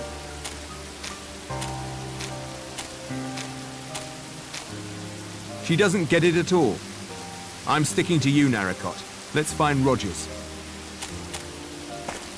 It's unlikely that Rogers would have ventured that far from the house. I should temper the scope of my search with logic.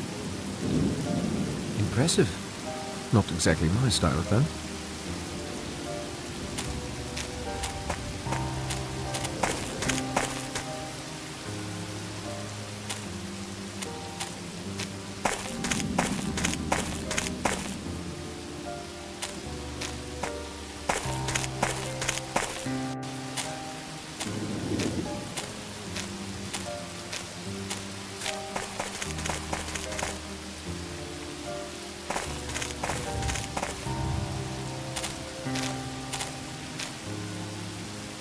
Rogers?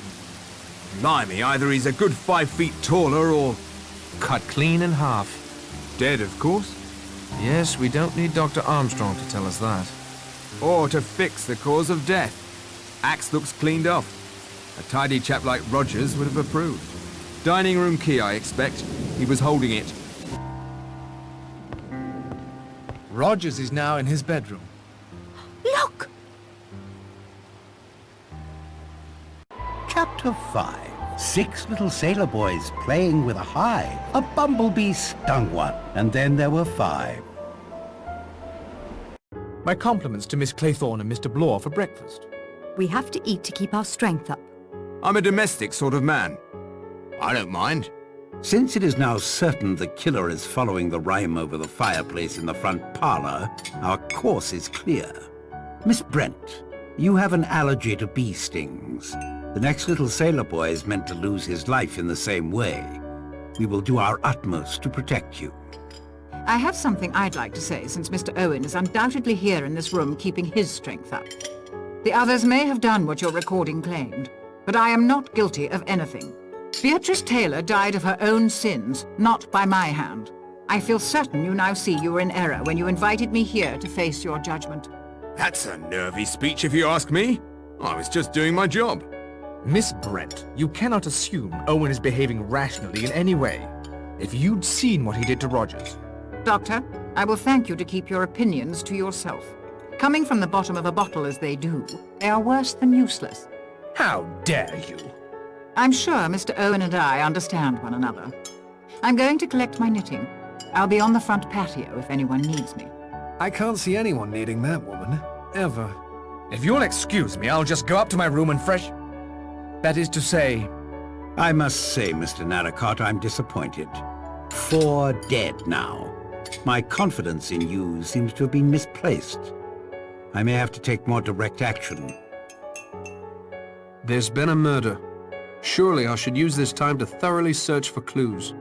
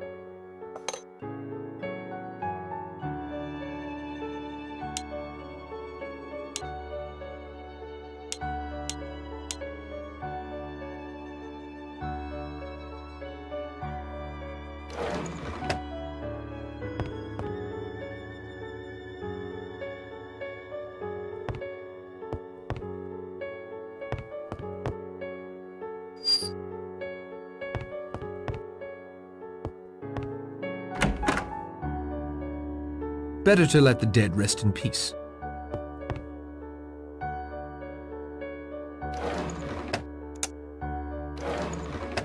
Perhaps another time. That doesn't make sense.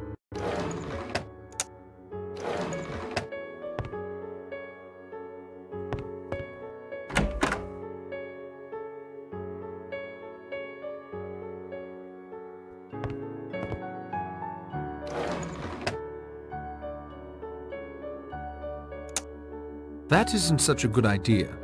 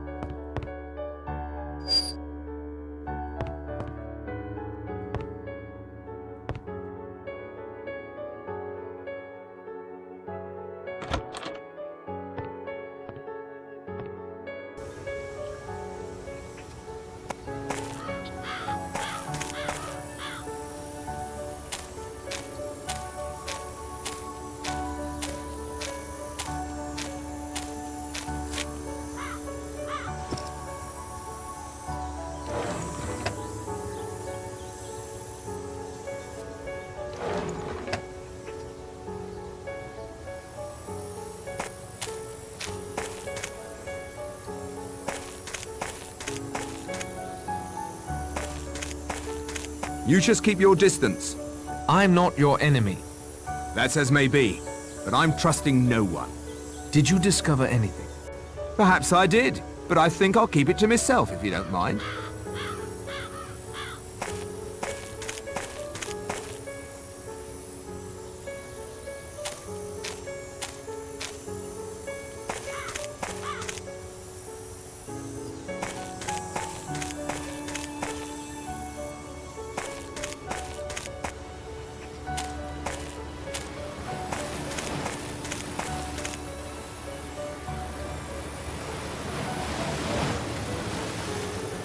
Standing here isn't helping anything. Lit? Well, this island isn't as primitive as I imagined. I can see the jetty from here.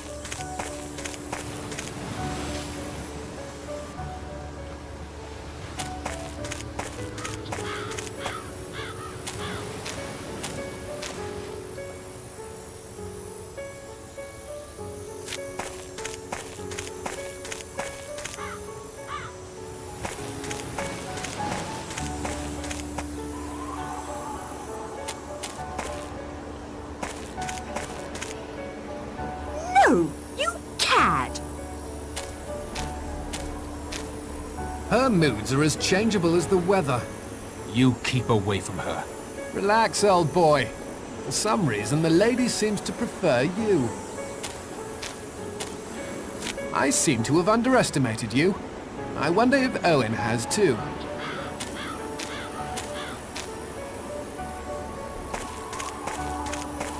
Are you okay, Vera? Yes, I'm fine.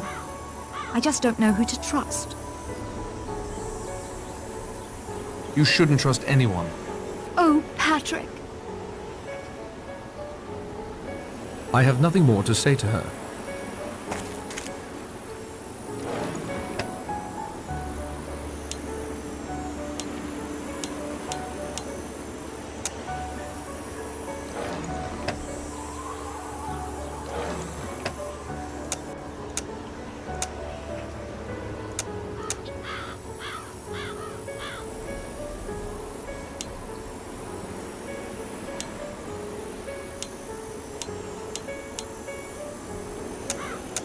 They don't get along. Those don't work together. There is no cause for that.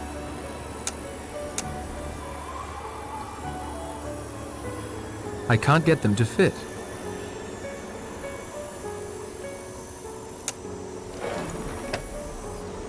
I won't do that.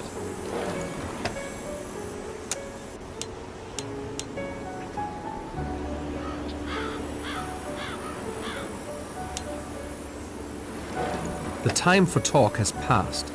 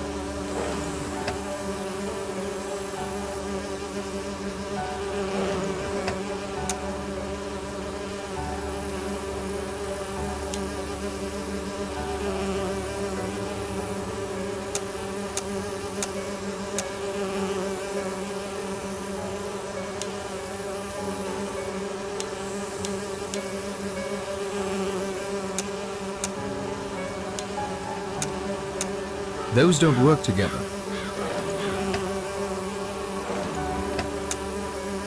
That doesn't make sense.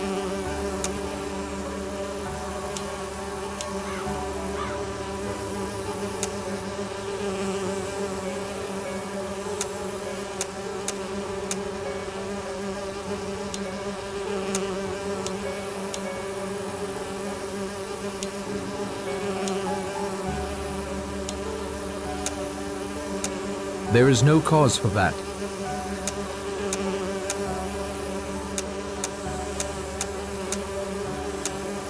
Those don't work together.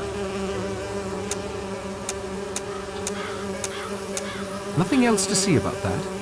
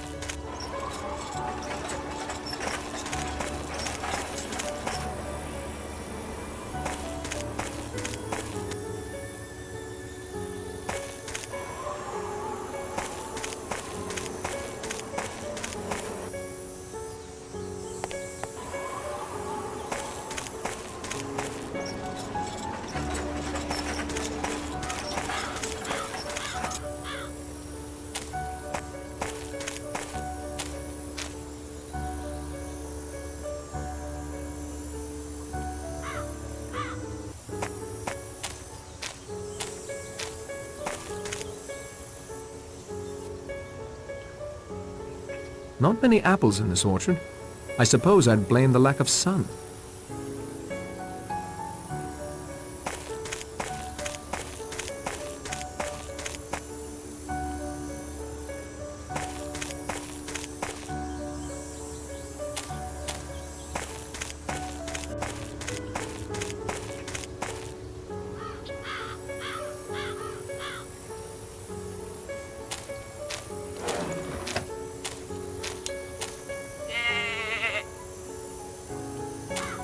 That goat is a menace.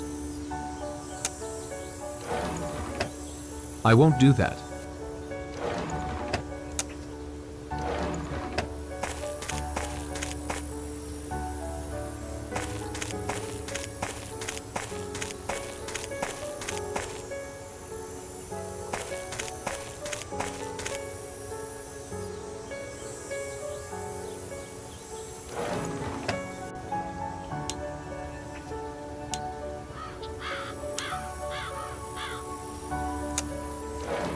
That isn't going to help.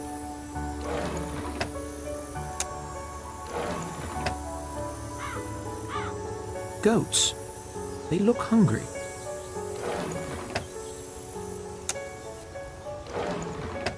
I won't do that.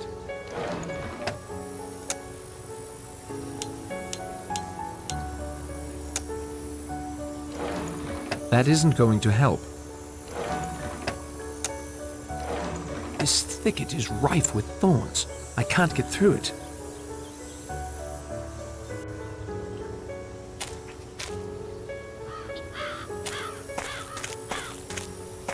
Not many apples in this orchard. I suppose I'd blame the lack of sun.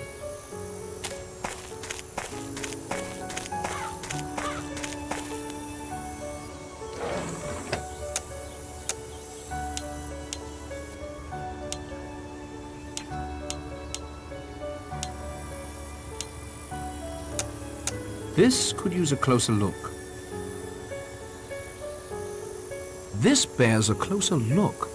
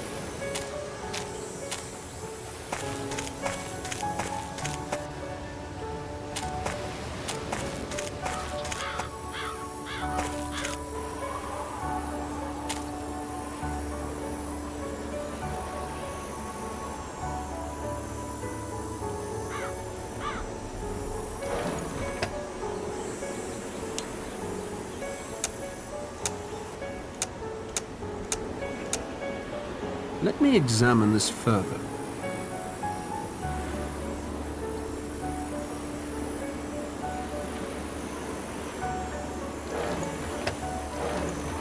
Some things once done cannot be undone.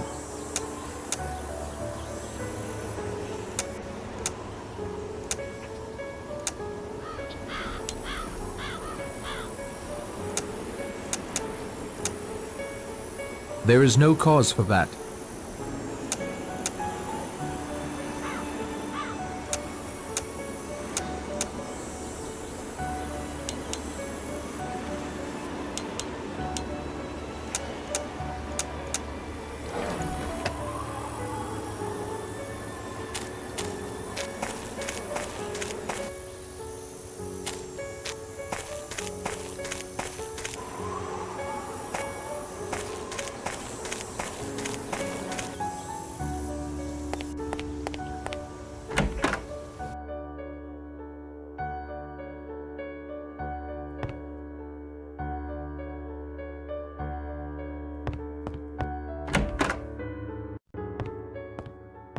Can't be much fun playing alone.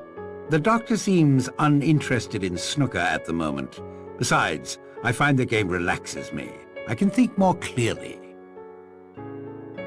I'm sorry you think I let you down. Not at all, my boy. My criticism was for Mr. Owen's benefit. I see no reason to put all of my eggs in one basket, then show the contents of that basket to him. I'm working along several lines at the moment. I'll give you a game. I'd rather continue on my own if you don't mind. Besides, you have more important things to do, I'm sure, than knock a few balls into holes.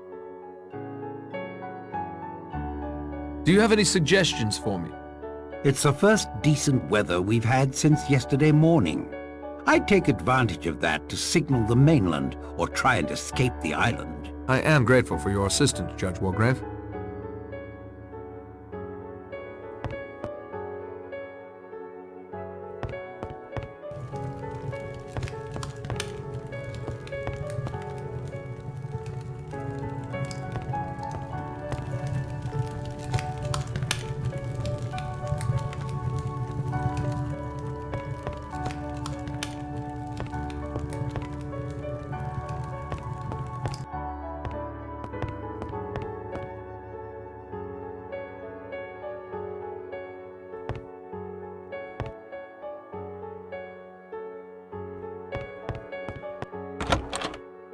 You had no right to speak to me that way at breakfast. Didn't I?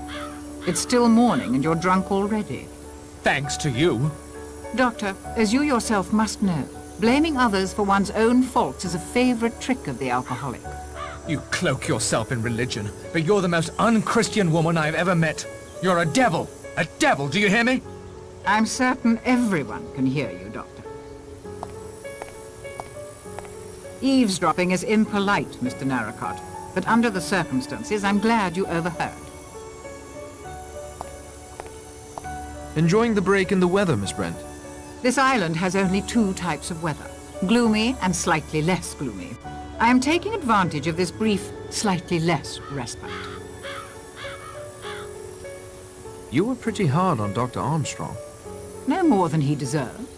I only wonder that he didn't kill more people operating drunk than that one woman Owen mentioned. Cleese, was it? Armstrong was trying to help you at breakfast. I do not require his help, or yours. The Lord is mindful of his own. Thou shalt not be afraid for the terror at night, nor for the arrow that flieth by day. You are the next logical victim, Miss Brent. I disagree. Owen's bee sting might be many things. One of my knitting needles, perhaps. Even a hypodermic needle. I suspect the doctor has one of those in his medical bag. Besides, I'm confident that the angel of death will pass me over. Anything else that might be important? I can't vouch for its importance, but something rather annoying has happened. What? Someone has taken my grey wool. All of it. I won't be able to finish this shawl without it. That is all, Miss Brent.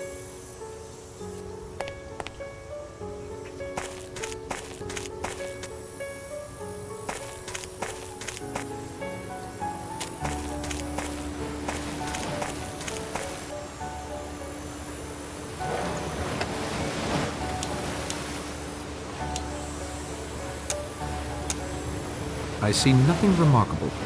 I can't take that apart.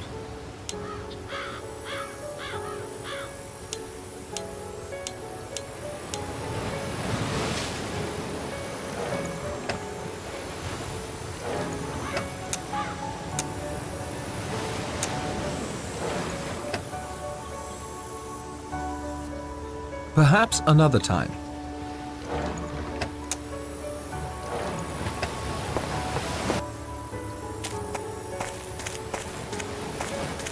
I can see the jetty from here.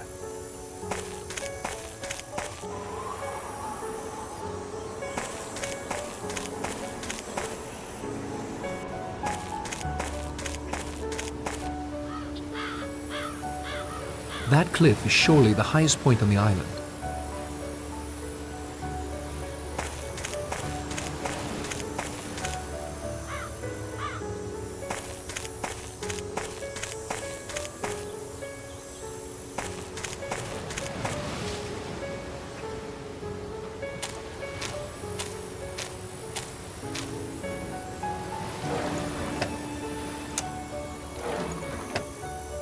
That doesn't make sense.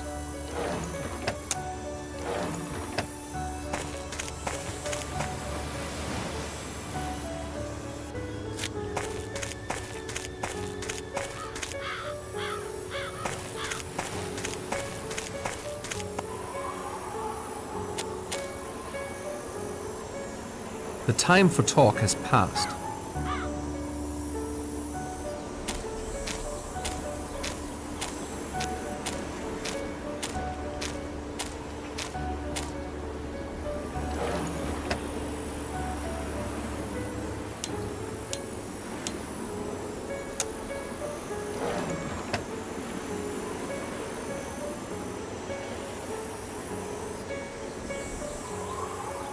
That isn't going to help.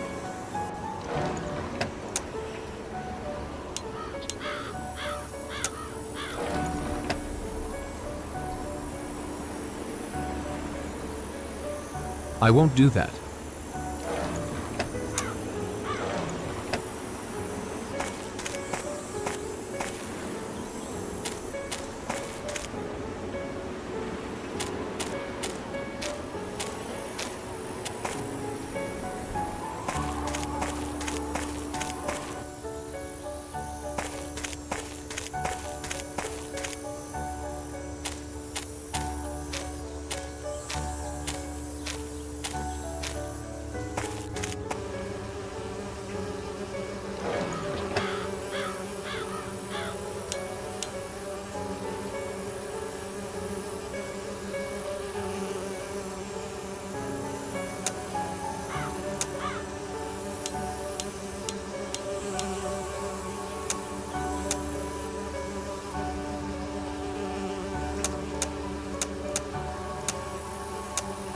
I see nothing remarkable.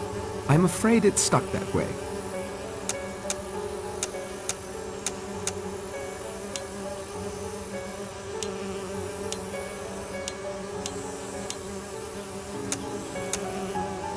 There is no cause for that.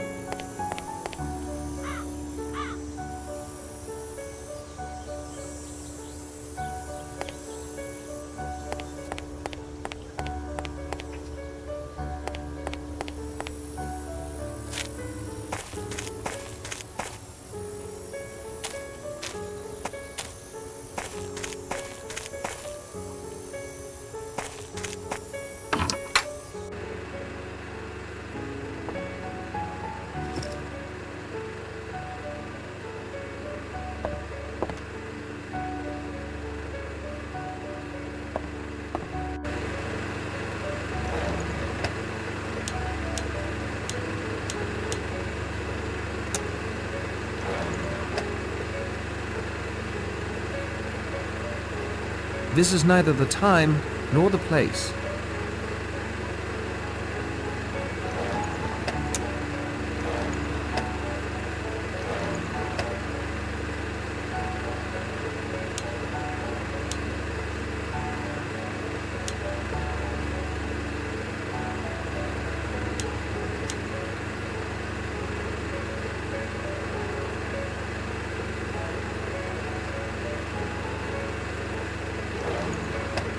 The generator seems to be working fine.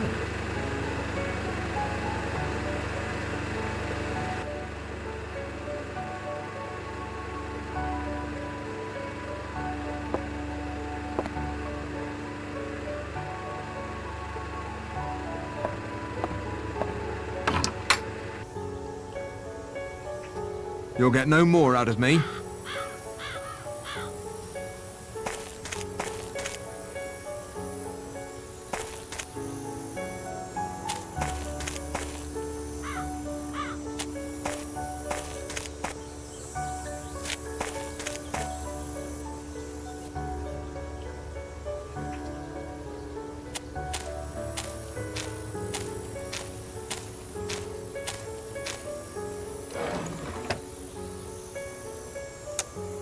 I don't think that's appropriate.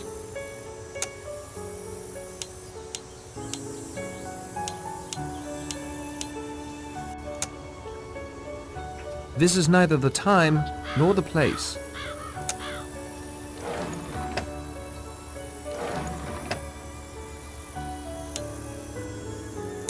Perhaps another time. I won't do that.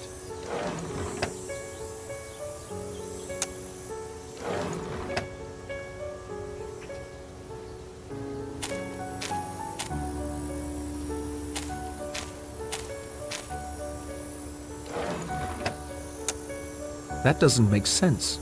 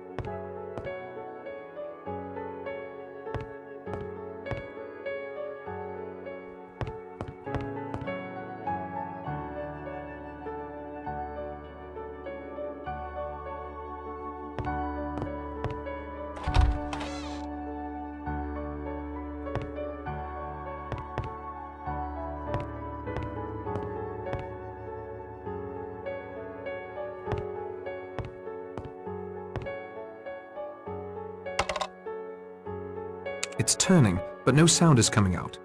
Something must be missing.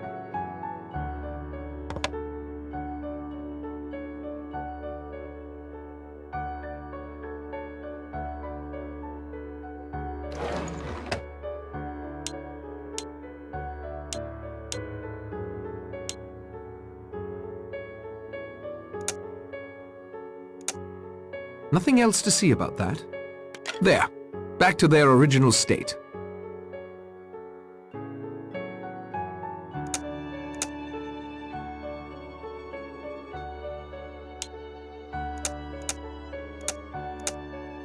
Some things once done cannot be undone. I can't take that apart. Some things once done cannot be undone.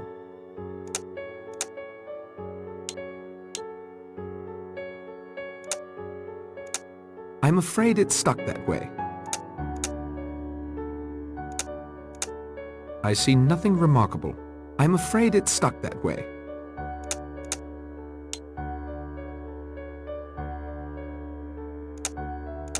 Some things once done cannot be undone. This could use a closer look.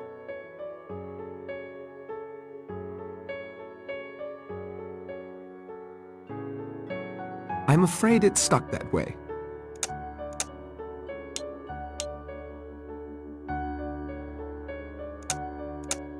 I can't see anything of interest. I'm afraid it's stuck that way. I can't see anything of interest. I'm afraid it's stuck that way.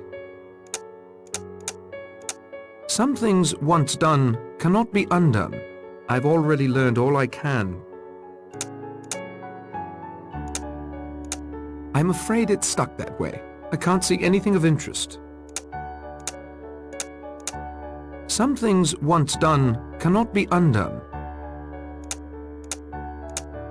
I can't take that apart. Nothing else to see about that. I see nothing remarkable. I can't take that apart. I'm afraid it's stuck that way.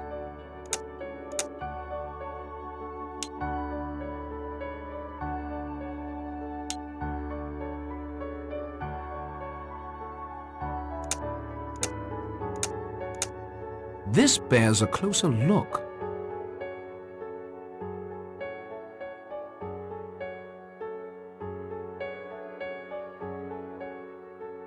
This could use a closer look.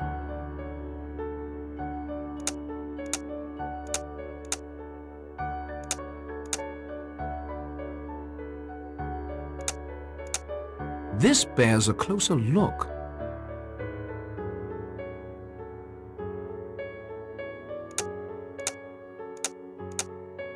This appears to match Marston's fingerprint. This appears to match Marston's fingerprint.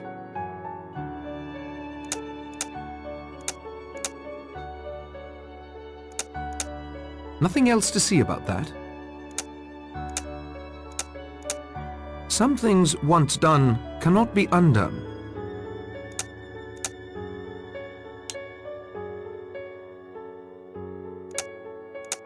I'm afraid it's stuck that way. I can't see anything of interest.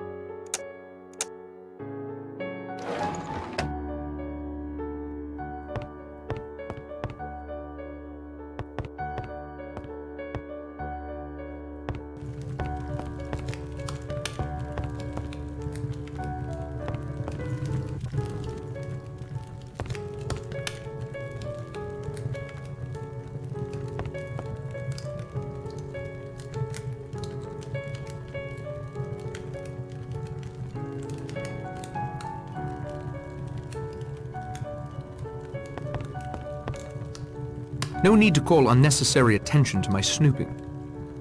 I don't need to lug this around with me. No need to call unnecessary attention to my snooping.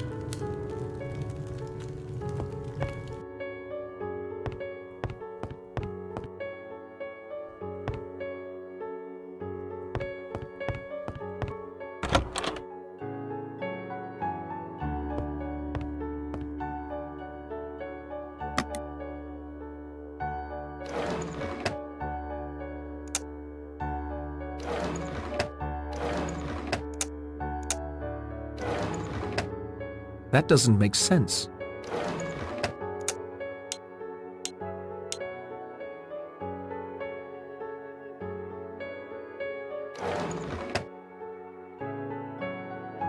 Film is running, but nothing's being projected.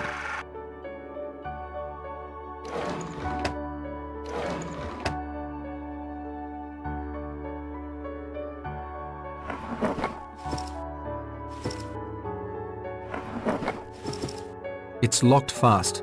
I can't open it. It's locked.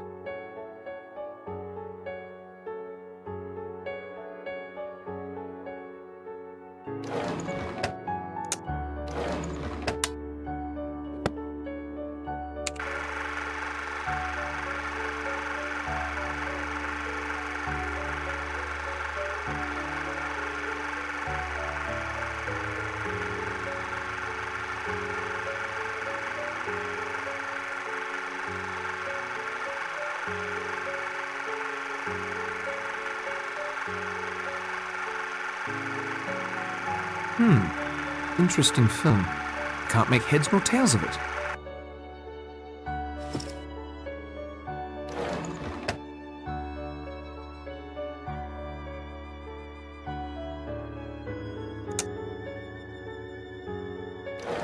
I won't do that.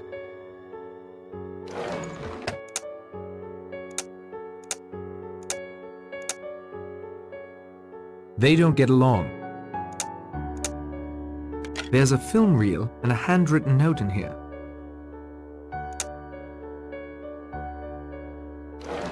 A Gabrielle Steele film? No thanks, I'd rather not watch that tripe. This could use a closer look.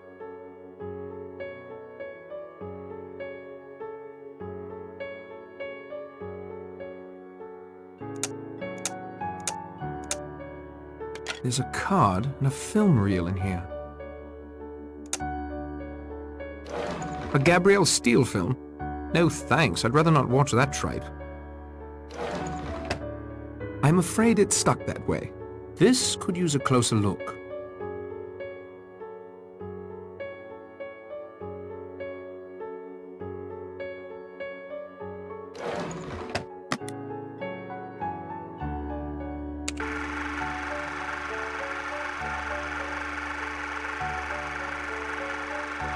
I can't see anything of interest.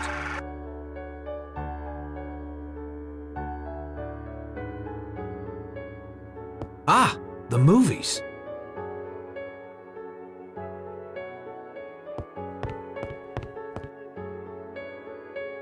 The Queen's Handmaiden, Gabrielle Steele. I find her style slightly histrionic. Ah, the movies. Last of the Borgias, starring Gabrielle Steele. Never had the pleasure. Ah, the movies.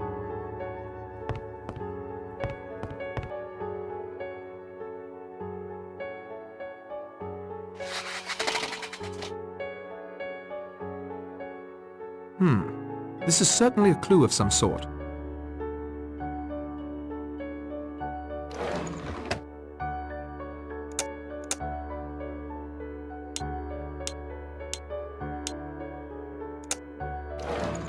I won't do that.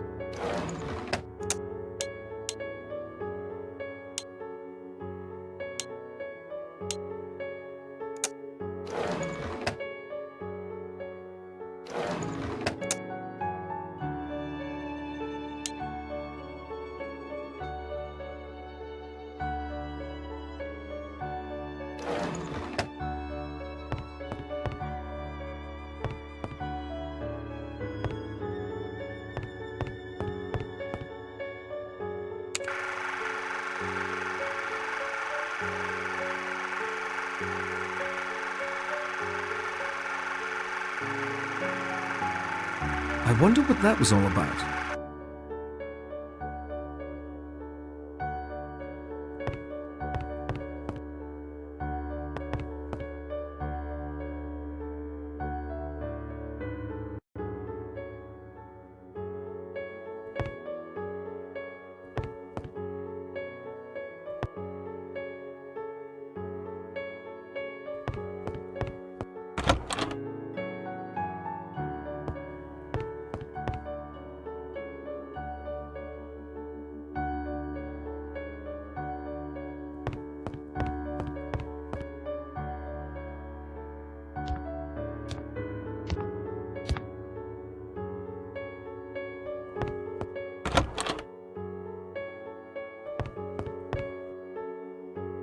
It would certainly be noticed if I rifled through his luggage.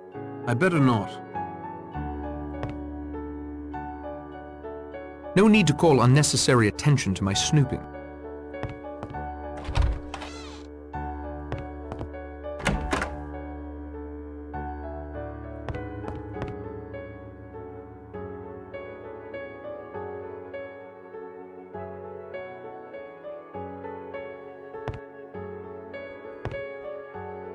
Go away, please. I don't want to talk to anyone.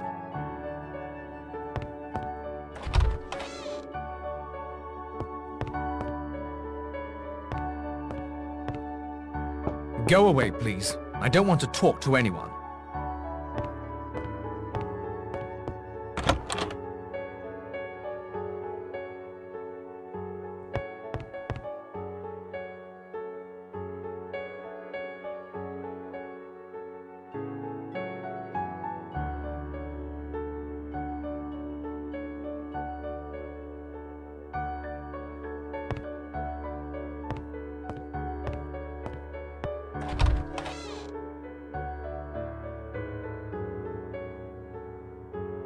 towel racks. Brass, by the look of them. Tile and marble. Quite expensive from the look of it.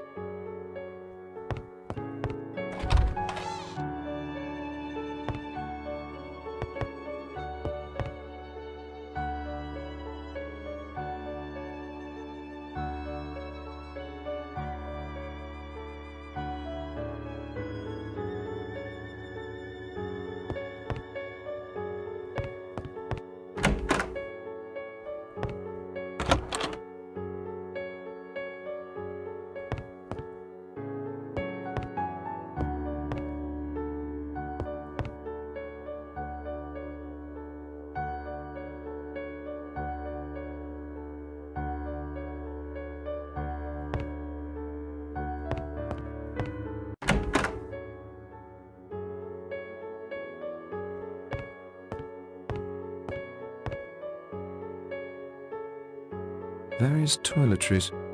Nothing of interest that I can see.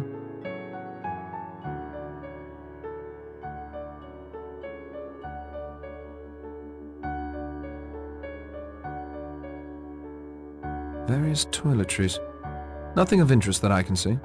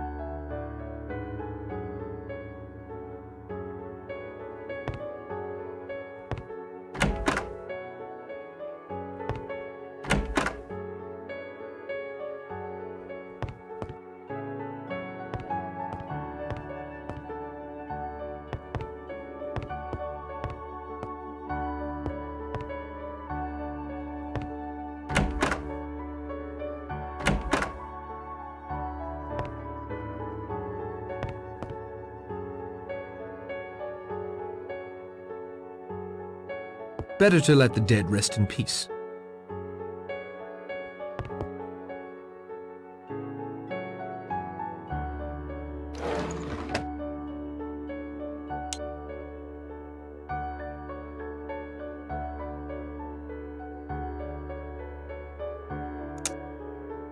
That isn't such a good idea. It appears to be a portrait of the general. Must be quite old. He's standing with a very young woman. It's signed, "To John, my husband, Leslie."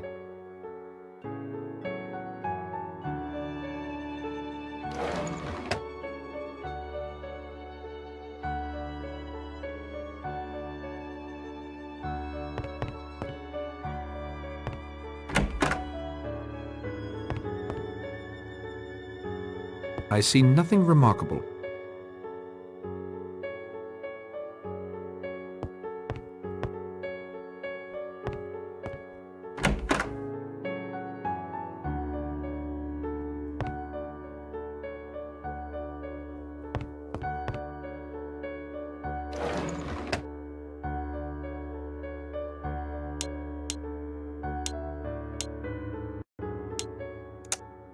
That doesn't make sense.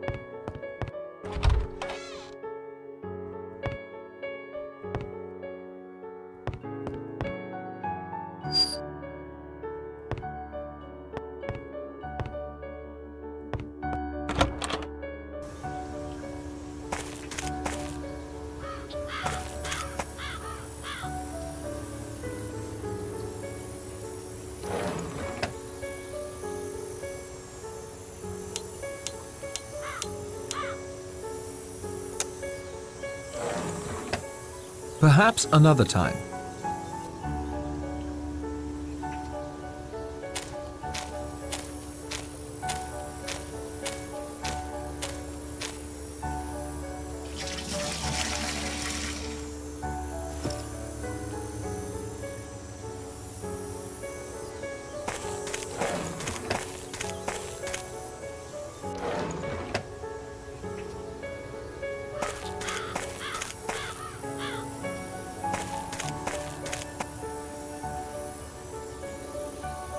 Stay back.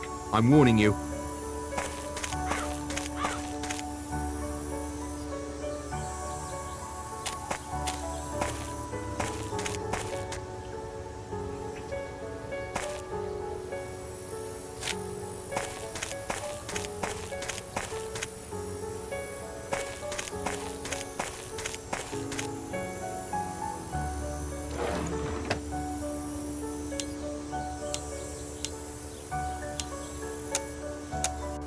Let me examine this further.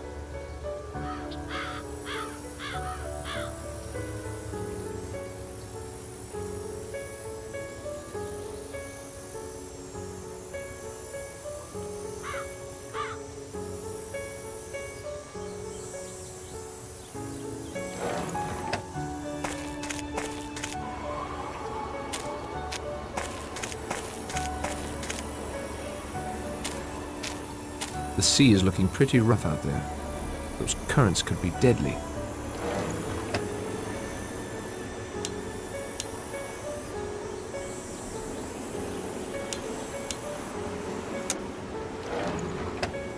This is neither the time nor the place.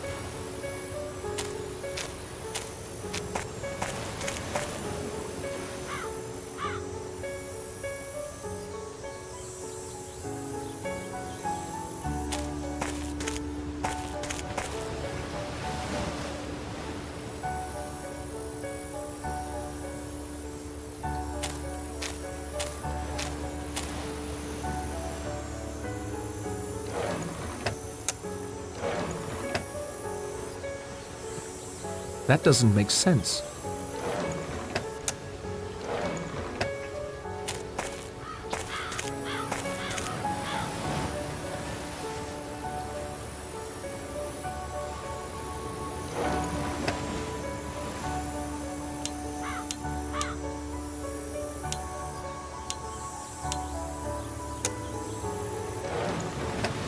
That isn't such a good idea.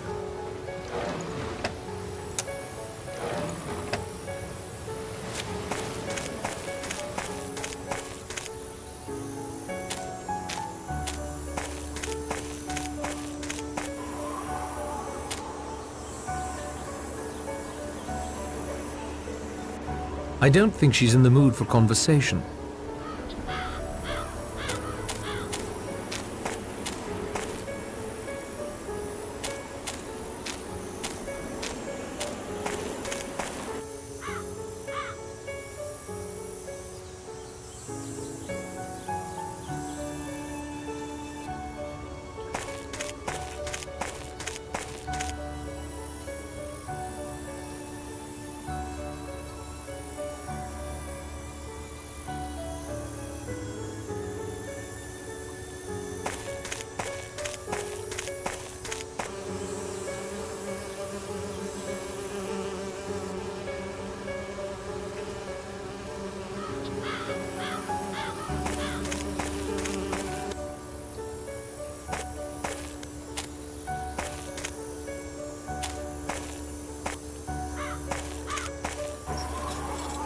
It's an old windmill.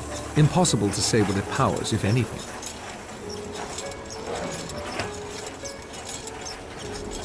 This bears a closer look.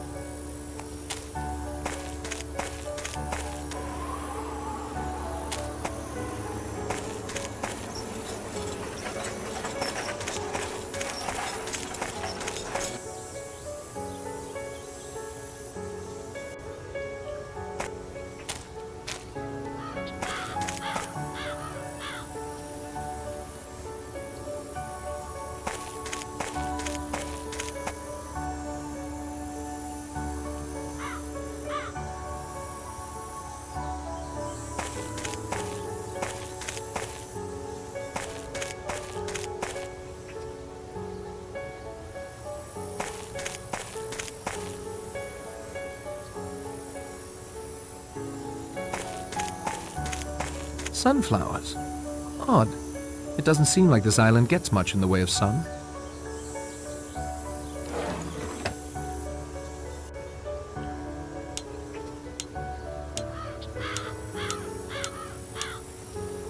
Sunflowers. Odd. It doesn't seem like this island gets much in the way of sun.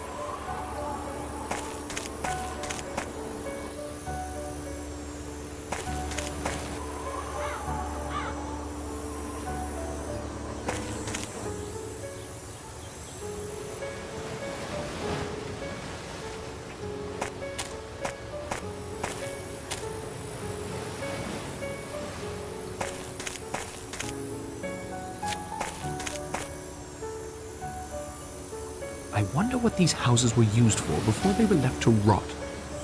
I wonder what these houses were used for before they were left to rot.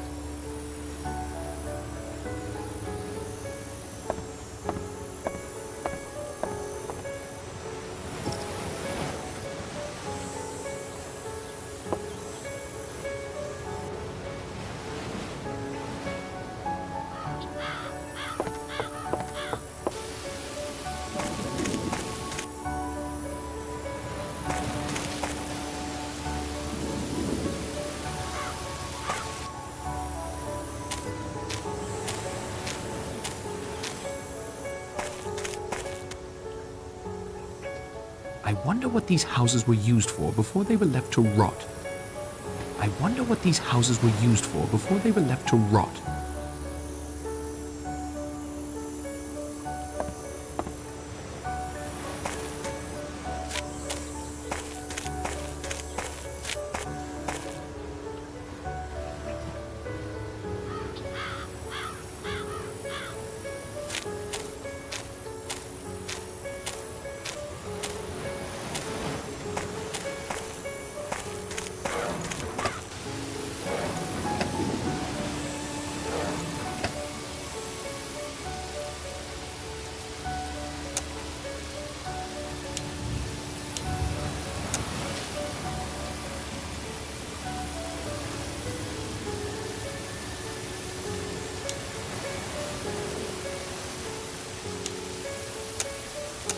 Nothing else to see about that?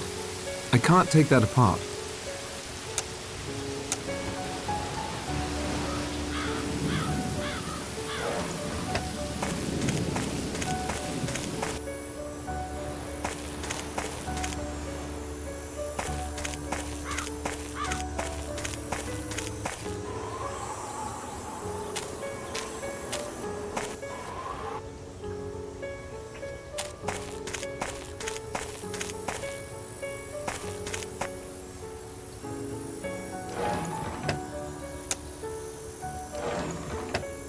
I won't do that.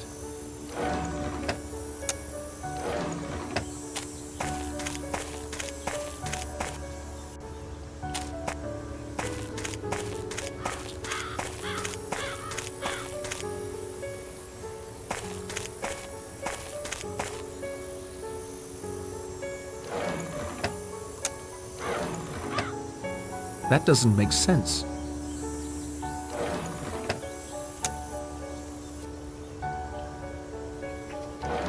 This thicket is rife with thorns. I can't get through it.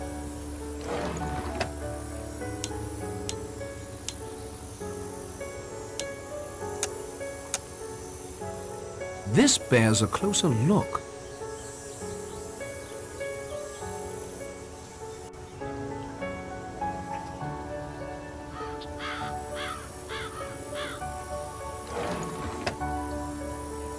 Goats. They look hungry. Goats. They look hungry.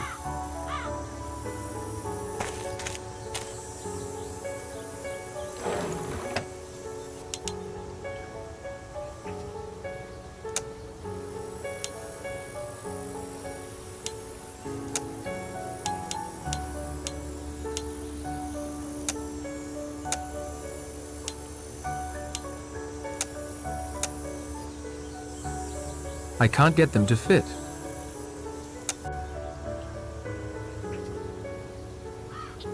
This is neither the time nor the place.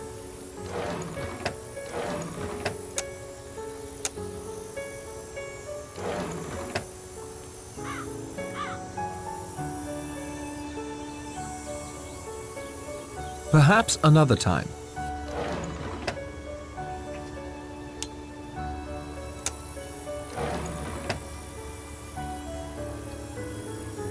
This thicket is rife with thorns. I can't get through it.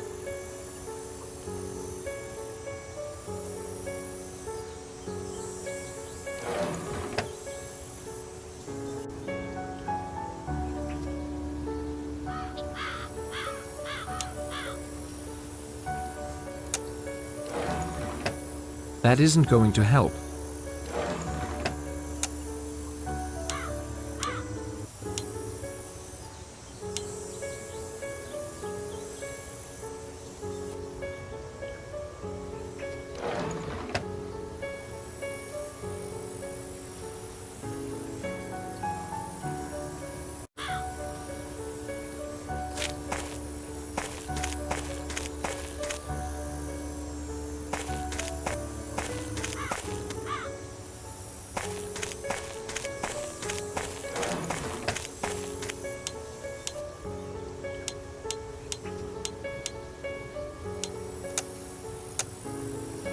This could use a closer look.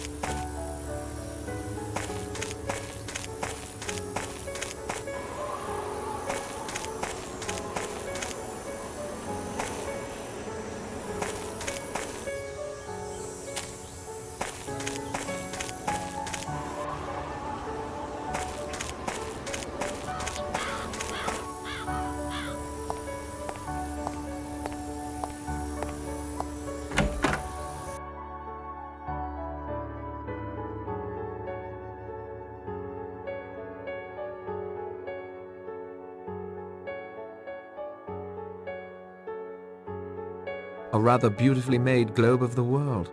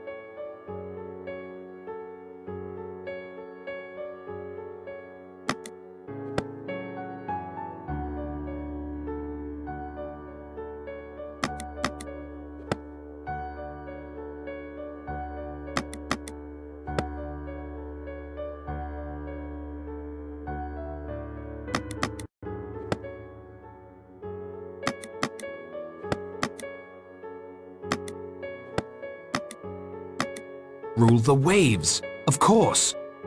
What's this? A secret door.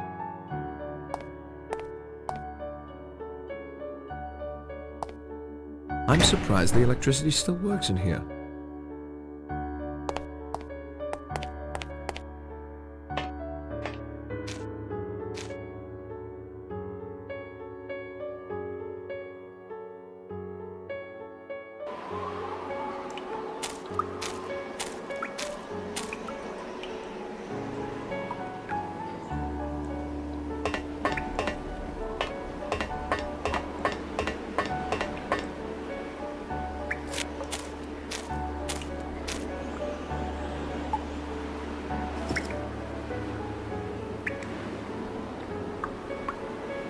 Impossible to tell what was once stored in these barrels.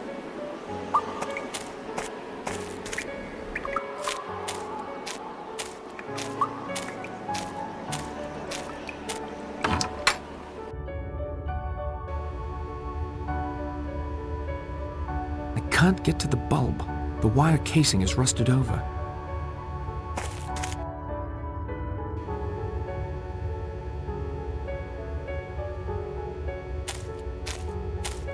This panel seems out of place.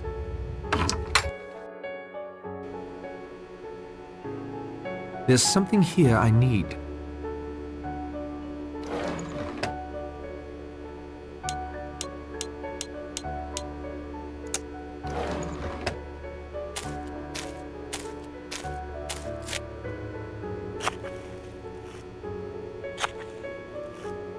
Hello? What do we have here?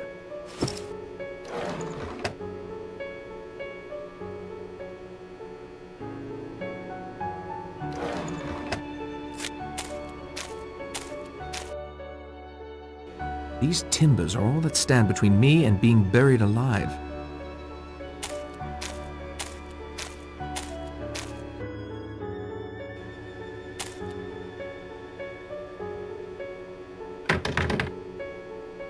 Locked.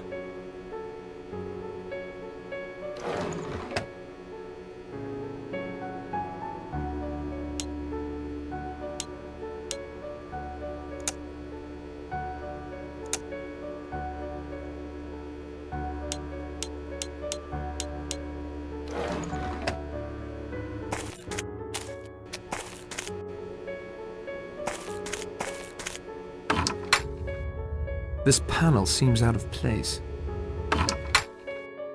Nothing else to see about that. Nothing else to see about that.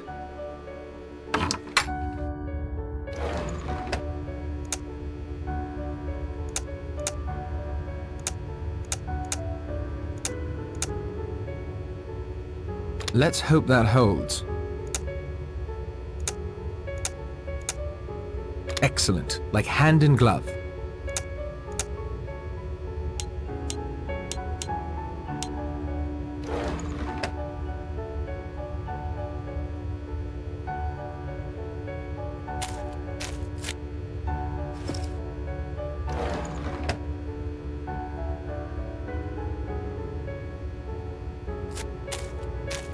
This panel seems out of place.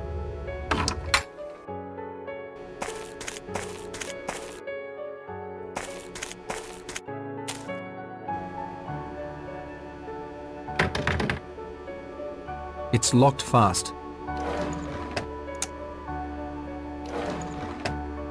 That doesn't make sense.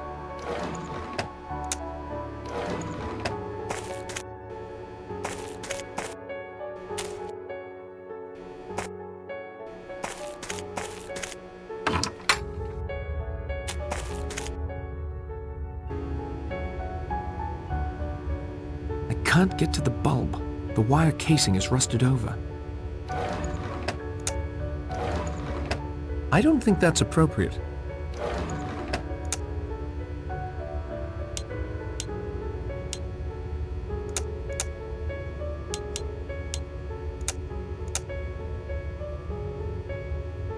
Let's hope that holds.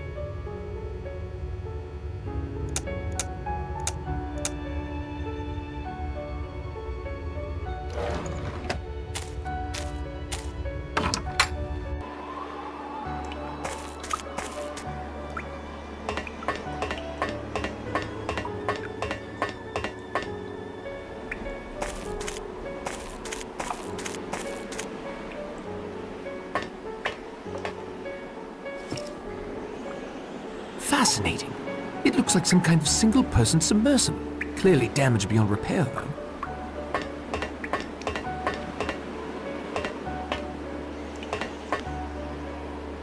The water here is rather calm compared to the waves crashing against the rest of this benighted tip.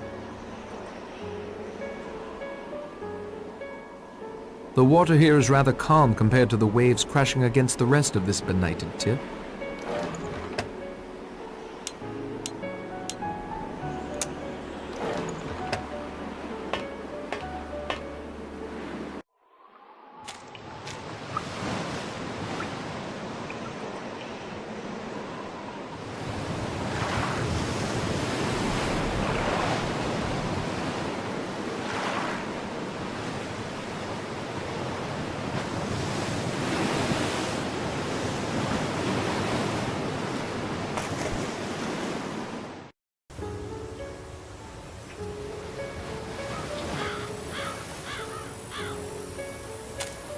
The current was too strong.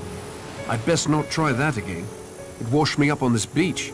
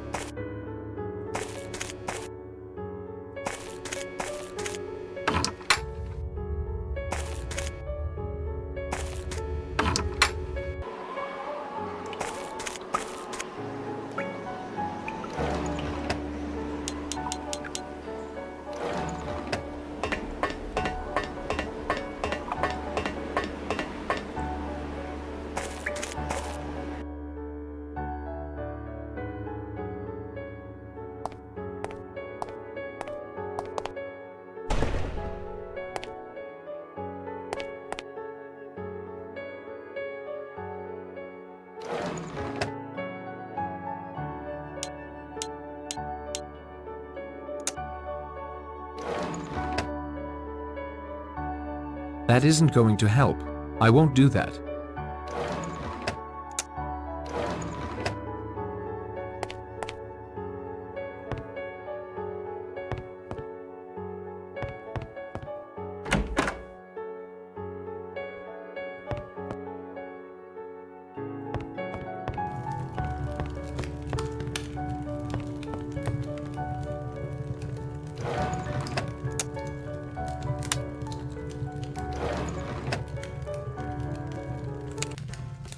There. Perhaps some light music will help soothe Vera's nerves.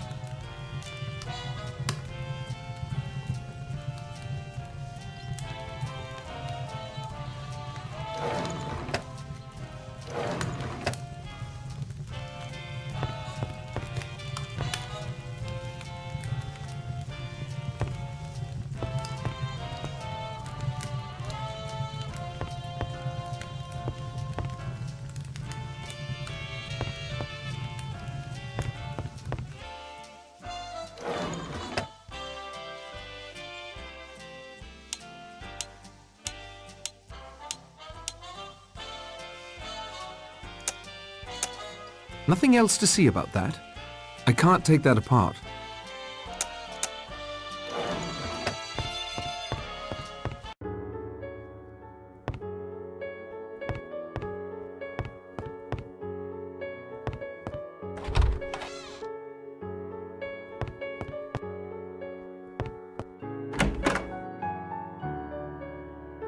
It's a sturdy cast iron stove.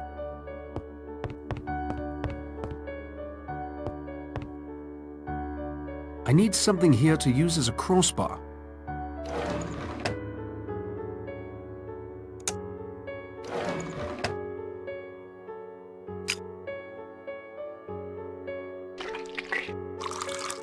Apple cider. From the smell, quite potent stuff too.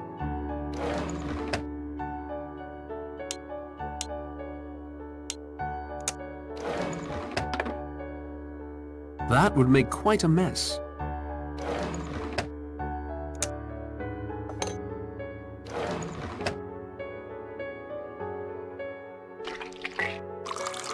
Ah, a nice fresh glass of apple juice. I'm half tempted to drink it myself.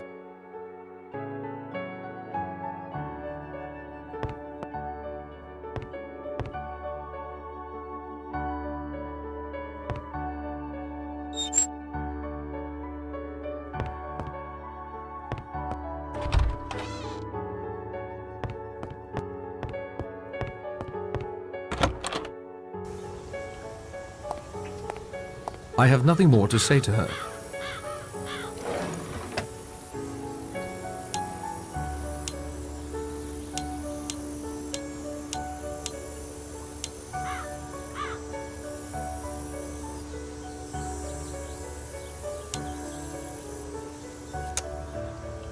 I hope that softens her disposition towards me somewhat.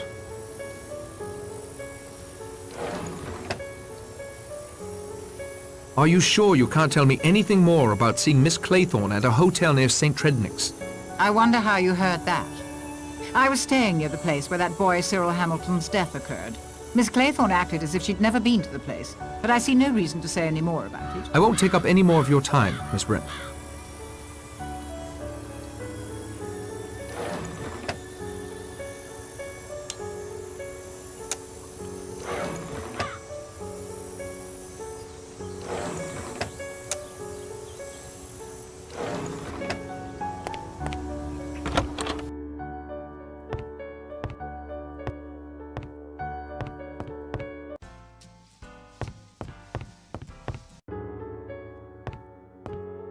I don't think he's in the mood for conversation.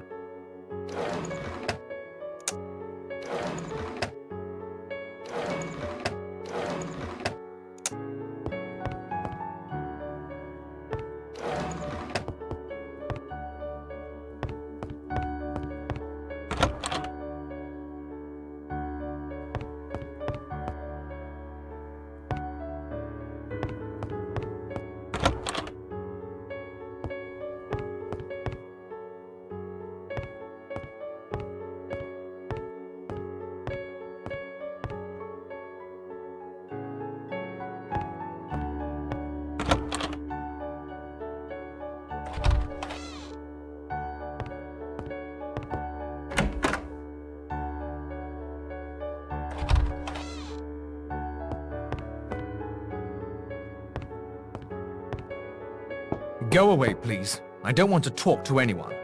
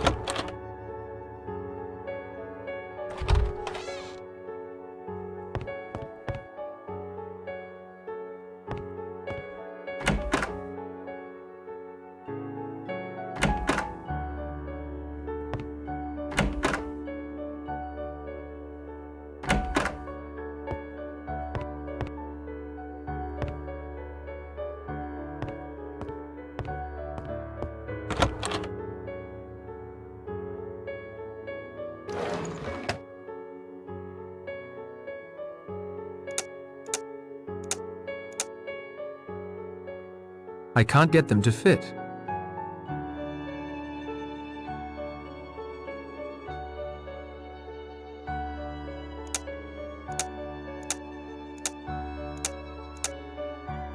There is no cause for that.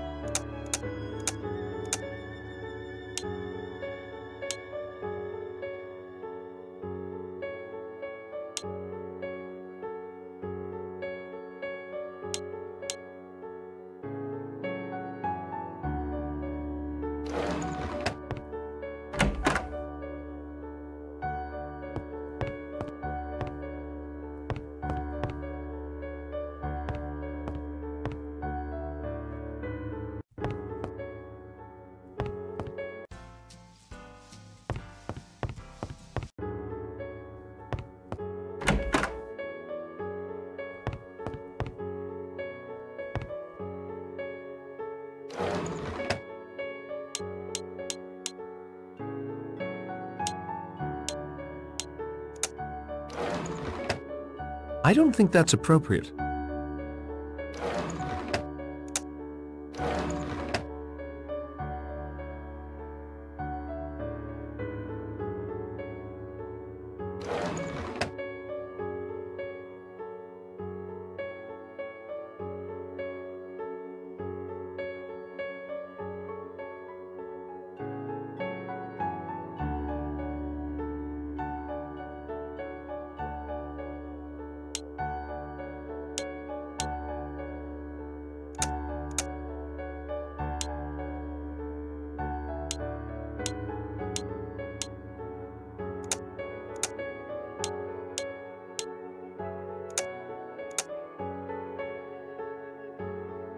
Those don't work together.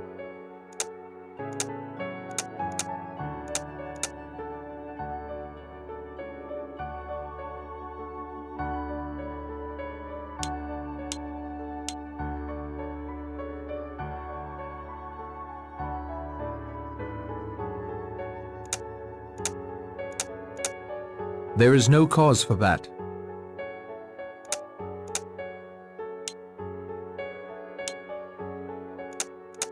They don't get along.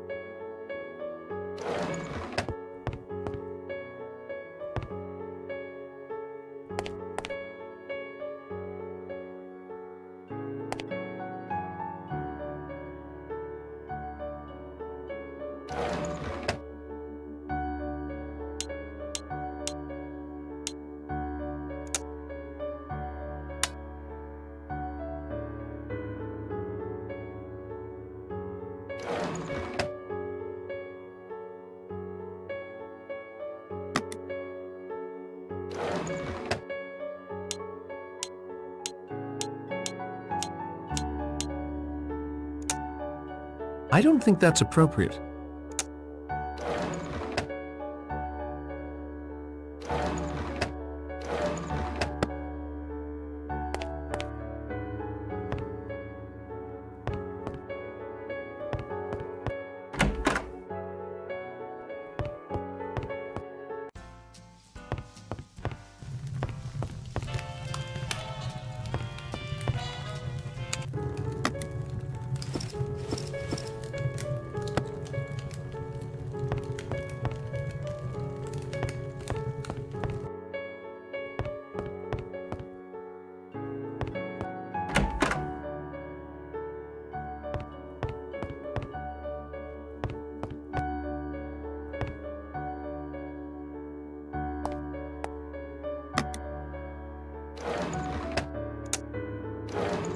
This is neither the time nor the place.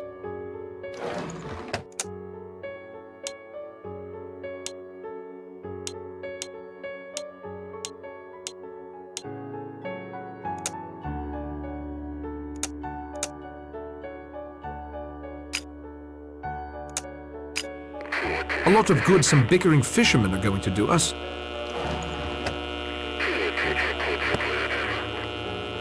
Hello, hello. Can anyone hear me? This is a distress call. Quit meddling. You'd better keep your head down, Narracott, or I'll lop it right off.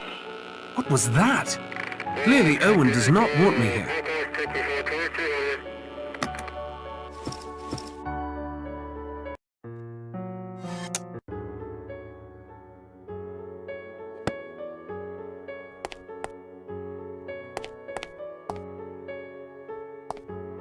I'm surprised the electricity still works in here.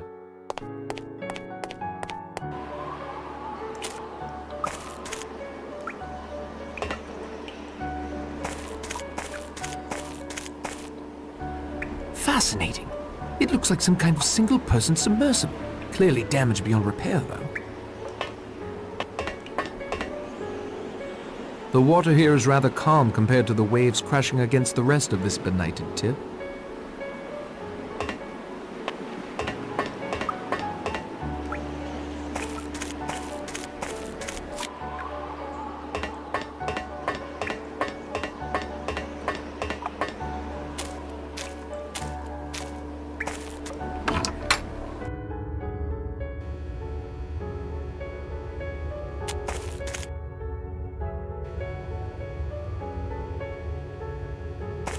This panel seems out of place.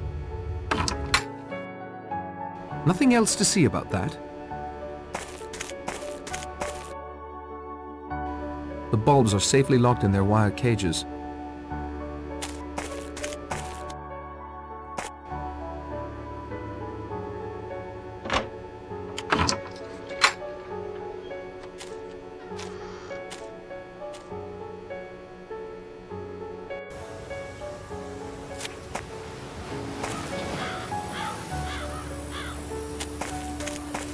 The current was too strong. I'd best not try that again. It washed me up on this beach. The current was too strong. I'd best not try that again. It washed me up on this beach.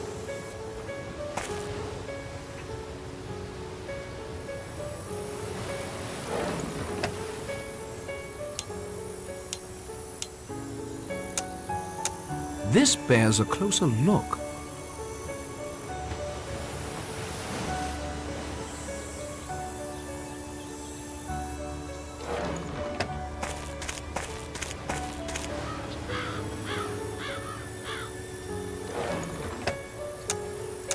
This could use a closer look.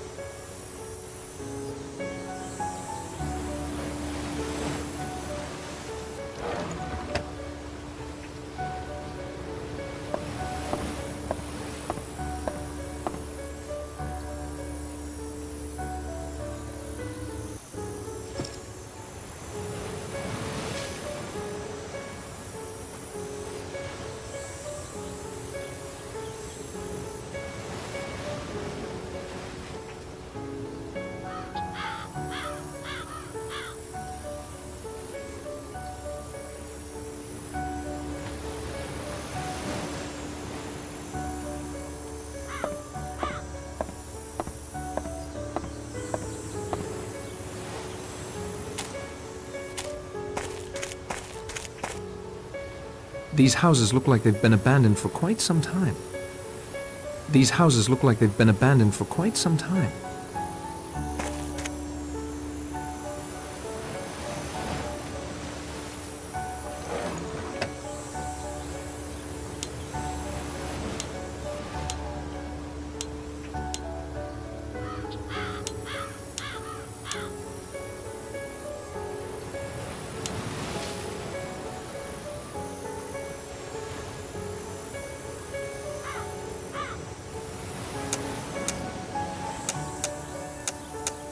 This bears a closer look.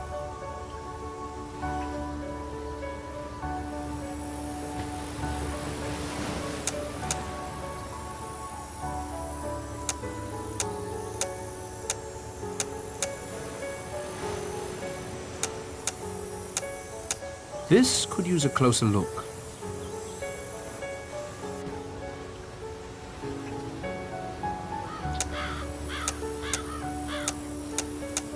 I see nothing remarkable.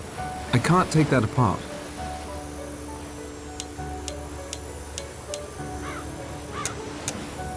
Those don't work together.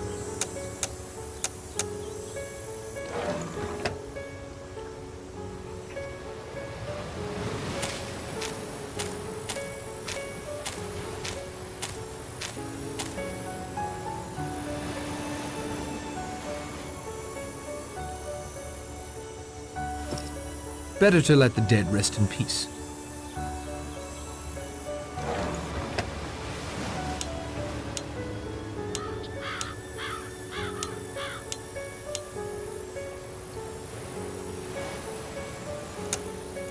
Let me examine this further.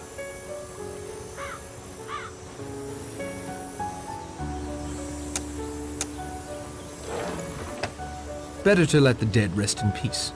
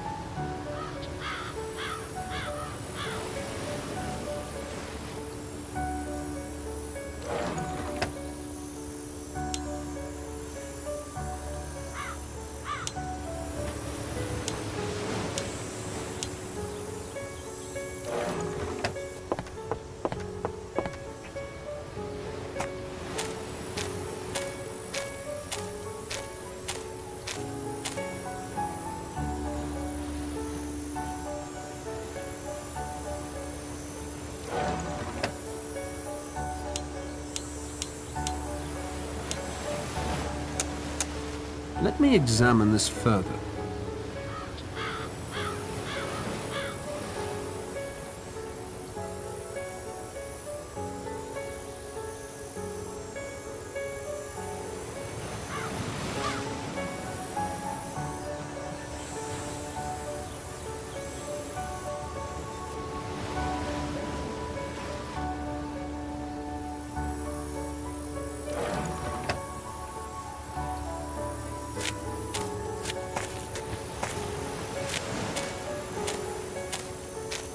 These houses look like they've been abandoned for quite some time.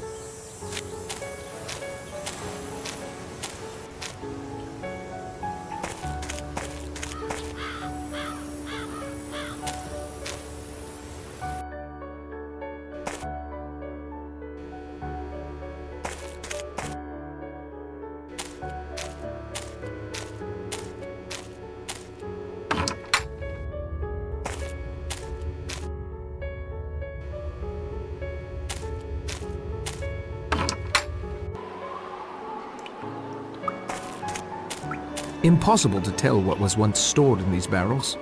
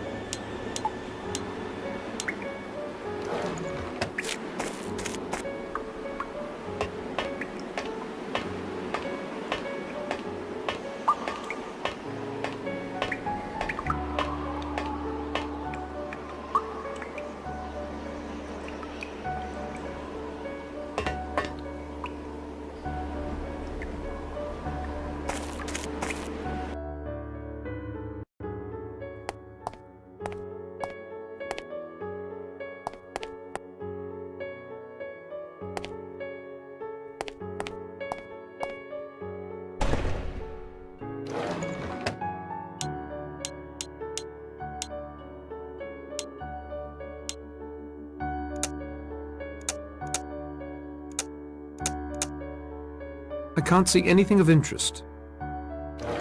Too dark. I might trip and break my neck, and I certainly don't want to do Owen's work for him.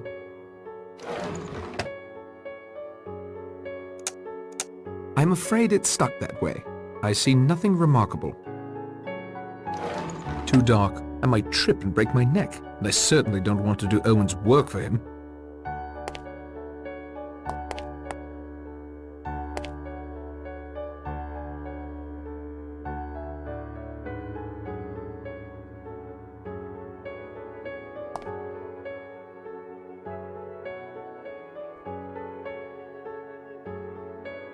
That isn't such a good idea.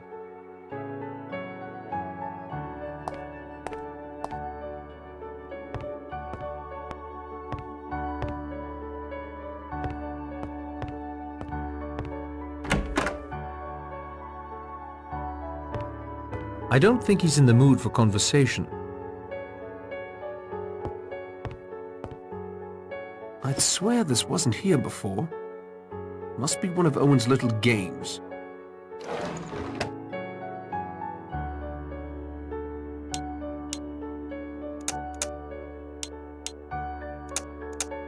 Nothing else to see about that. It opens. There's something inside.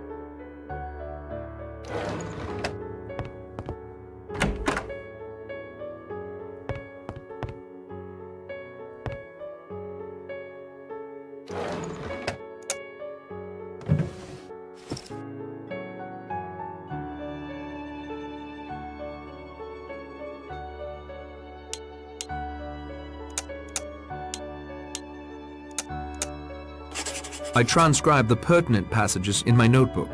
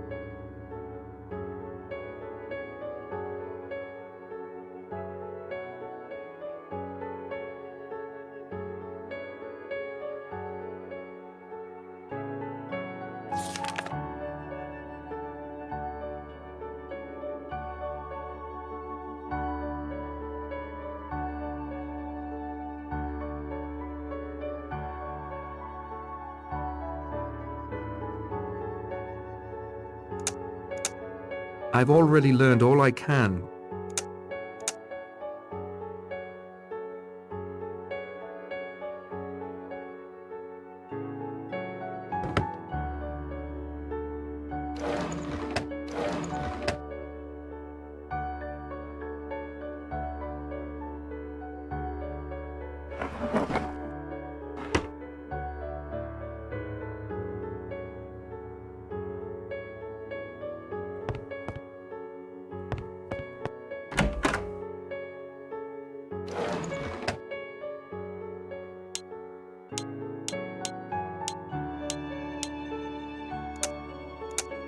Some things, once done, cannot be undone. Nothing else to see about that.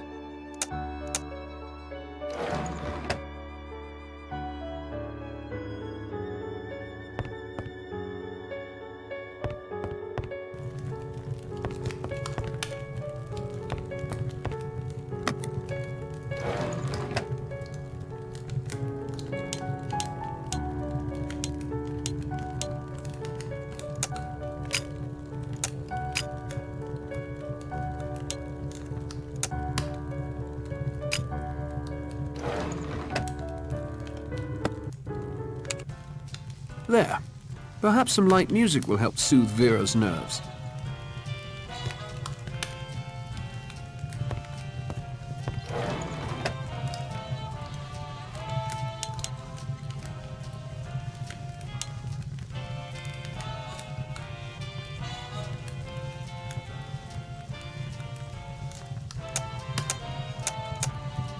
There is no cause for that.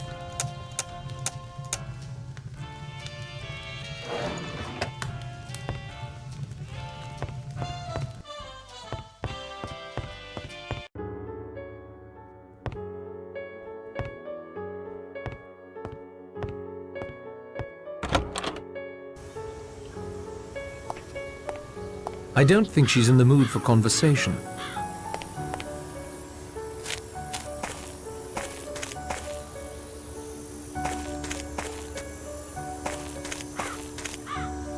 You'll get no more out of me.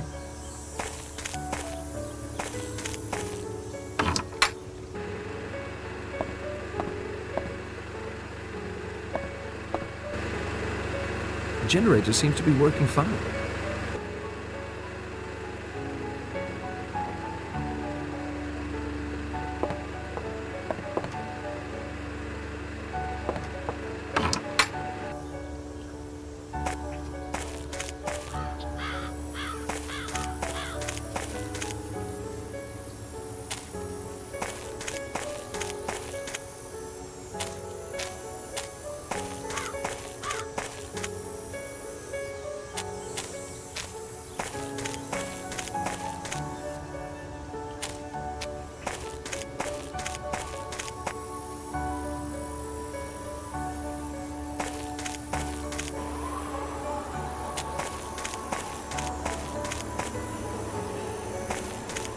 The sea is looking pretty rough out there.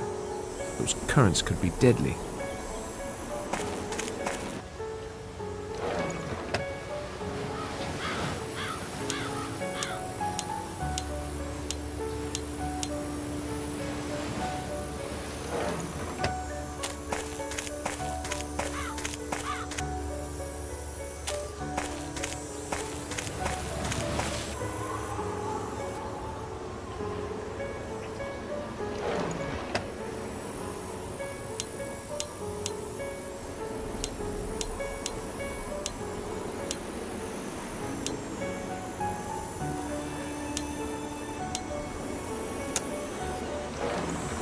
Perhaps another time.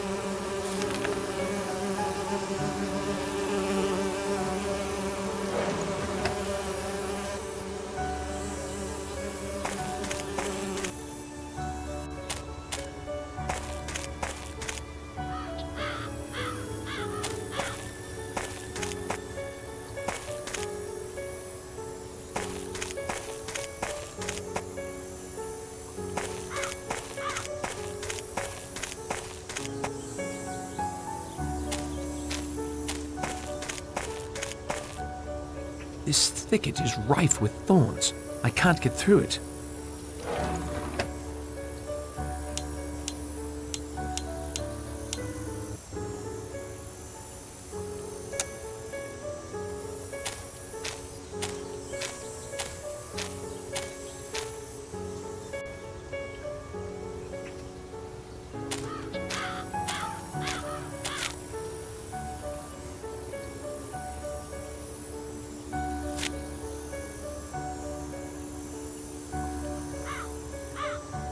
They ate right through the thicket, thorns and all.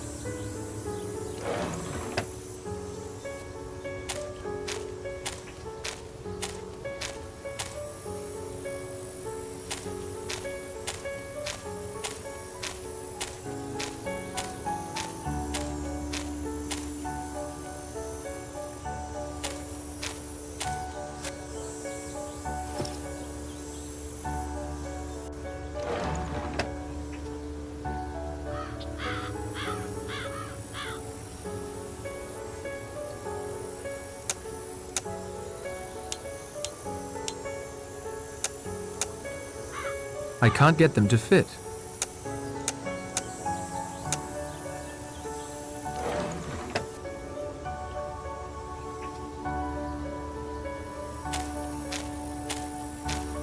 I think I can see a blinking red light off in the distance, but I can't be sure.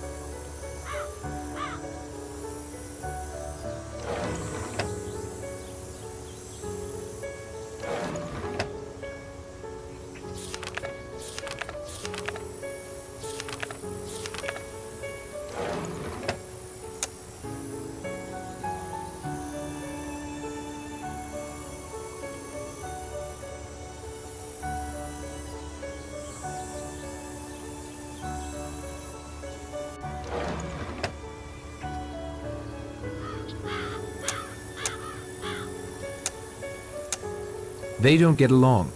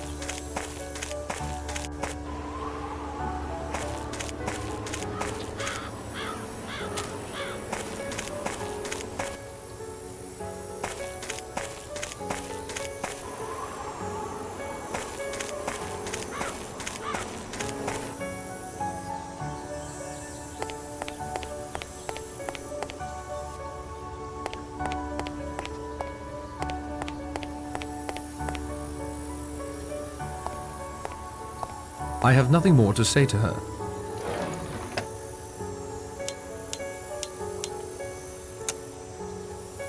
Fishing line? Yes, that would be strong enough to sew the silk sheets together.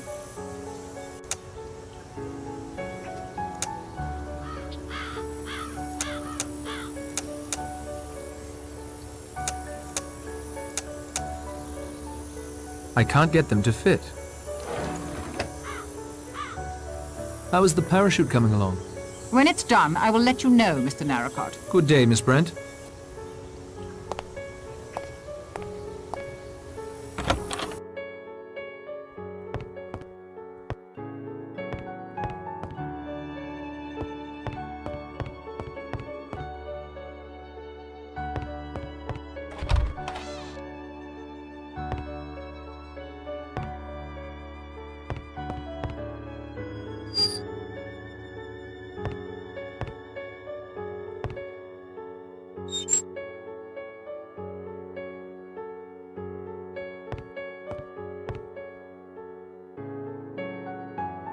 Six little sailor boys. This is getting worrisome.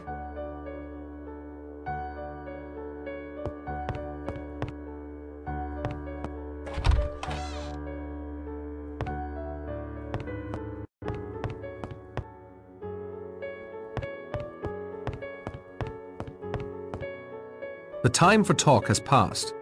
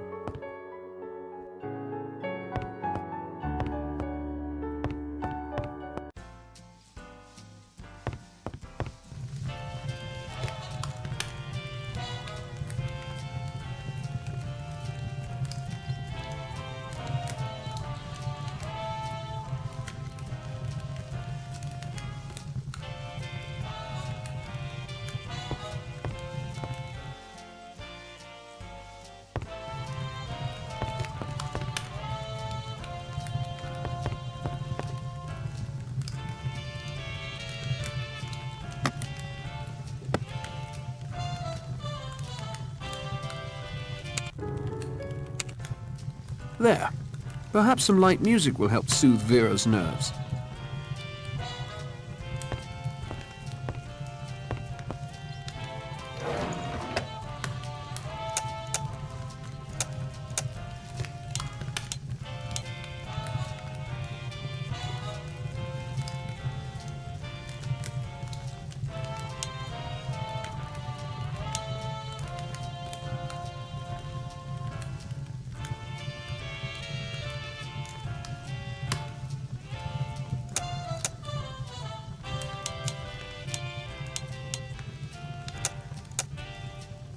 I can't get them to fit.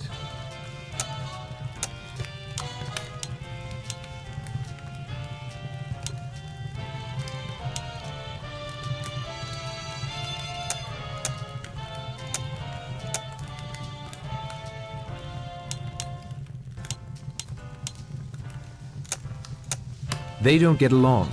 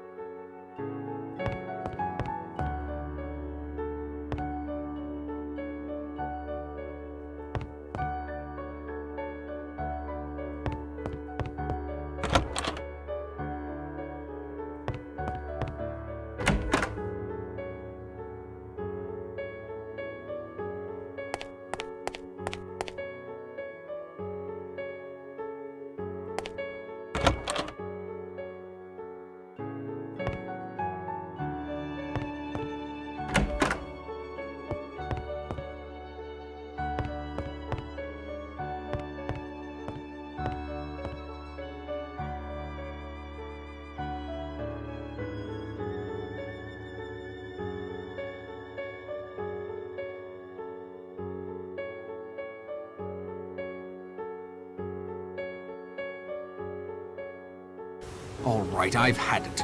I need to find a way off this island once and for all, and the sooner the better.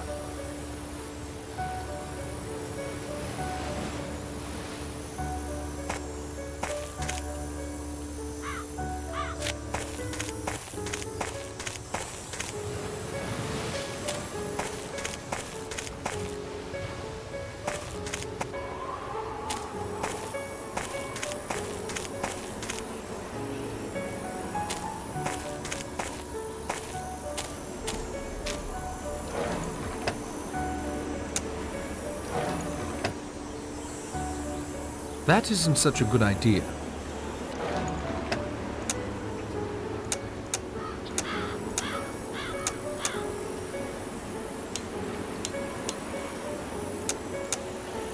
I can't get them to fit.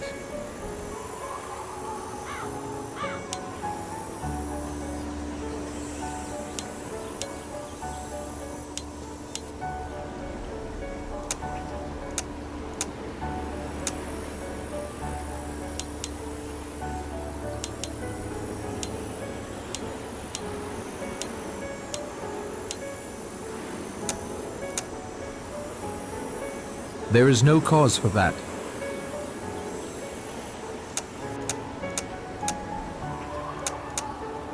Those don't work together.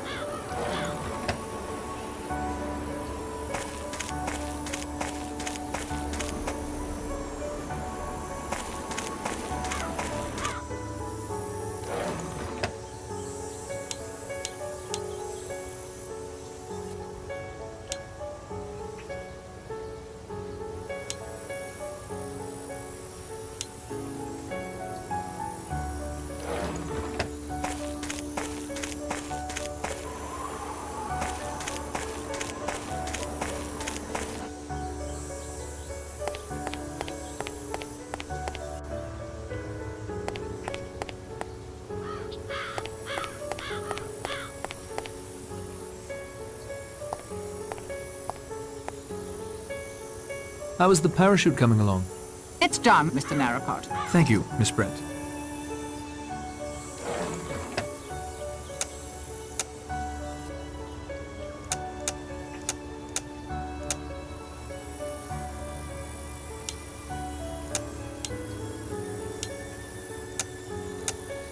Nothing else to see about that. I can't take that apart.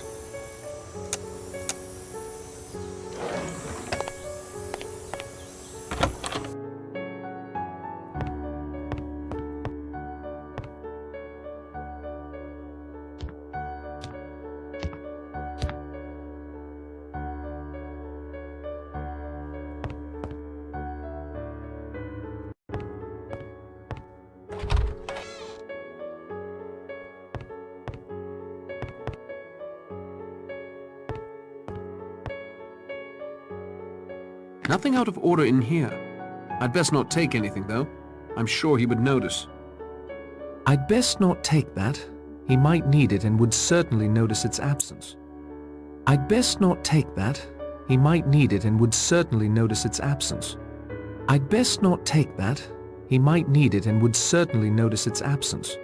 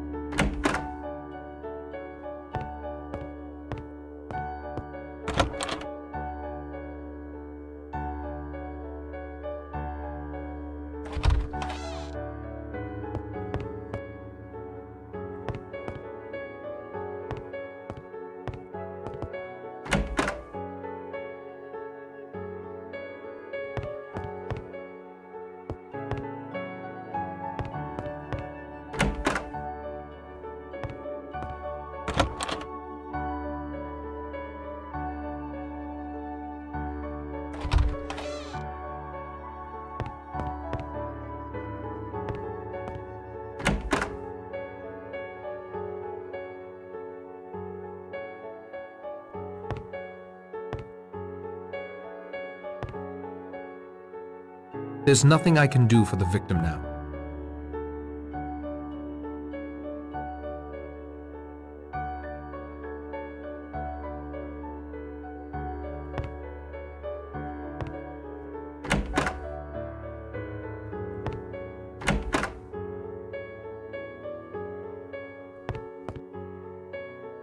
The body was thoroughly searched. No need to disturb it now.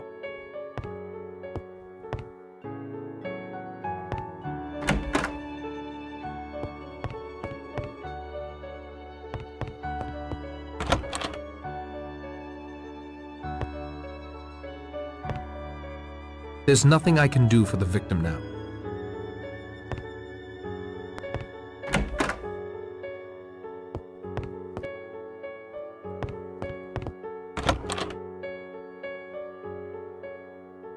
I don't need it, and I'm no pack rat.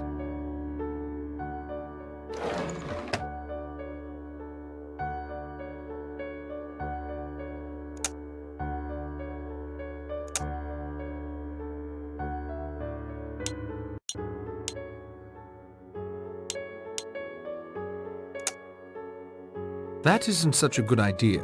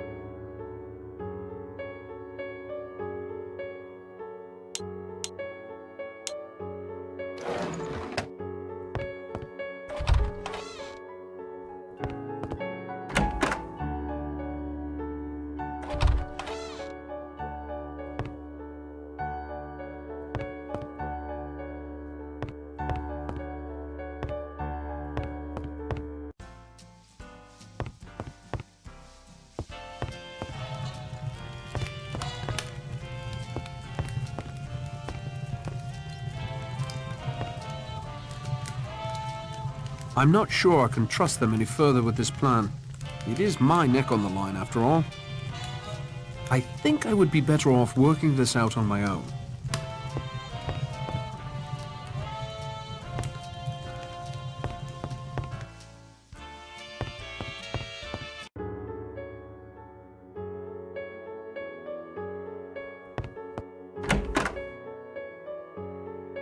I'm not sure I can trust them any further with this plan. It is my neck on the line, after all.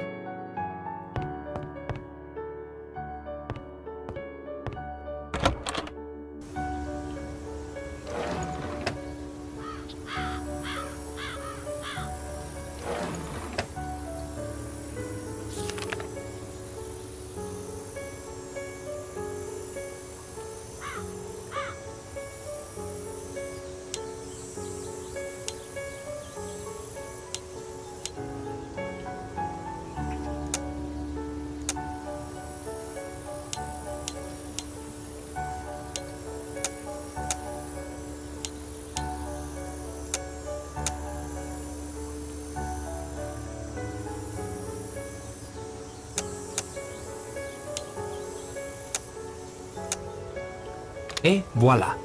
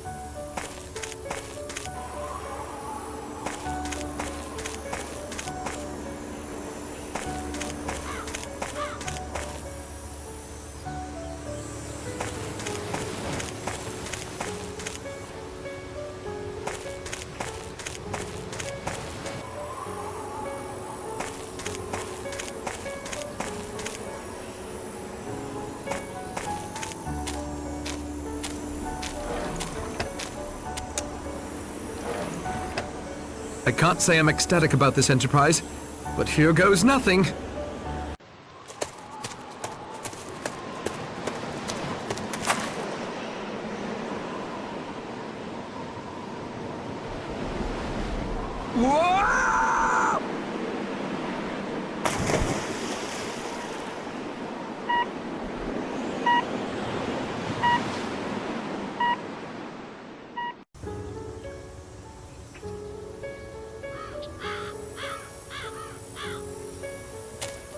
I didn't even come close to the mainland. Lucky that buoy was out there, or I'd have drifted out to sea. There was a metal box affixed to it, quite recently from all appearances. It looked like some sort of homing beacon. Blast! I'm beginning to think this island is impossible to leave. I'd best return to the house to dry off before I catch my death. I don't want to do Owen's work for him.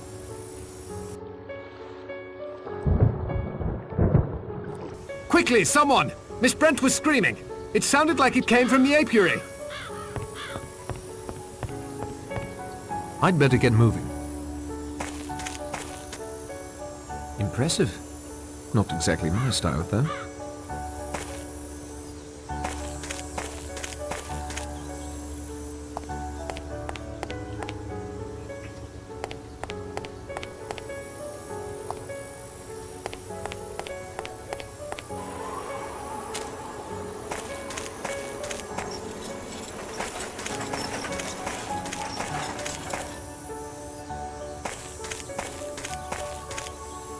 Horrible. Horrible. Those welts on her face. A horrible way to die. Will you gentlemen carry her back to her room? I don't feel quite myself. 6 little sailor boys playing with a hive. A bumblebee stung one, and then there were 5. Another rhyme fulfilled. But why? Why? Surely you don't believe all that rot about her innocence. No, but she was rightfully afraid of bees. Why would she come out here, of all places? Maybe Owen carried her. From the front patio? In broad daylight? How could he be certain no one would see? And it'll take both of us to carry her back. There is something no one's thought of. What if Owen has an accomplice? Chapter 6. 5 little sailor boys going in for law. 1 got in chancery, and then there were 4. 1 more of us acquitted. Too late. So she wasn't passed over after all. I could have told her that wasn't likely to happen. It's almost more than I can bear to stay in the house. 5 gone now. 5 lying in their rooms under those sheets. Cold. Forever cold now. Steady on, Vera. We can't lose our grip now. Bleak House by Charles Dickens is a scathing indictment of the Chancery Court. Until it was merged with the common law courts in 1873, at its worst, cases of estates and inheritances could carry on for the entire lifetimes of those involved. To get caught in Chancery Court literally might have meant one could die there. I can't help but feel that Mr. Owen has that particular fate reserved for me. My time would appear to have come. Miss Brent refused protection. At least what mortal hands could provide. Will you, Judge? Not at all. I welcome it. My days on this earth may be few at this point. All the more reason I relish every one. But it was the participants in the cases whom the Chancery Court often crushed, not the judges. An interesting point, Miss Claythorne. I'll certainly have to think that over. There is another point I'd like to make. There usually is. One of us is a murderer. Everything must be done to safeguard the 4 of us who are innocent. Mr. Lombard, you have a gun. I'll be damned if I'll give up my revolver. Happily, there are enough of us still alive to force the issue if necessary. Oh, very well then, since you've got it all taped out. It's in the drawer of the table by my bed. I'll get it. I'll just keep you company if you don't mind.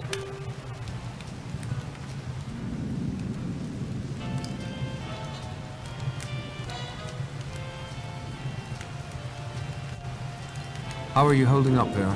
I'll be fine as soon as Philip returns. Any idea why Miss Brent might have gone to the apiary? Even with her belief in divine intervention on her behalf, I don't see her going there of her own free will. Much obliged for your assistance, Miss Claythorne. What can we do to best protect you, Judge? We must protect each other. Miss Claythorne is right. It may be only my ego insisting I'm the next victim.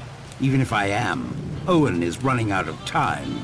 Your brother is certain to raise the alarm if you don't return tomorrow. That means a boat, weather providing. Owen still has much to accomplish before then. If I'm guarded, he may well pass me over. Perhaps drop his little rhyming schemes entirely. The innocent among us are all equally at risk. What's your opinion about how Miss Brent got to the apiary? That one point has been worrying me like a bit of beef stuck between my teeth. It seems obvious to me that she wasn't carried.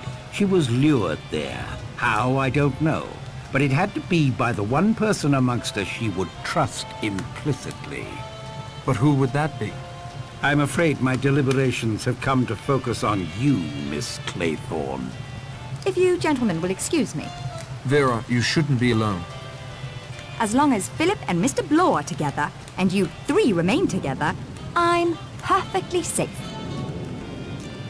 I am grateful for your assistance, Judge Wargrave.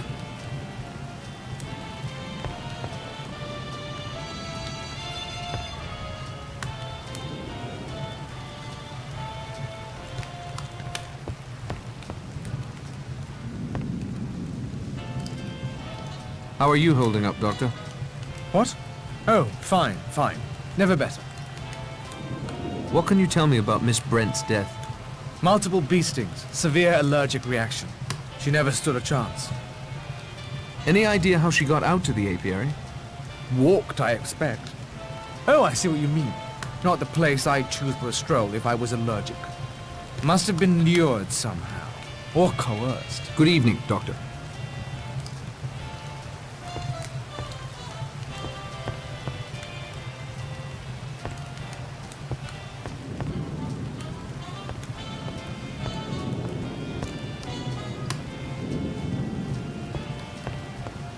Snooker, Doctor? I'm not sure I could give you much of a game. Hands were a little shaky. But I'll try if you like. Excellent.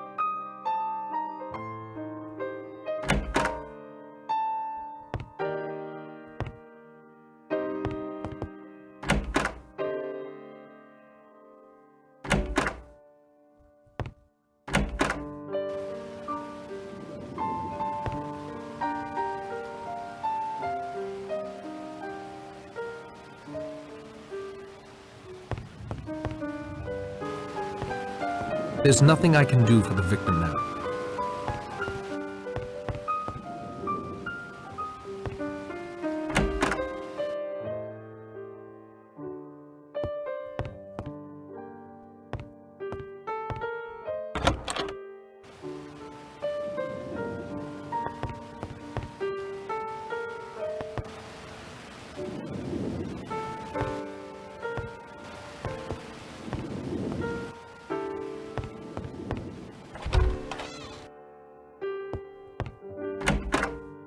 It was in that table, I tell you. I'm going to search you whether you like it or not. You fool! Can't you see the lock's been forced? Narracott, will you help me search him? I won't resist.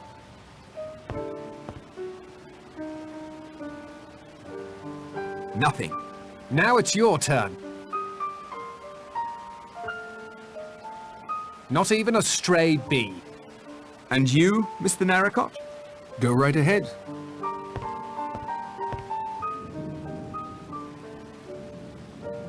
Nothing. That leaves Armstrong, the judge, or Miss Claythorne.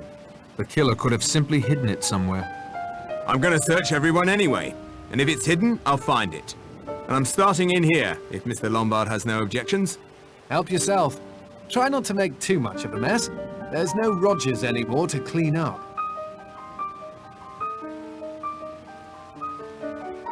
Vera may be taken with your conversation, Mr. Narracott. I'm not. I'm not surprised your investigation has stalled.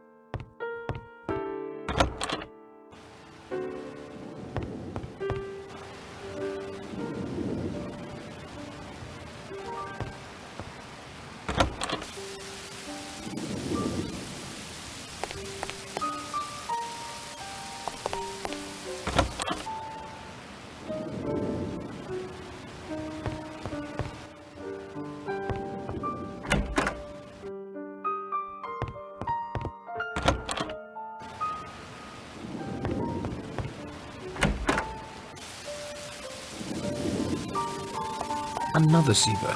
This one looks like an albatross. Shocking. Another seabird. This one looks like an albatross. Shocking.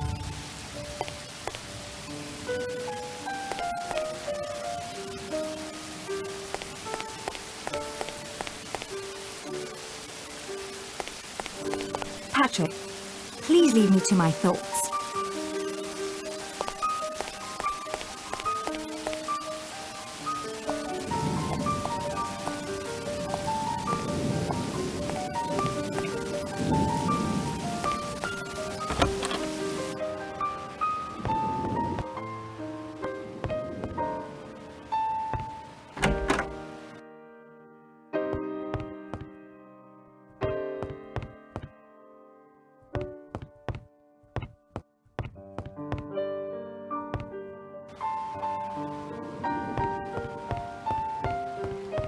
Well, Doctor? A dangerous game. If it fails... Ah, Mr. Narracott. Any luck finding the revolver? None. Mr. Blore has searched us, and I heard Miss Claythorne yelling at him to watch his hands earlier, so I suspect she's been searched as well. The murderer has had plenty of time to devise a hiding place. I don't fancy it will be easily found. If you'll excuse us, we'll continue our game.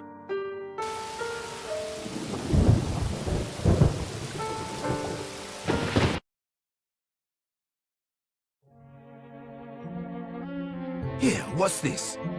There's something written on the bottom of Narracott's plate. Solidiamide. Solidiamide? My dear sir, that is a deadly poison. Owen has undoubtedly poisoned you. Is there an antidote? Yes, turpentine oil, but I have none in my bag. I don't feel anything yet. How long do I have? You won't feel anything until you can't feel anything. You have an hour or so, I'd estimate. No more. I say, turpentine oil can be found in Bellman's Universal Embrocation, a patent medicine for rheumatism and minor aches and pains. I never prescribe it. It can cause a nasty rash if over-applied. But there may be some in the house. Beastly night again. I can't see why anyone would want to build a house here. With war coming on, it may be useful as a coastal watch post.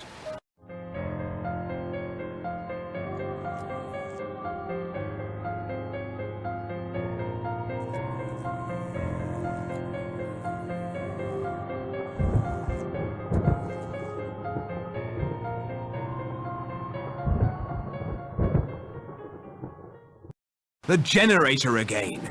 No one's going out in that squall to repair it this time. Obviously, the waiting is over. Mr. Owen has made his next move.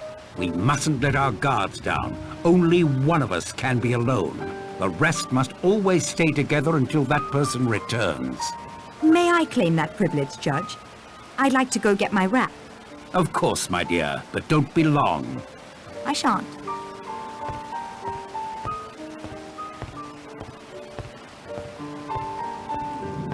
Do you really think there'll be a war, Judge? I don't see it myself. One world war should have shown any sensible person the folly of such a course. My dear doctor, if there's one thing I believe Mr. Hitler is not, it is a sensible person. That was Vera screaming.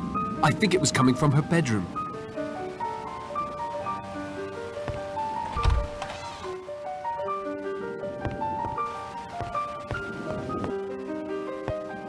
There's a wind coming from Vera's room. Ow!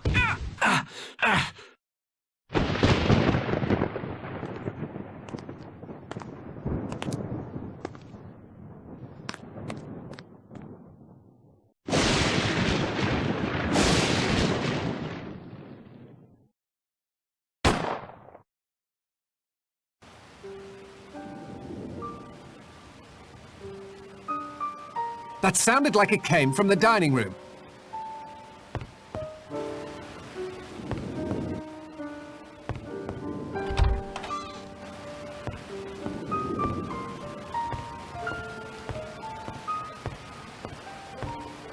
He's been shot.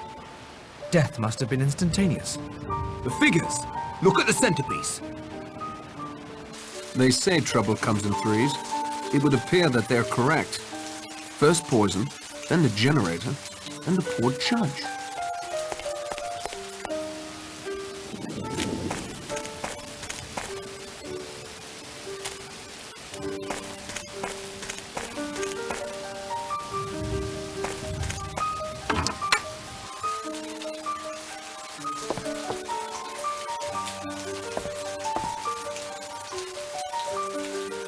The generator appears to be broken.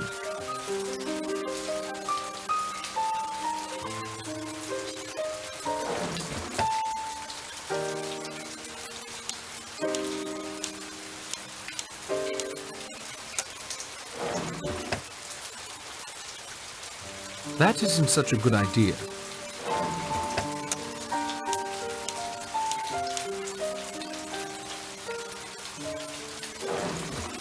This petrol tank is empty.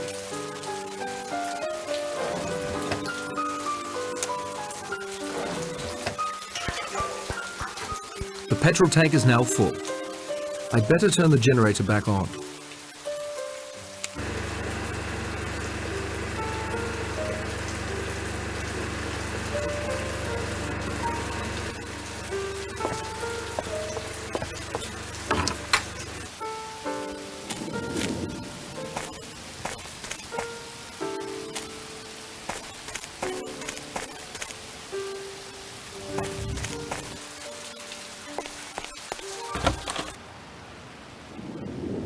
Sir, I again must say, in my medical opinion, Bellman's universal embrocation is your best chance to counteract the poison.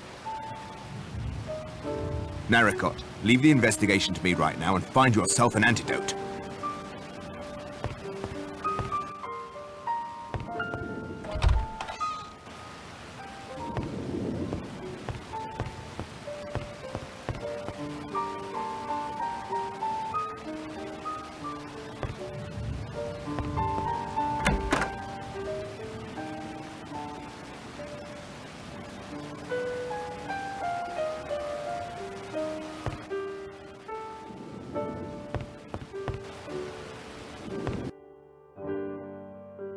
No need to call unnecessary attention to my snooping.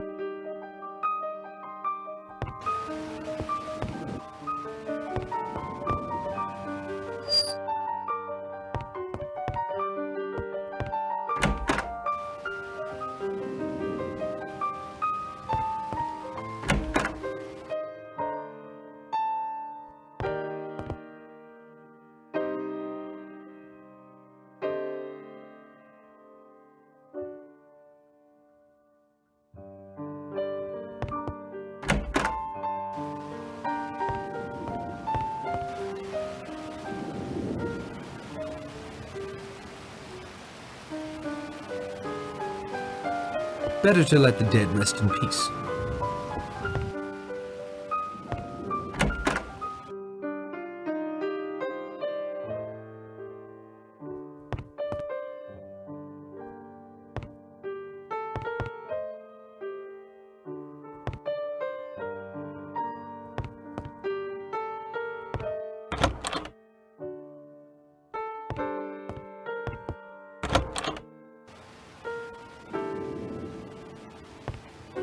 No need to call unnecessary attention to my snooping. The body was thoroughly searched. No need to disturb it now.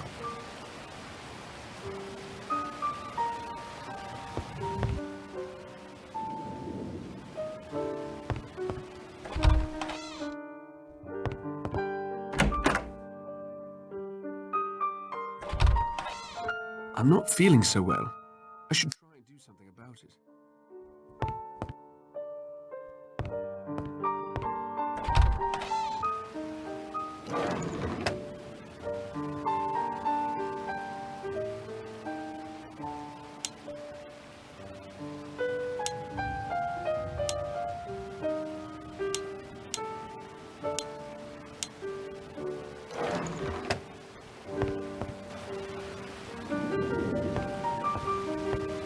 Nothing out of order in here. I'd best not take anything, though. I'm sure he would notice.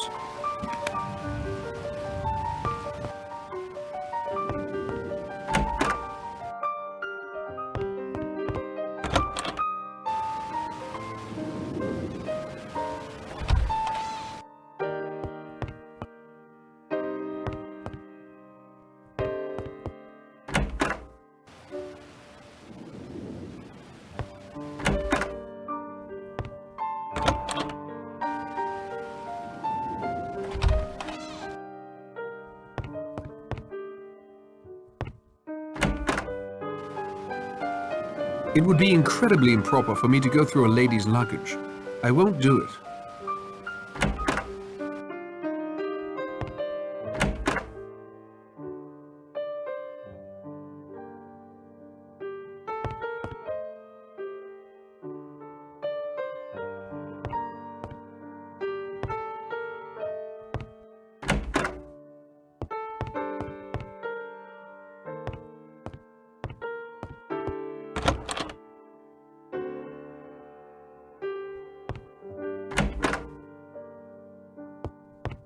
I'm not feeling so well.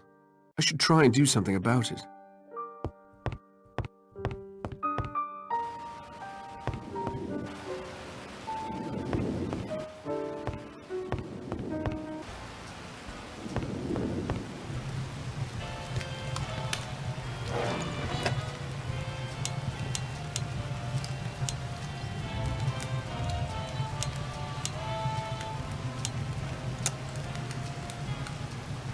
That doesn't make sense. I shouldn't do that. I need to have my wits about me. I shouldn't do that. I need to have my wits about me.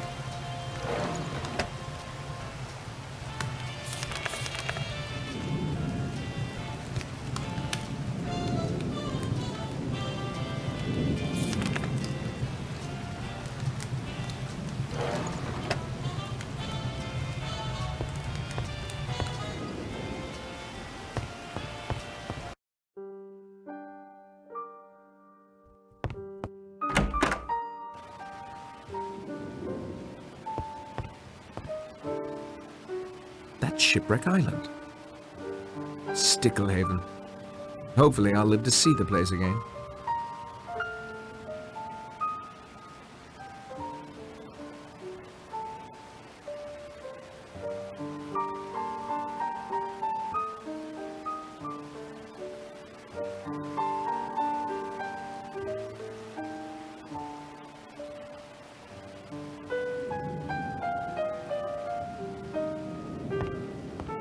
Wargrave on Justice. I can only imagine the egotism that lurks within those pages.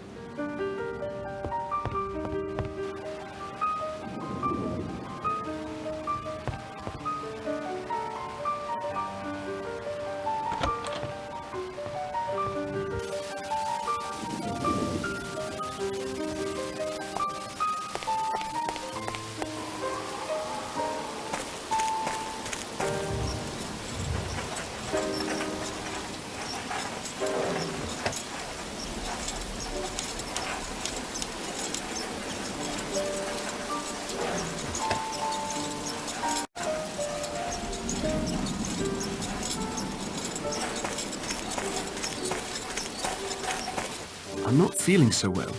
I should try and do something about it.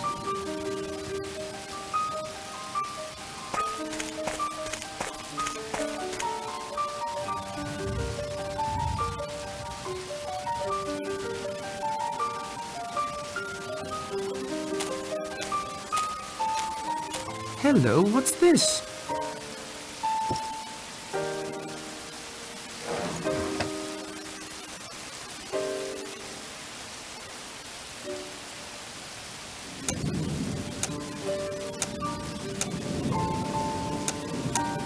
The flower stuck to bits of it.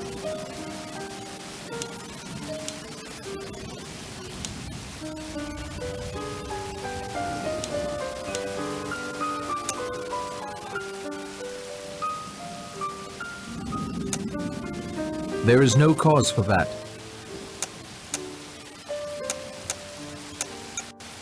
Aha! A fingerprint.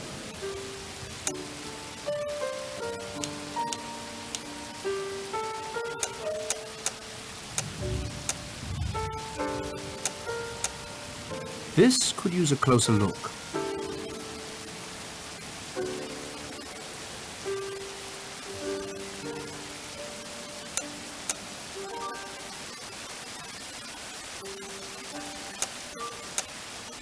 This bears a closer look.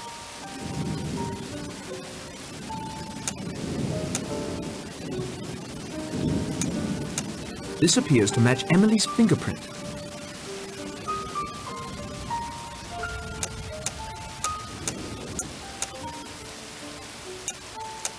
Nothing else to see about that. I can't take that apart.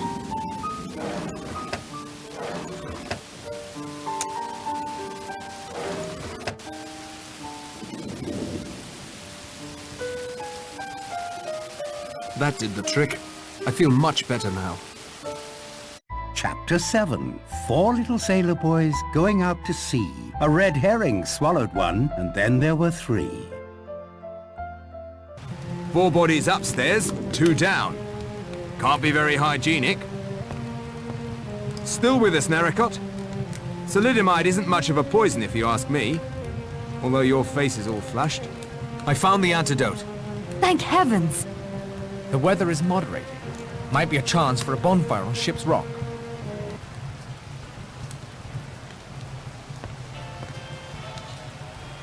Can you give an account of your movements? I followed you and Lombard almost to the top of the stairs. I heard someone below me breathing in the dark, so I stays as still as a church mouse. Then I hear stealthy steps heading down the stairs. This stands investigating, I think. So I creep as carefully as I can back down. I stepped closer and saw the doctor bending over Wargrave. Did you see the gun anywhere? No, but I smelled the cordite from it in the air. One thing I don't understand, that wig on the judge's head, where did that come from? Someone borrowed Miss Brent's grey yarn. She told me it was missing. She was extremely perturbed. Something finally broke through that icy shell of hers, eh? I didn't think it was possible. Owen certainly thinks ahead. Who arrived in the dining room after you? Lombard, practically on my heels. Then a few seconds later, Miss Claythorne opened the kitchen door. I found that peculiar. You said you knew something about the history of this island. It was bought by that sailing chap, Elmer Robson. But his wife got seasick, poor dear. Loved the bird watching, but not the boating. An American film star named Gabrielle Steele bought it from them after some scandal or other back in the States. She stuck it out for a couple of years, but must have missed the glamour and excitement of Hollywood because she packed it in. Next, the Admiralty was rumoured to have taken it over for some super-secret stuff I could never get a line on. Thing that puzzled me was that I found no record of anybody named Owen buying the place. I was going to get onto his solicitor, Archibald Morris, before coming, but he died last week. Died? What was the cause? Still under investigation, but it sounded like poison to me. That is all for now, Mr. Bloor.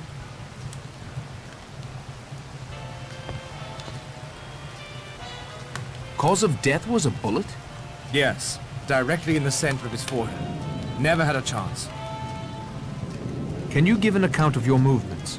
When we heard Miss Claythorne scream, I naturally went with the rest to investigate. I thought the judge was right behind me. I stood there for a moment, wondering whether I should go up or down. While I was there, I heard the shot. I made my way back to the dining room. He was quite dead. Did you see the gun? No. Who arrived in the dining room after you? Mr. Blore, I believe. Yes, then Lombard, and finally Miss Claythorne. From the kitchen. I didn't understand that. If you'll excuse me, Doctor. Can you give an account of your movements? Just for the record, Wargrave was the one so keen on you playing detective, not me. It didn't turn out so well for him, did it? You won't answer my questions. I didn't say that. Just thought it worth pointing out. My movements? I ran up the stairs behind you and, well, I ducked into the bathroom at the top. The one Armstrong and the judge shared. Curious behavior. It occurred to me that Vera's scream was meant to be a diversion. I wanted to see what everyone would do. In the lightning flashes, I saw Blore head back down the stairs. Narracott was along the hall there. So I went downstairs to the dining room, arriving behind Blore. Did you see the gun anywhere? I saw it in a flash of lightning and scooped it up. I didn't know what had happened then. I realize now you have only my word that I picked it up after the murder. I think you'd better hand that over. I think you'd better not try to take it away from me again. Who arrived in the dining room after you? Vera appeared in the kitchen doorway a few moments later. Are you sure you recognized Owen's voice? All right, Narracott, I'll tell you. I was hired by Archibald Morris, the non-existent Mr. Owen's attorney. He first made contact with me over the telephone.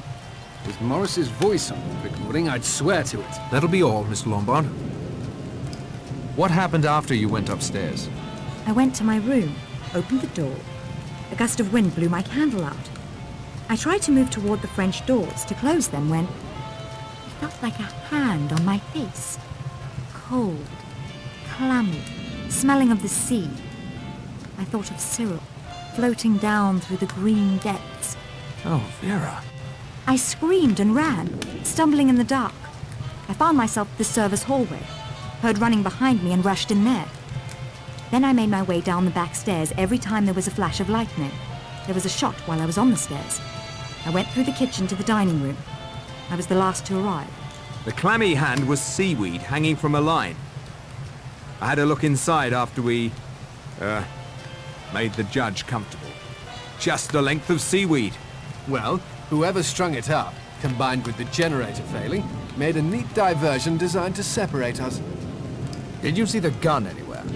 No, I'm sorry. 5 left, and we don't know which. I know. I haven't the least doubt. I suppose I do know, really. I think I've got a pretty good idea now. I haven't a clue. I don't know about the rest of you lot, but I'm going to go to my room and lock myself in until daylight. Sound plan. I agree. But Patrick doesn't have a room. Plenty of them about, if he doesn't mind sharing. 5 bullets are plenty. Oh, Hugo. I'm so sorry. Self-righteous, smug old hypocrite. Letting Narracott play his detective games with a real professional on the case. He got no more than he deserved.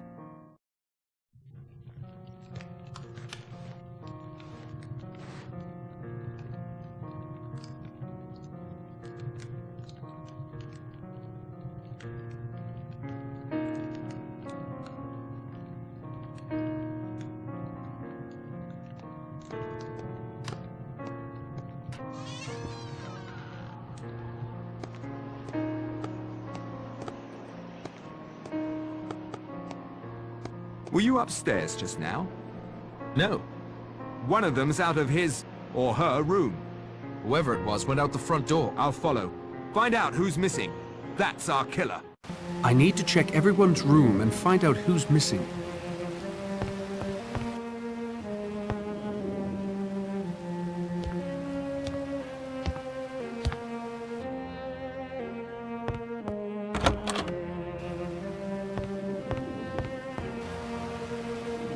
Wargrave's body is missing.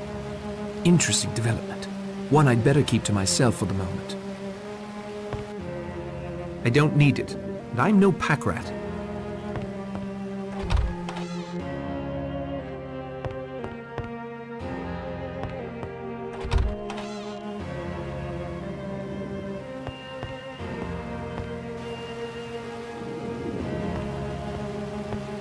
Nothing out of order in here. I'd best not take anything, though. I'm sure he would notice.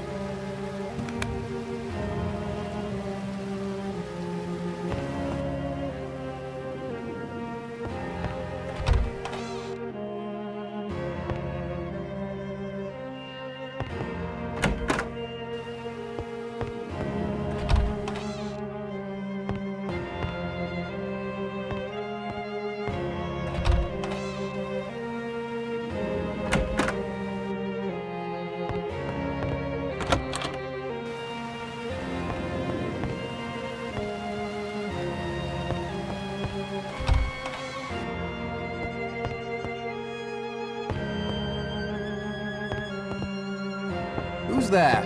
It's Narracott. Someone has left the house. Blor's following whoever it is. Well, it isn't me.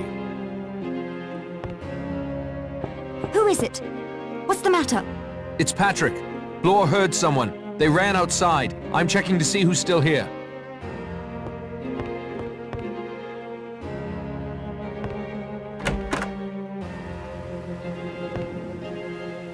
The body was thoroughly searched. No need to disturb it now.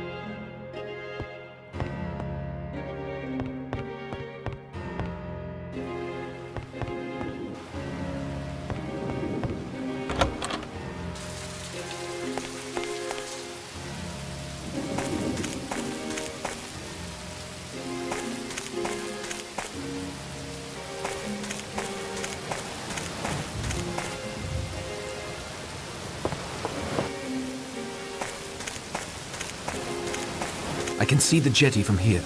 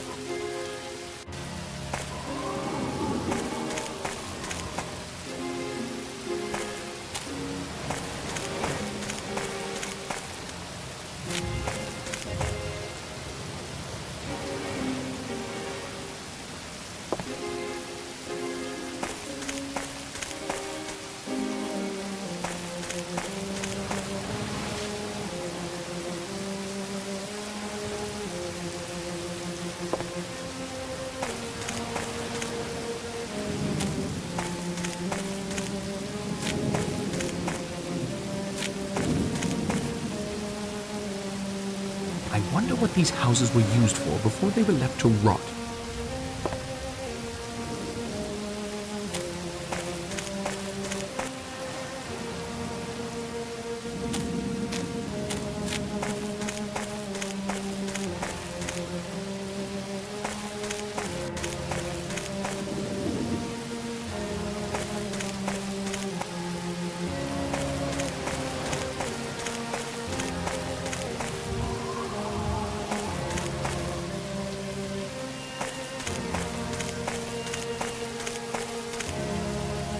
Sunflowers.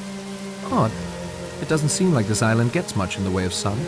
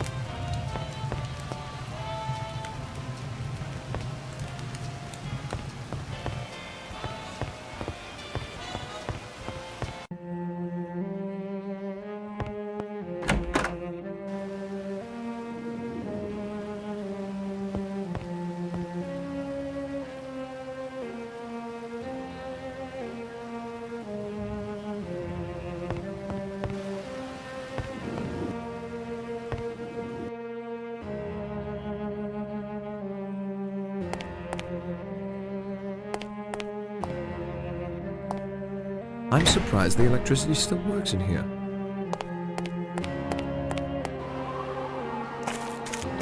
The water here is rather calm compared to the waves crashing against the rest of this benighted tip.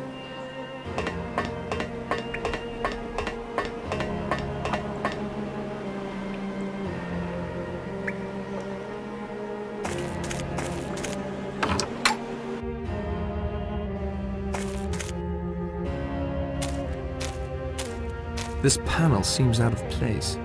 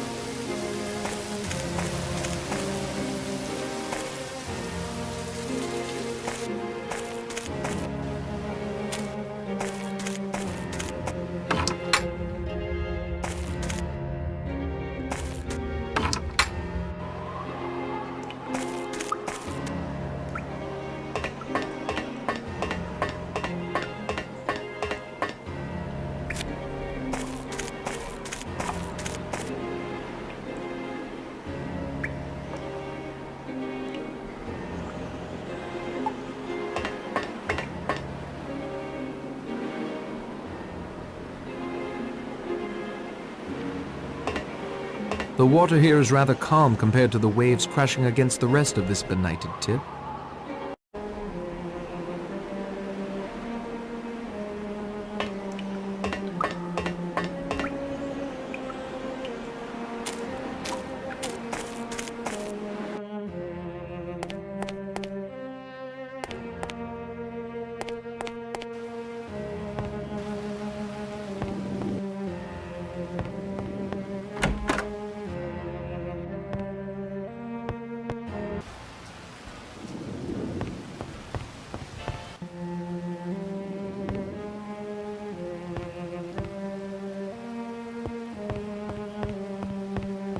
Interesting painting. Birds don't appeal to me, but someone here certainly fancies them.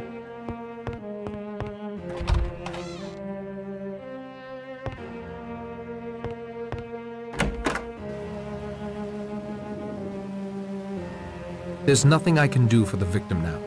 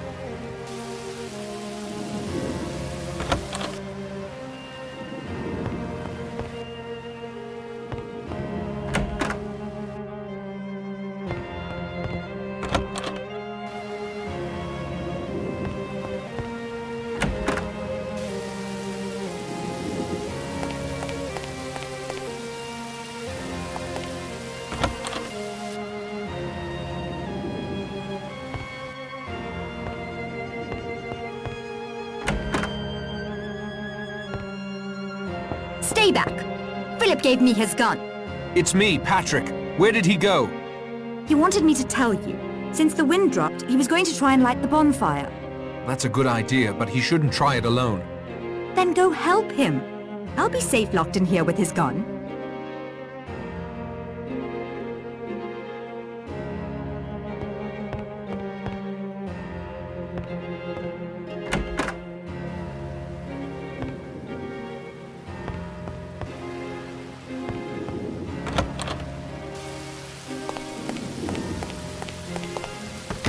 It's locked fast.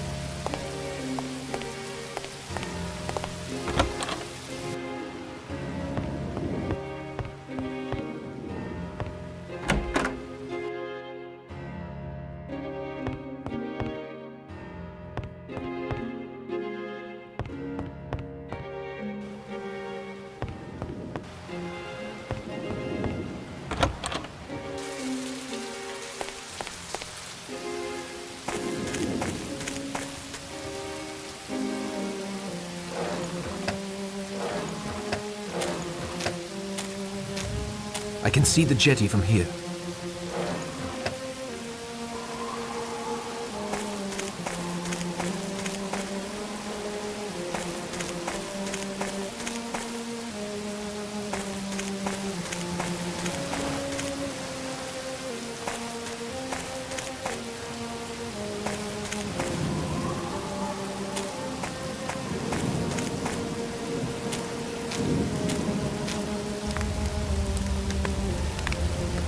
That's quite a signal fire. Someone should be able to see it.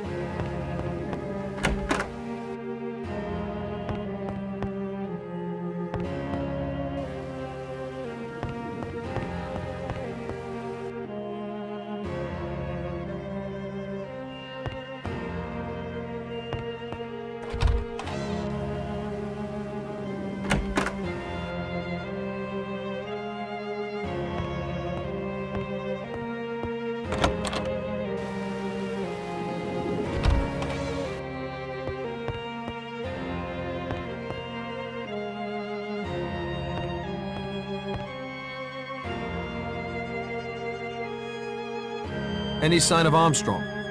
He's vanished clean off the island. Vanished. That's the word. Like some damned conjuring trick. He must be somewhere. No, he isn't. We searched the house, too. You must have heard us. He's gone. Clean vanished. Scarpered. Good evening, Mr. Lombard. Did you stay in your room the entire time? Yes, I'm not a complete fool. Did you hear or see anything? Nothing. After I told you where Philip had gone. Until just now, when he and Mr. Blore returned. Thank you for your time, Miss Glatham. Did you find Armstrong? No, he's disappeared. We searched everywhere. Have you and Lombard been together all this time? Yes, I found him up on Ship Rock. That is all for now, Mr. Blore.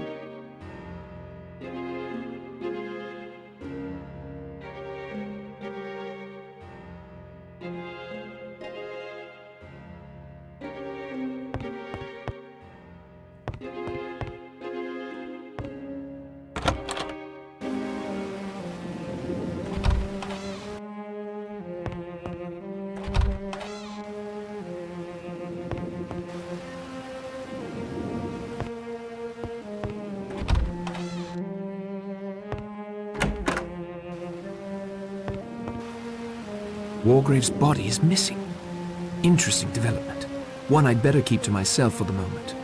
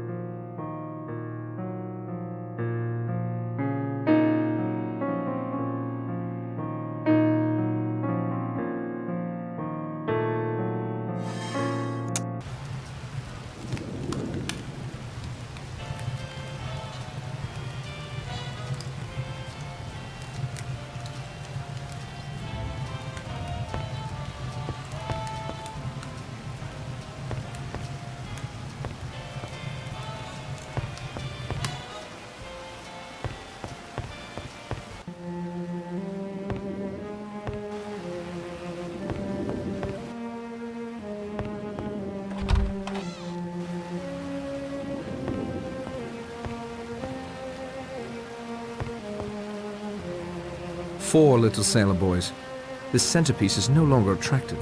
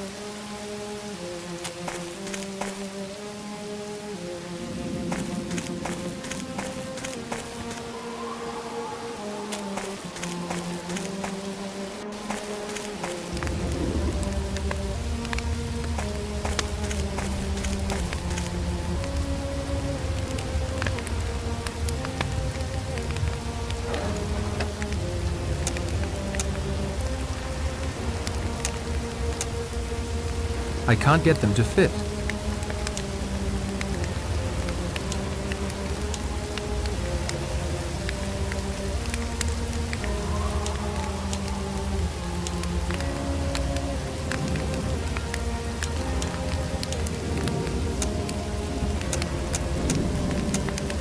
There is no cause for that.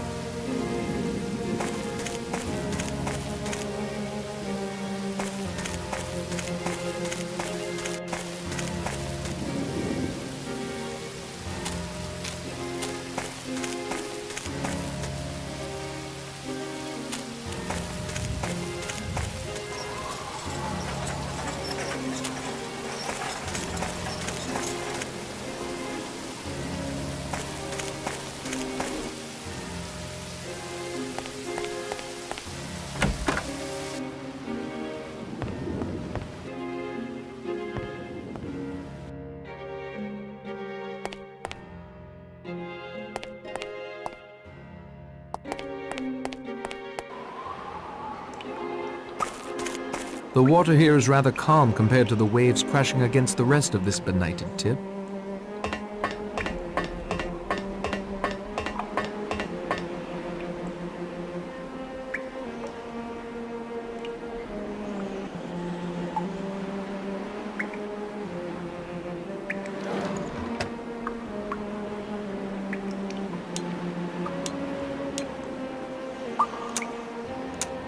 I see nothing remarkable. I'm afraid it's stuck that way.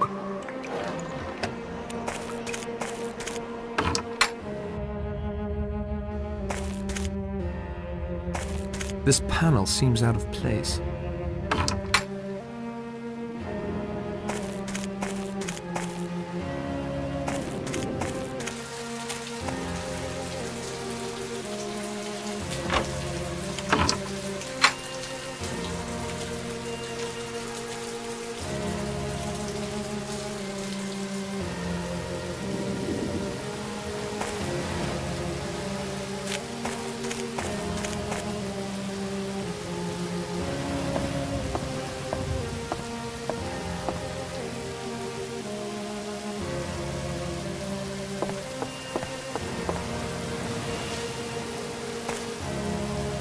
Better to let the dead rest in peace.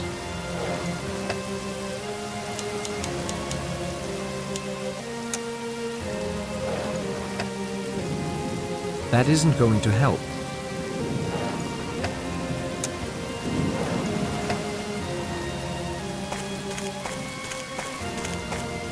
The current was too strong. I'd best not try that again. It washed me up on this beach. These houses look like they've been abandoned for quite some time.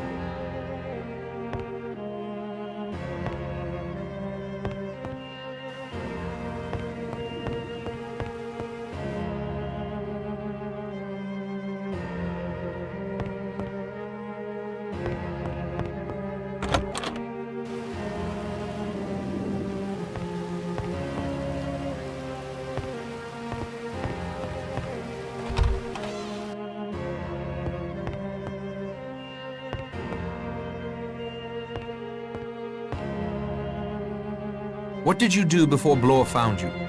Crept along the balcony to Vera's window and gave her my gun. Very generous. Then I went up onto Shiprock. I set the bonfire ablaze, but someone will have to keep an eye on it throughout the night. That'll be all, Mr. Lombard. Have you looked in the dining room? No. What is it? What is it now? Only 3 sailor boys are left. Chapter 8. 3 little sailor boys walking in the zoo. A big bear hugged one, and then there were 2. 3 little sailor boys walking in the zoo. I've been all over this island more than once, and I've yet to see a bear. We should stay together in one room. I still have the gun. Wouldn't we be safe then? Possibly. Provided you aren't Owen. We can't. One of us has to keep the signal fire on Shiprock going. And there's something else. Armstrong isn't the only one of us to have vanished. The rest of us are here. Those still alive, yes. Wargrave's body is missing. Huh. I have to admit, not much seems to get past you, Narracott. Oh, how ghastly. We better find it. Vera is safe enough locked in her room with the gun. Lore, if you and Narracott search for Wargrave... You mean for his body? Yes, if you like. I'll keep the bonfire going. There's only one path up to Shiprock. If I keep an eye on that and have a flaming torch close at hand, I should be fine. I've got this. I'll be all right. I'm going to find Wargrave. Would you gentlemen mind escorting me to my room? My pleasure. Fine, Lombard. I'll start looking for Wargrave, too. Oh, Patrick.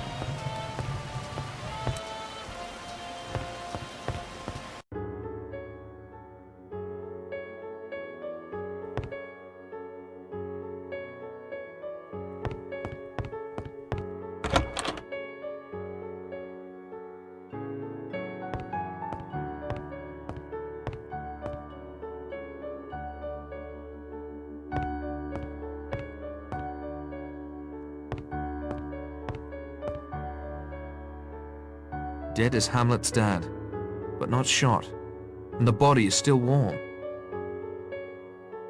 The body was thoroughly searched. No need to disturb it now.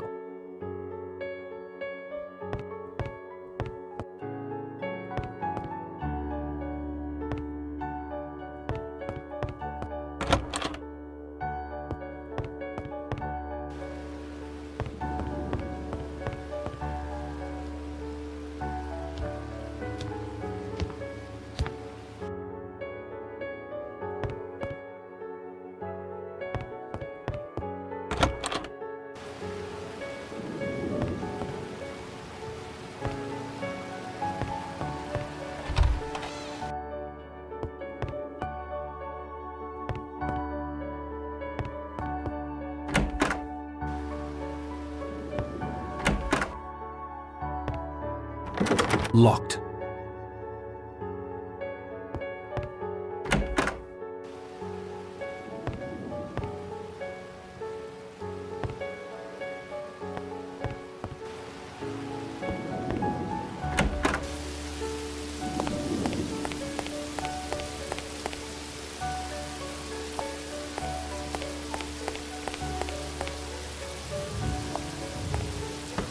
It's tightly locked.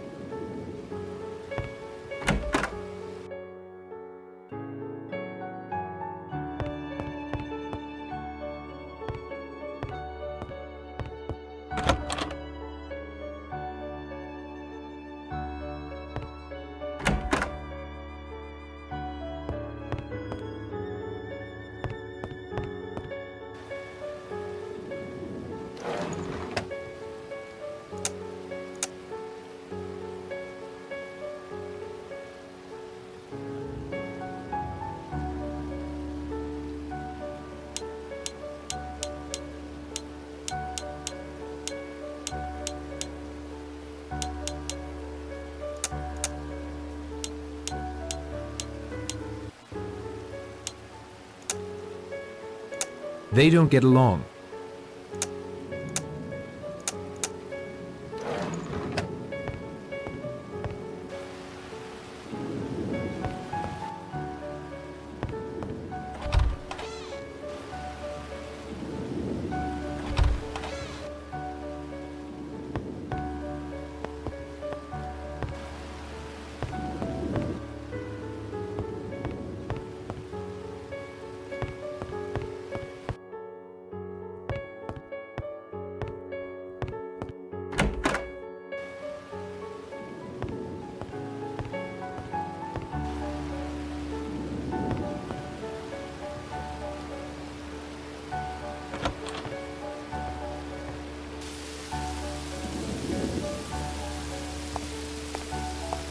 Blore.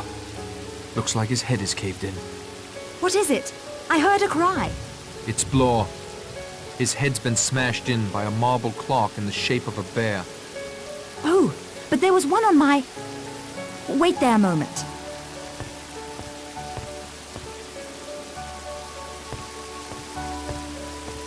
It was on my mantle. When Philip escorted me to my room, it must have been already gone. One of you. Philip. Or you. Wait!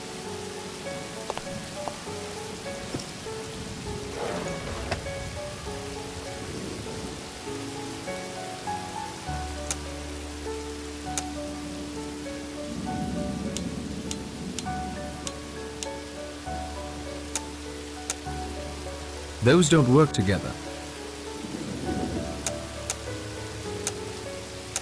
Nothing else to see about that? I can't take that apart.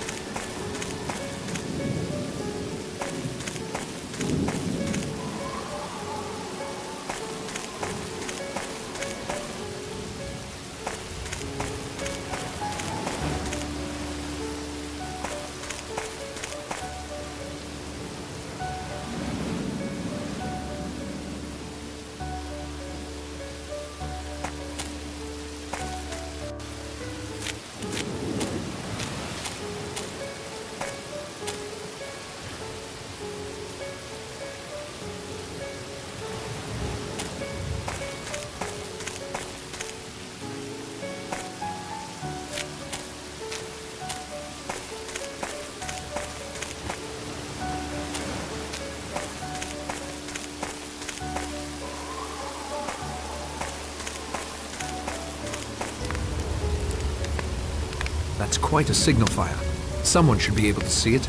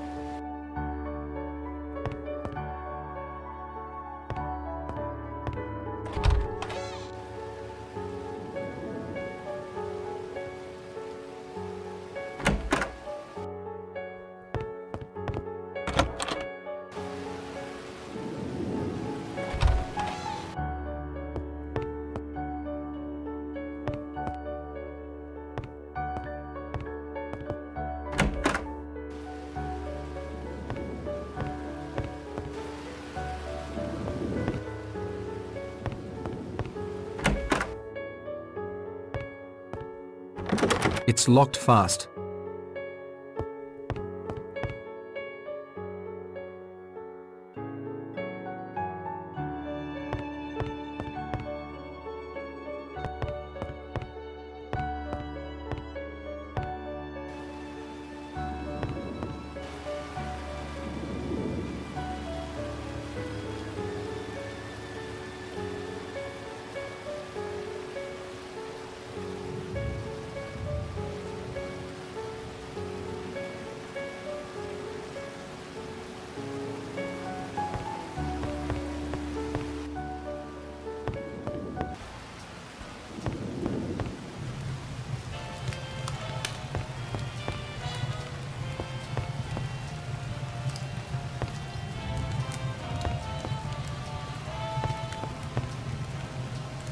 I shouldn't do that. I need to have my wits about me.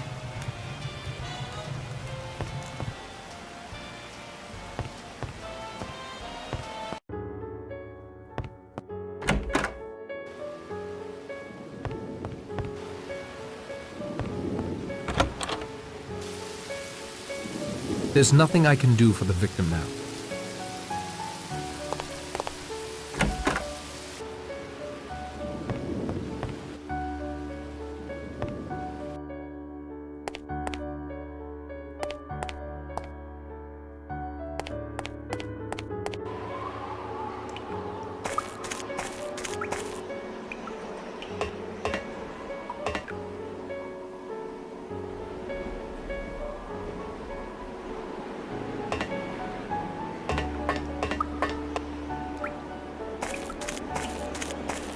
The water here is rather calm compared to the waves crashing against the rest of this benighted tip.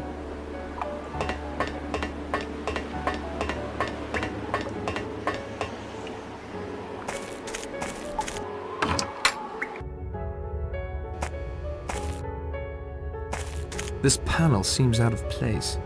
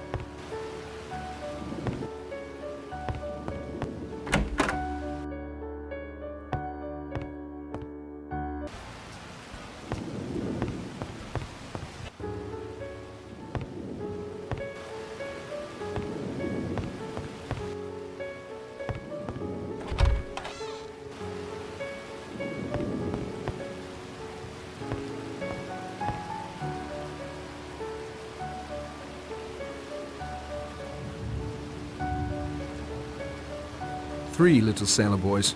Damnation!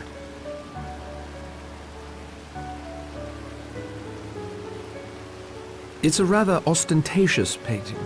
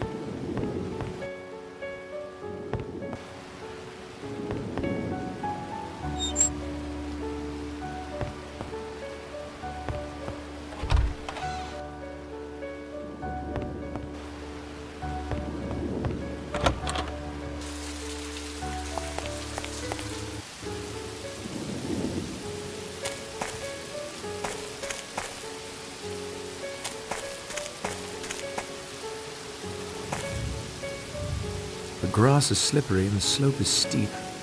I'd best stick to the path.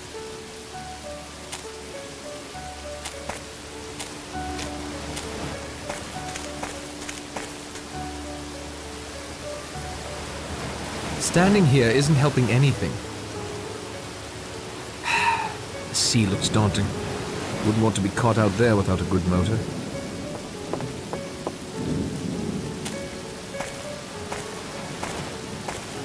I can see the jetty from here. I can see the jetty from here.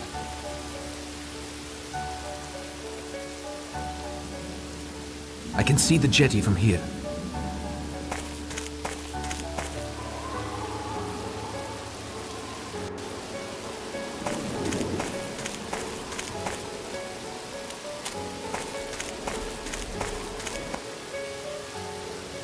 That cliff is surely the highest point on the island.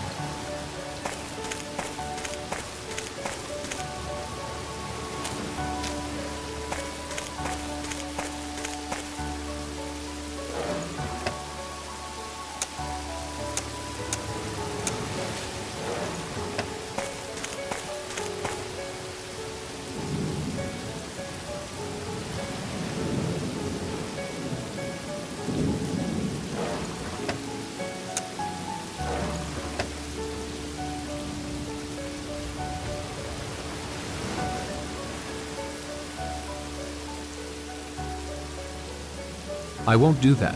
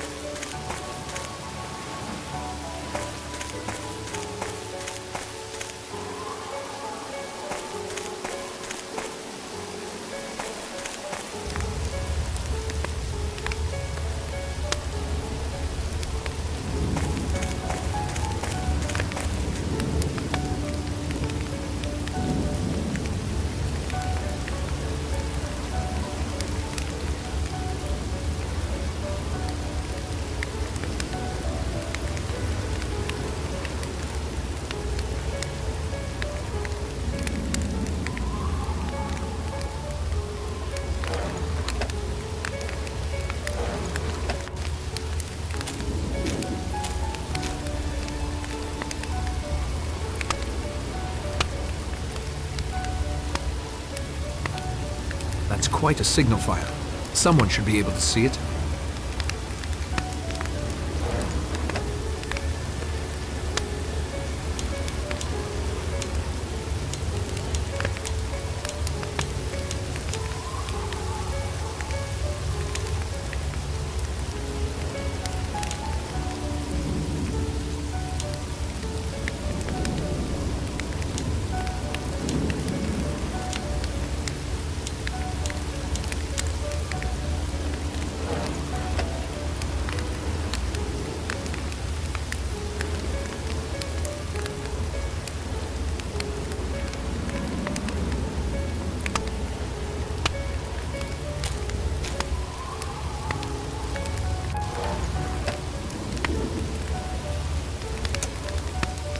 I don't think that's appropriate.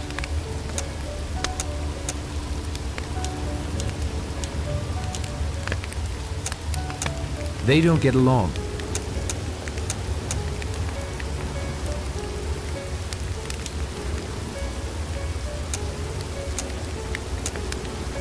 There is no cause for that. Nothing else to see about that.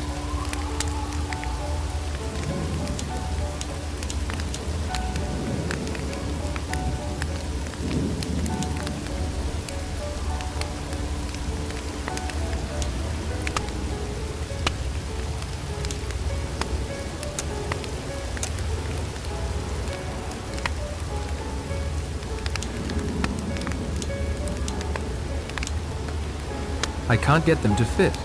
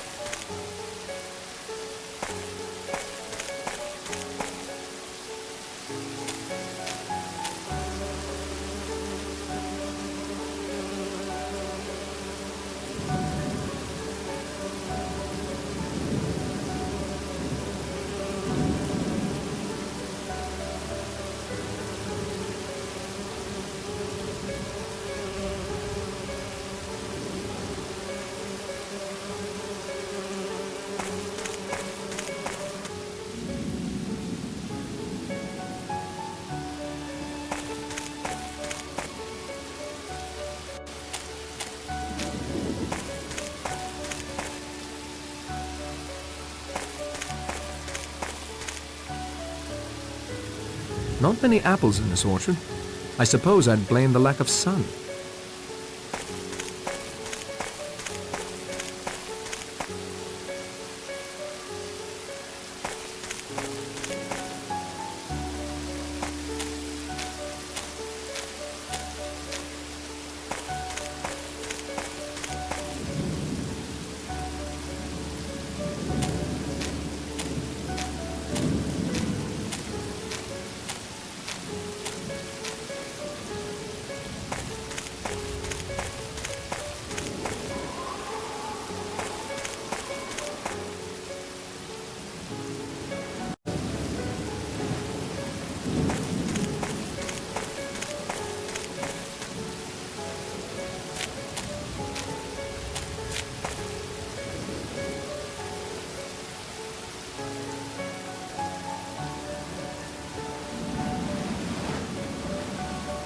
I wonder what these houses were used for before they were left to rot.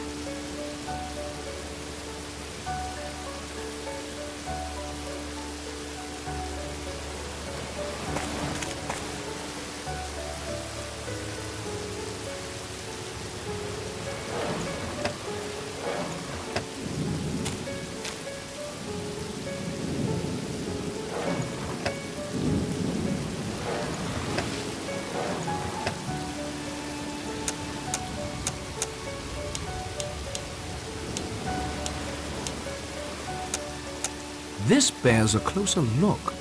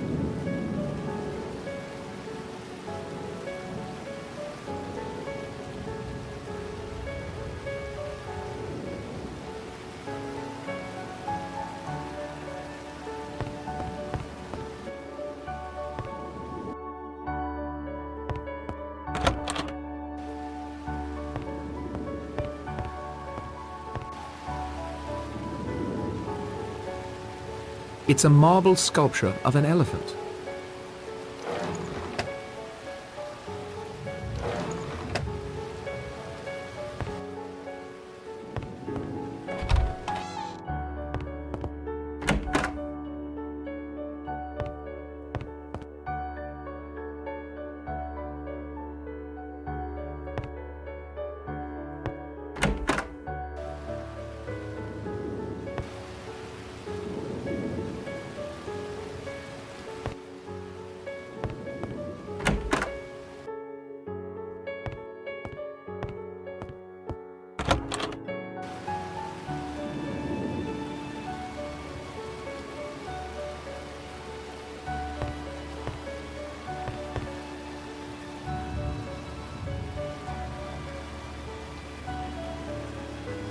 Polished marble spheres and some books. Nothing worth investigating further.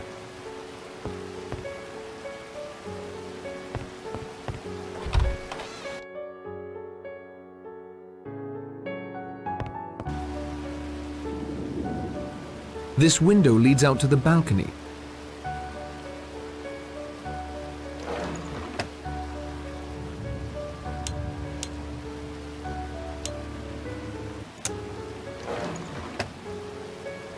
Perhaps another time.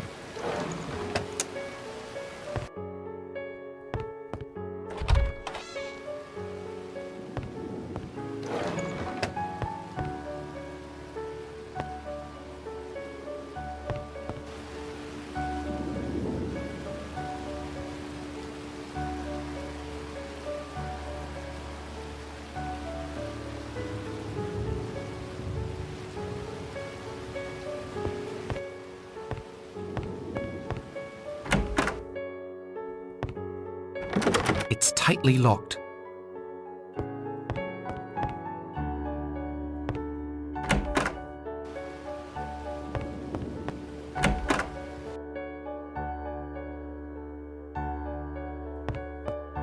I can't open it. It's locked.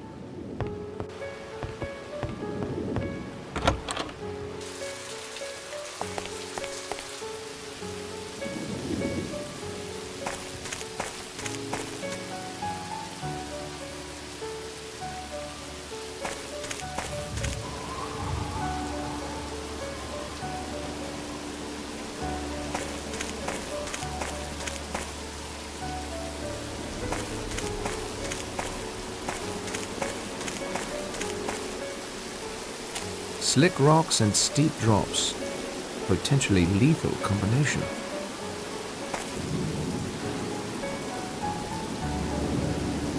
The sea is looking pretty rough out there. Those currents could be deadly.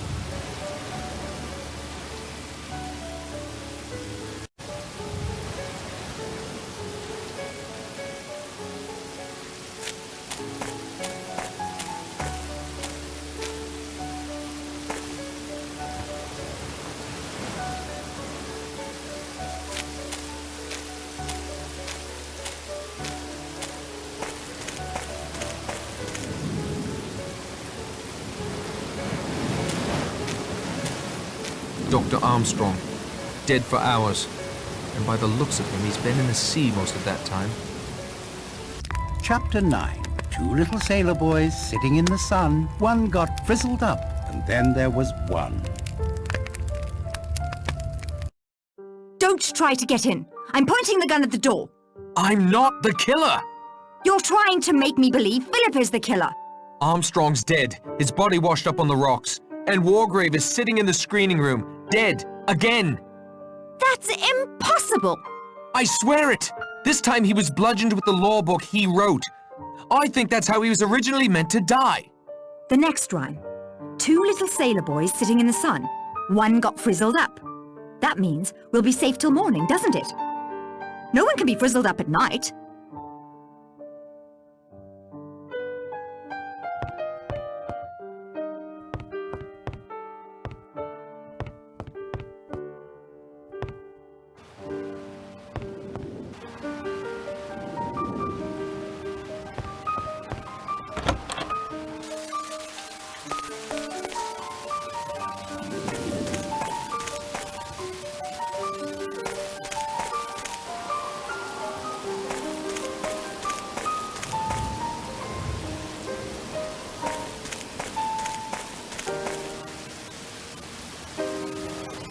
That cliff was surely the highest point on the island.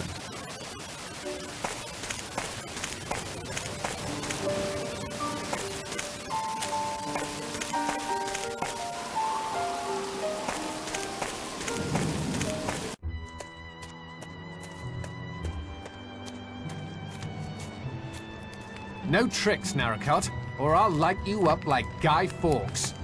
Lombard, listen to me! Blore is dead. Armstrong's dead. So is Wargrave. You're next. You have to be. That may be your plan, but it won't work. There's no way Owen can approach you without being seen. Correct? As we're proving right now. So it must be some sort of trap. Already set before you came up here. What sort of trap? The rhyme. Two little sailor boys sitting in the sun. One got frizzled up. The only thing approaching the sun on this island right now is that fire. Get away from it!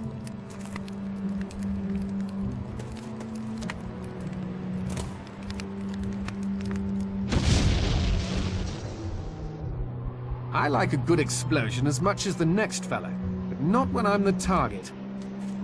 I owe you an apology, Narracott, and my thanks for saving my life.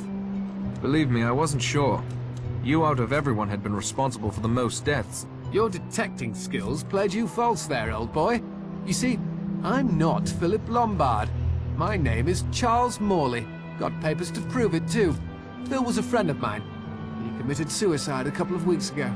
I was at his place when the solicitor Morris rang up. It sounded suspicious. I thought it might have something to do with Phil's death. I wanted to get to the bottom of it, so I came along in his place. Besides, 100 guineas is 100 guineas. So you're no murderer?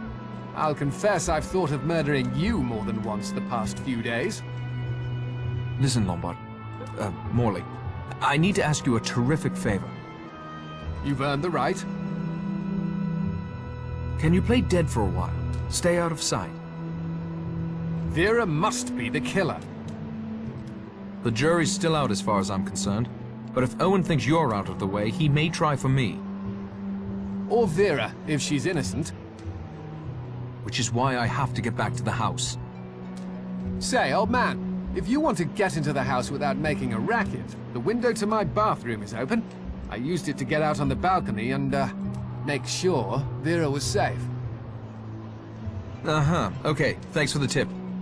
Will you lie low? Come running if there's trouble. It'll be a pleasure to return the favor, old man. Chapter 10. One little sailor boy left all alone. He went and hanged himself, and then there were none. I hear a voice. No, voices. They're coming from upstairs.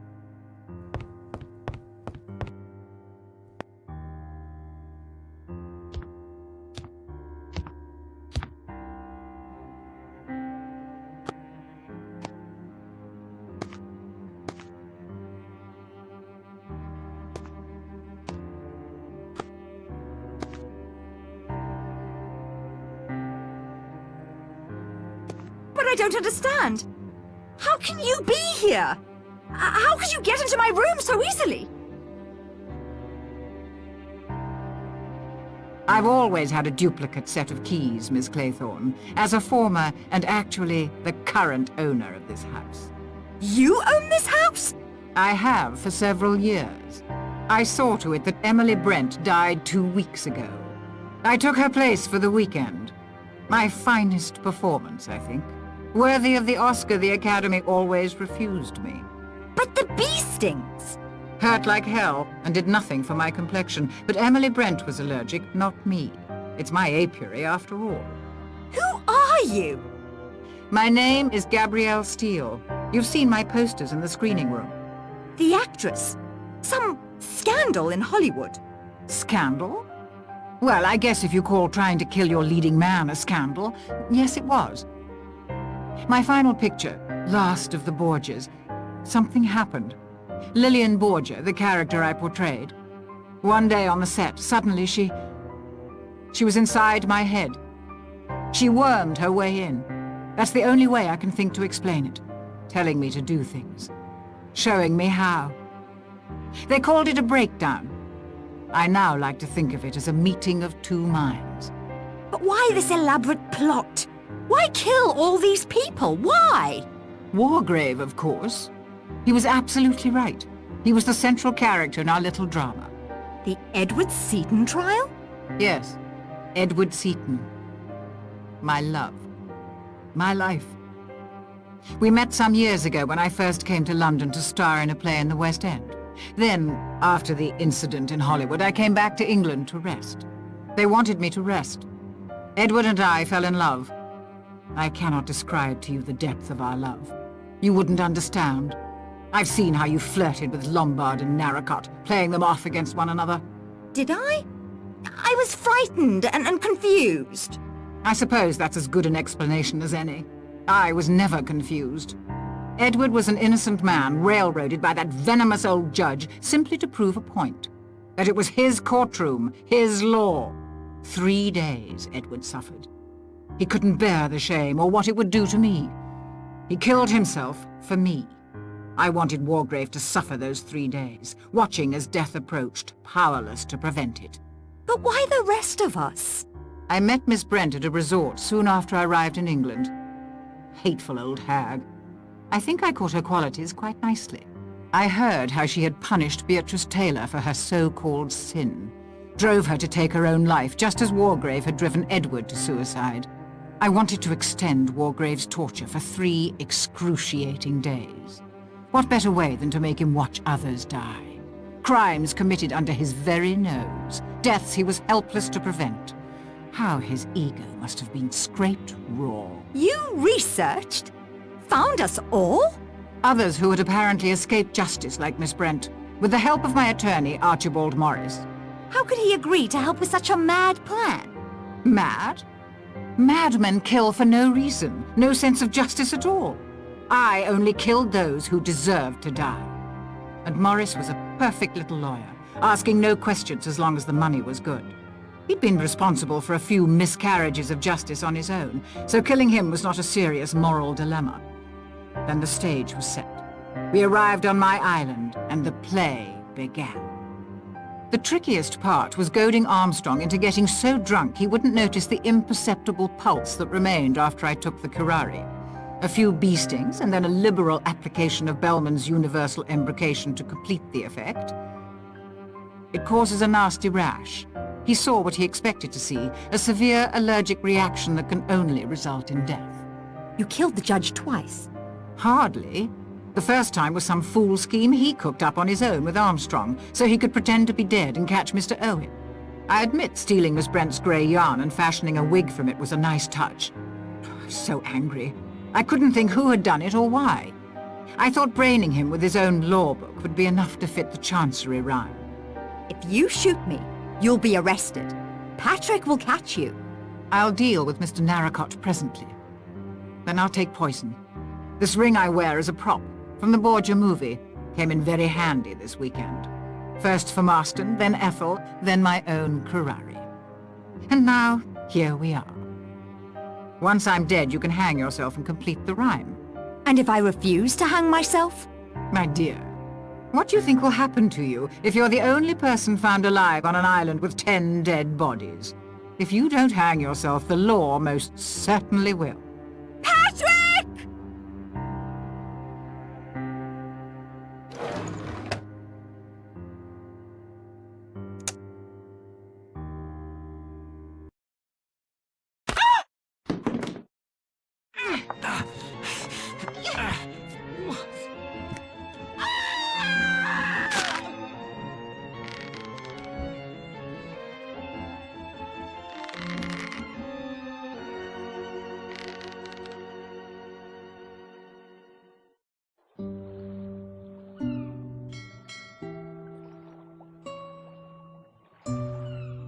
Thank you, Charles.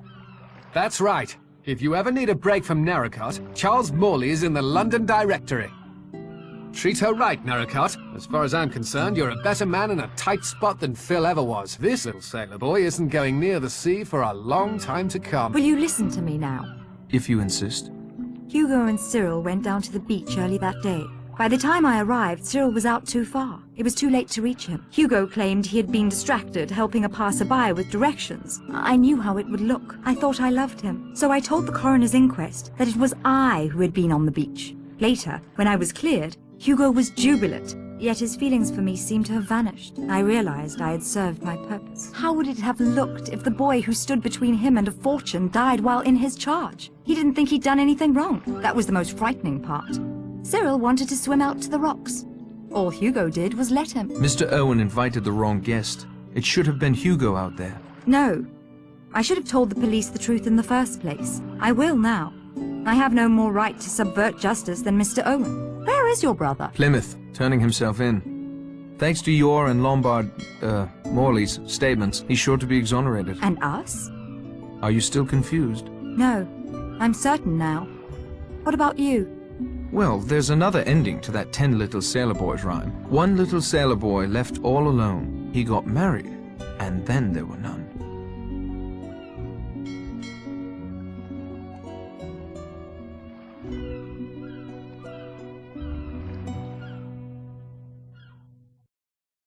Silence, please. I have prepared a special reward for you. The original ending to our little story is somewhat different than the one you have just experienced. If you can complete a final puzzle, childishly simple really, you will be able to learn the original solution to "And Then There Were None," as Dame Agatha Christie first wrote it. Interested? Then your first step is to make your way to the dining room for a final treat.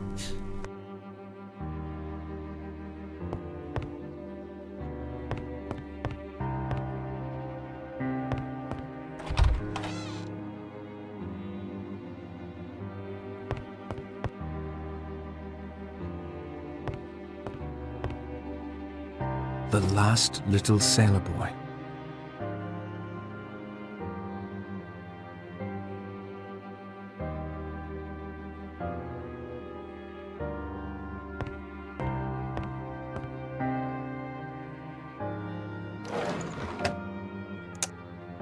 That isn't such a good idea. Perhaps another time.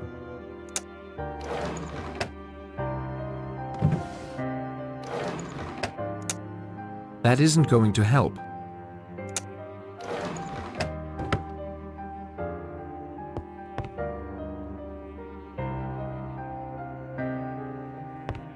That isn't the best place for me to go at the moment.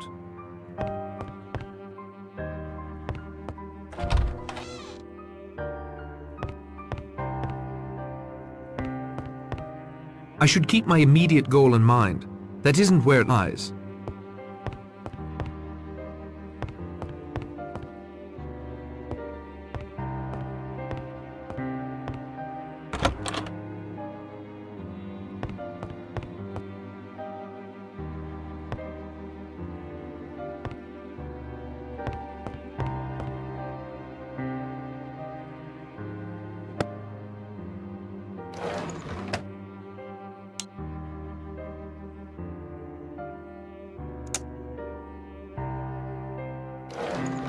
The film has been spooled.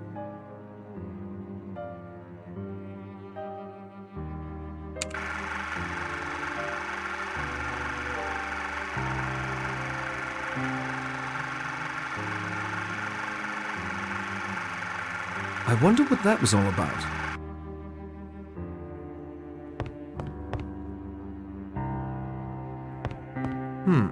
This is certainly a clue of some sort.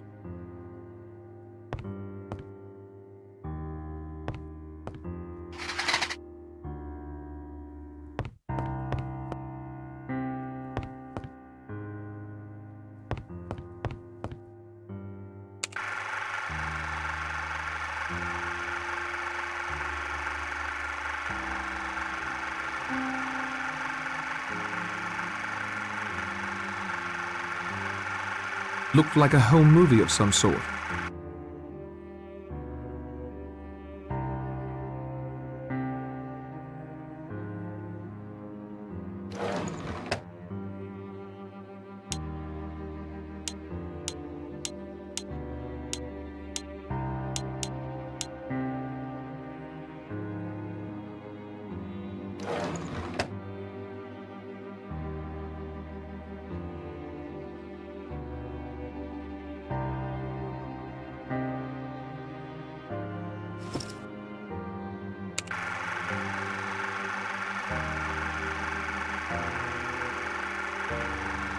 I can't see anything of interest.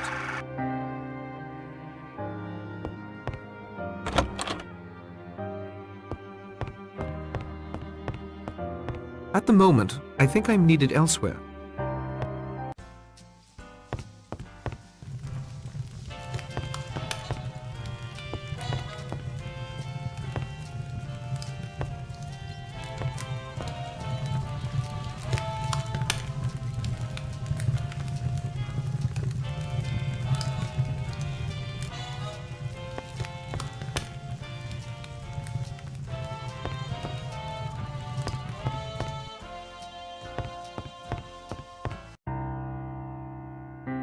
Silence, please.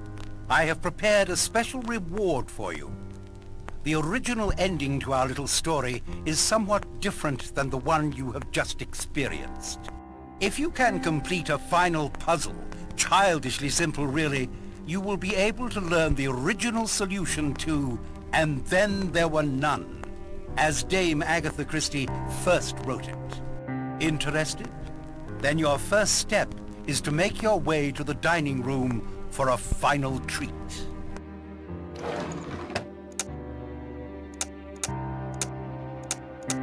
Nothing else to see about that. I can't take that apart. Some things once done cannot be undone. Nothing else to see about that.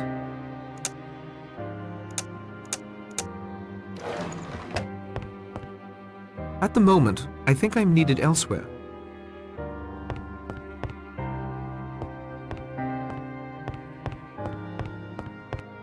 I should keep my immediate goal in mind.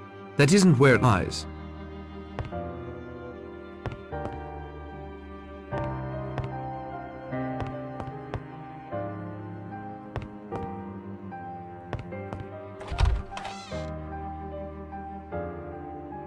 A place for everything and everything in its place.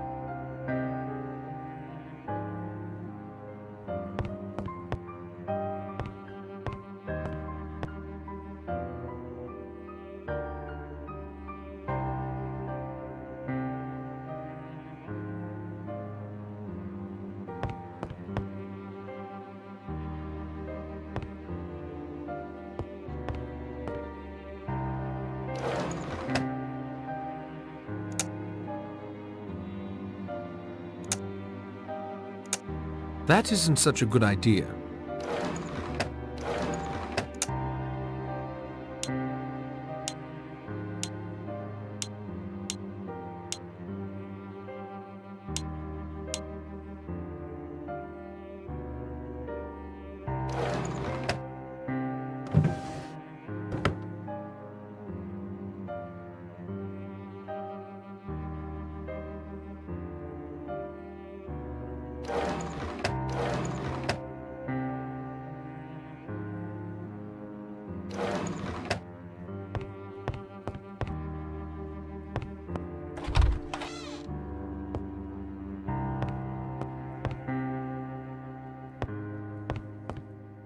That isn't the best place for me to go at the moment.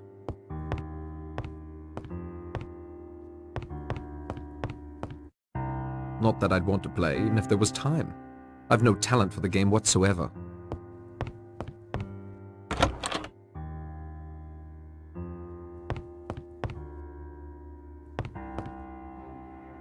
Ah! The movies!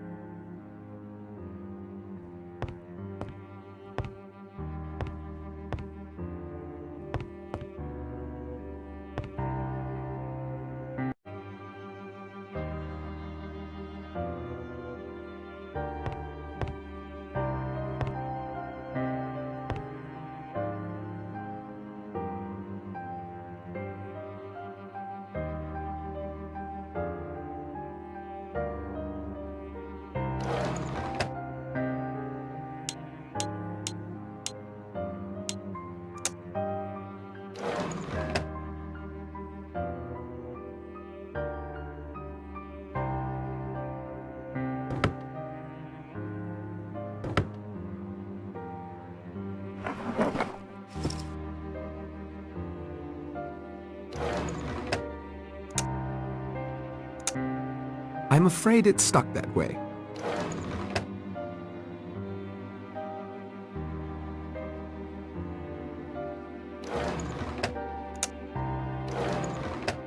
The film has been spooled. From my earliest youth, I realized that my nature was a mass of contradictions. I have an incurably romantic imagination, and it was for this reason that I adopted a rather childish and unreliable approach, writing my confession, enclosing it in a bottle, and casting it into the waves. There is 100-to-1 chance that this confession may be found, and then a hitherto unsolved murder mystery will be explained. Another trait born of my contradictory nature is my sadistic delight in causing death. From an early age, I knew very strongly the lust to kill. And yet, I was also indoctrinated with a strong sense of justice. I have always felt that the innocent should be spared and the guilty punished. With this mental makeup, it was inevitable that I would adopt the law as my profession. After ascending to the bench, I found that most of my baser desires were quenched in a legal and just way. And yet of late, I have felt a nagging urge, one that will not free me from its insistent grip. That is the urge to commit a murder myself. I fancied myself an artist in crime, and my imagination waxed secretly to this colossal force. However, I was restrained by my innate sense of justice. The innocent must not suffer. And then, quite suddenly, the solution came to me. I would punish those that the law could not touch. In my years on the bench, there were many cases that frustrated my will, cases wherein I knew the accused to be guilty, and yet the evidence was such that he could never be convicted. Cases of deliberate murder that were quite untouchable within the confines of the law. So I determined to commit not just one murder, but murder on a grand scale. A childish rhyme of my infancy came back to me, the rhyme of the 10 little sailor boys. Something about it fascinated me, the inexorable diminishment, the sense of inevitability. And so I began, secretly, to collect victims. I will not go into detail about how this was accomplished. Suffice to say, I was convinced of the guilt of every one of my victims, and I knew enough about them via my connections to be able to lure each one to Shipwreck Island with an appropriate bait. And now to the mechanics of the actual crime. In what I took as a sign, none of my plans misfired, and all of my guests arrived at Shipwreck Island on the 8th of August. The party included myself. The order of the deaths were dictated by what I viewed as my victims' varying degrees of guilt. Those whose guilt was lightest should go first, and not suffer the increasing mental strain and fear reserved for the more cold-blooded offenders. The first death had already occurred. Archibald Morris, a shady little dope peddler, had set up the details for me, renting the island, sending the letters, and recording the gramophone record before I ended his life with a dose of potassium cyanide. Anthony Marsden and Mrs. Rogers died next, one instantaneously, the other in a peaceful sleep. Marsden's crime was one of circumstance, and his amoral nature. Mrs. Rogers, I had no doubt, acted largely under the influence of her husband. Their murders were the easiest. Poison, easily slipped into a glass for each of them, as at this point no one had any reason to be suspicious. General Mackenzie met his death quite painlessly and never heard me approach. I am convinced that he was dead long before he ever came to Shipwreck Island. At this point, I found it necessary to recruit an ally. Dr. Armstrong seemed the most suited to this task, as it was inconceivable to him that a man of my standing could be a murderer. He was taken in with no resistance. I killed Rogers on the morning of the 10th. He, too, did not hear me approach. During the chaos arising from finding his body, I slipped into Lombard's room and abstracted his revolver. At breakfast, I slipped my last dose of poison into Miss Brent's coffee. It was enough to render her unconscious, and I returned a short time later to inject a strong dose of cyanide into her. It was just after this that I intimated to Armstrong that we must carry our plan into effect, that I must appear to be the next victim. This would, perhaps, rattle the murderer, and at any rate would allow me to move about the house and spy on whom I wished. A gunshot and some red mud on the forehead was all it took. After all, it was only Armstrong who examined me closely. After returning the revolver to Lombard's room, I had a rendezvous set up with Armstrong on the edge of a cliff. He was still quite unsuspicious, although he ought to have been warned by the nursery rhyme, "A red herring swallowed one." Once at the cliff, I uttered an exclamation, leaned over the cliff. Wasn't that the mouth of a cave? He leaned right over. A swift push sent him quickly into the heaving sea below. He took the red herring, all right. And now came the moment I had anticipated. 3 people who were so frightened of each other that anything might happen. And one of them had a revolver. I watched them from the windows of the house. When Blore came up alone, I had the big marble clock poised ready. Exit, Blore. From my window, I saw Vera shoot Lombard. I always thought she was a match for him and more. I then immediately set the stage in her bedroom. It was an interesting experiment. Would the knowledge of her own guilt, the hypnotic suggestion of her surroundings, and the nervous tension of having just shot a man be enough to coerce her into taking her own life? It was. Vera Claythorne hanged herself before my very eyes as I stood in the shadow of the wardrobe. And now I shall finish writing this. I shall enclose it and seal it in a bottle and throw the bottle into the sea. Why? Yes. Why? I suppose I have a pitiful human wish that someone should know just how clever I have been. I must go now and finish this. It is essential that my body be found in accordance with the record kept by my fellow victims. My own life is of no consequence. My doctors tell me I have a month to live at most. I do not wish to die the death of the invalid patient, steeped to the gills in drugs, culminating in a complete loss of human dignity. I will instead be found laid neatly in my bed, shot through the forehead. When the sea goes down, there will come from the mainland boats and men, and they will find 10 dead bodies and an unsolved problem on Shipwreck Island. Signed, Lawrence Wargrave.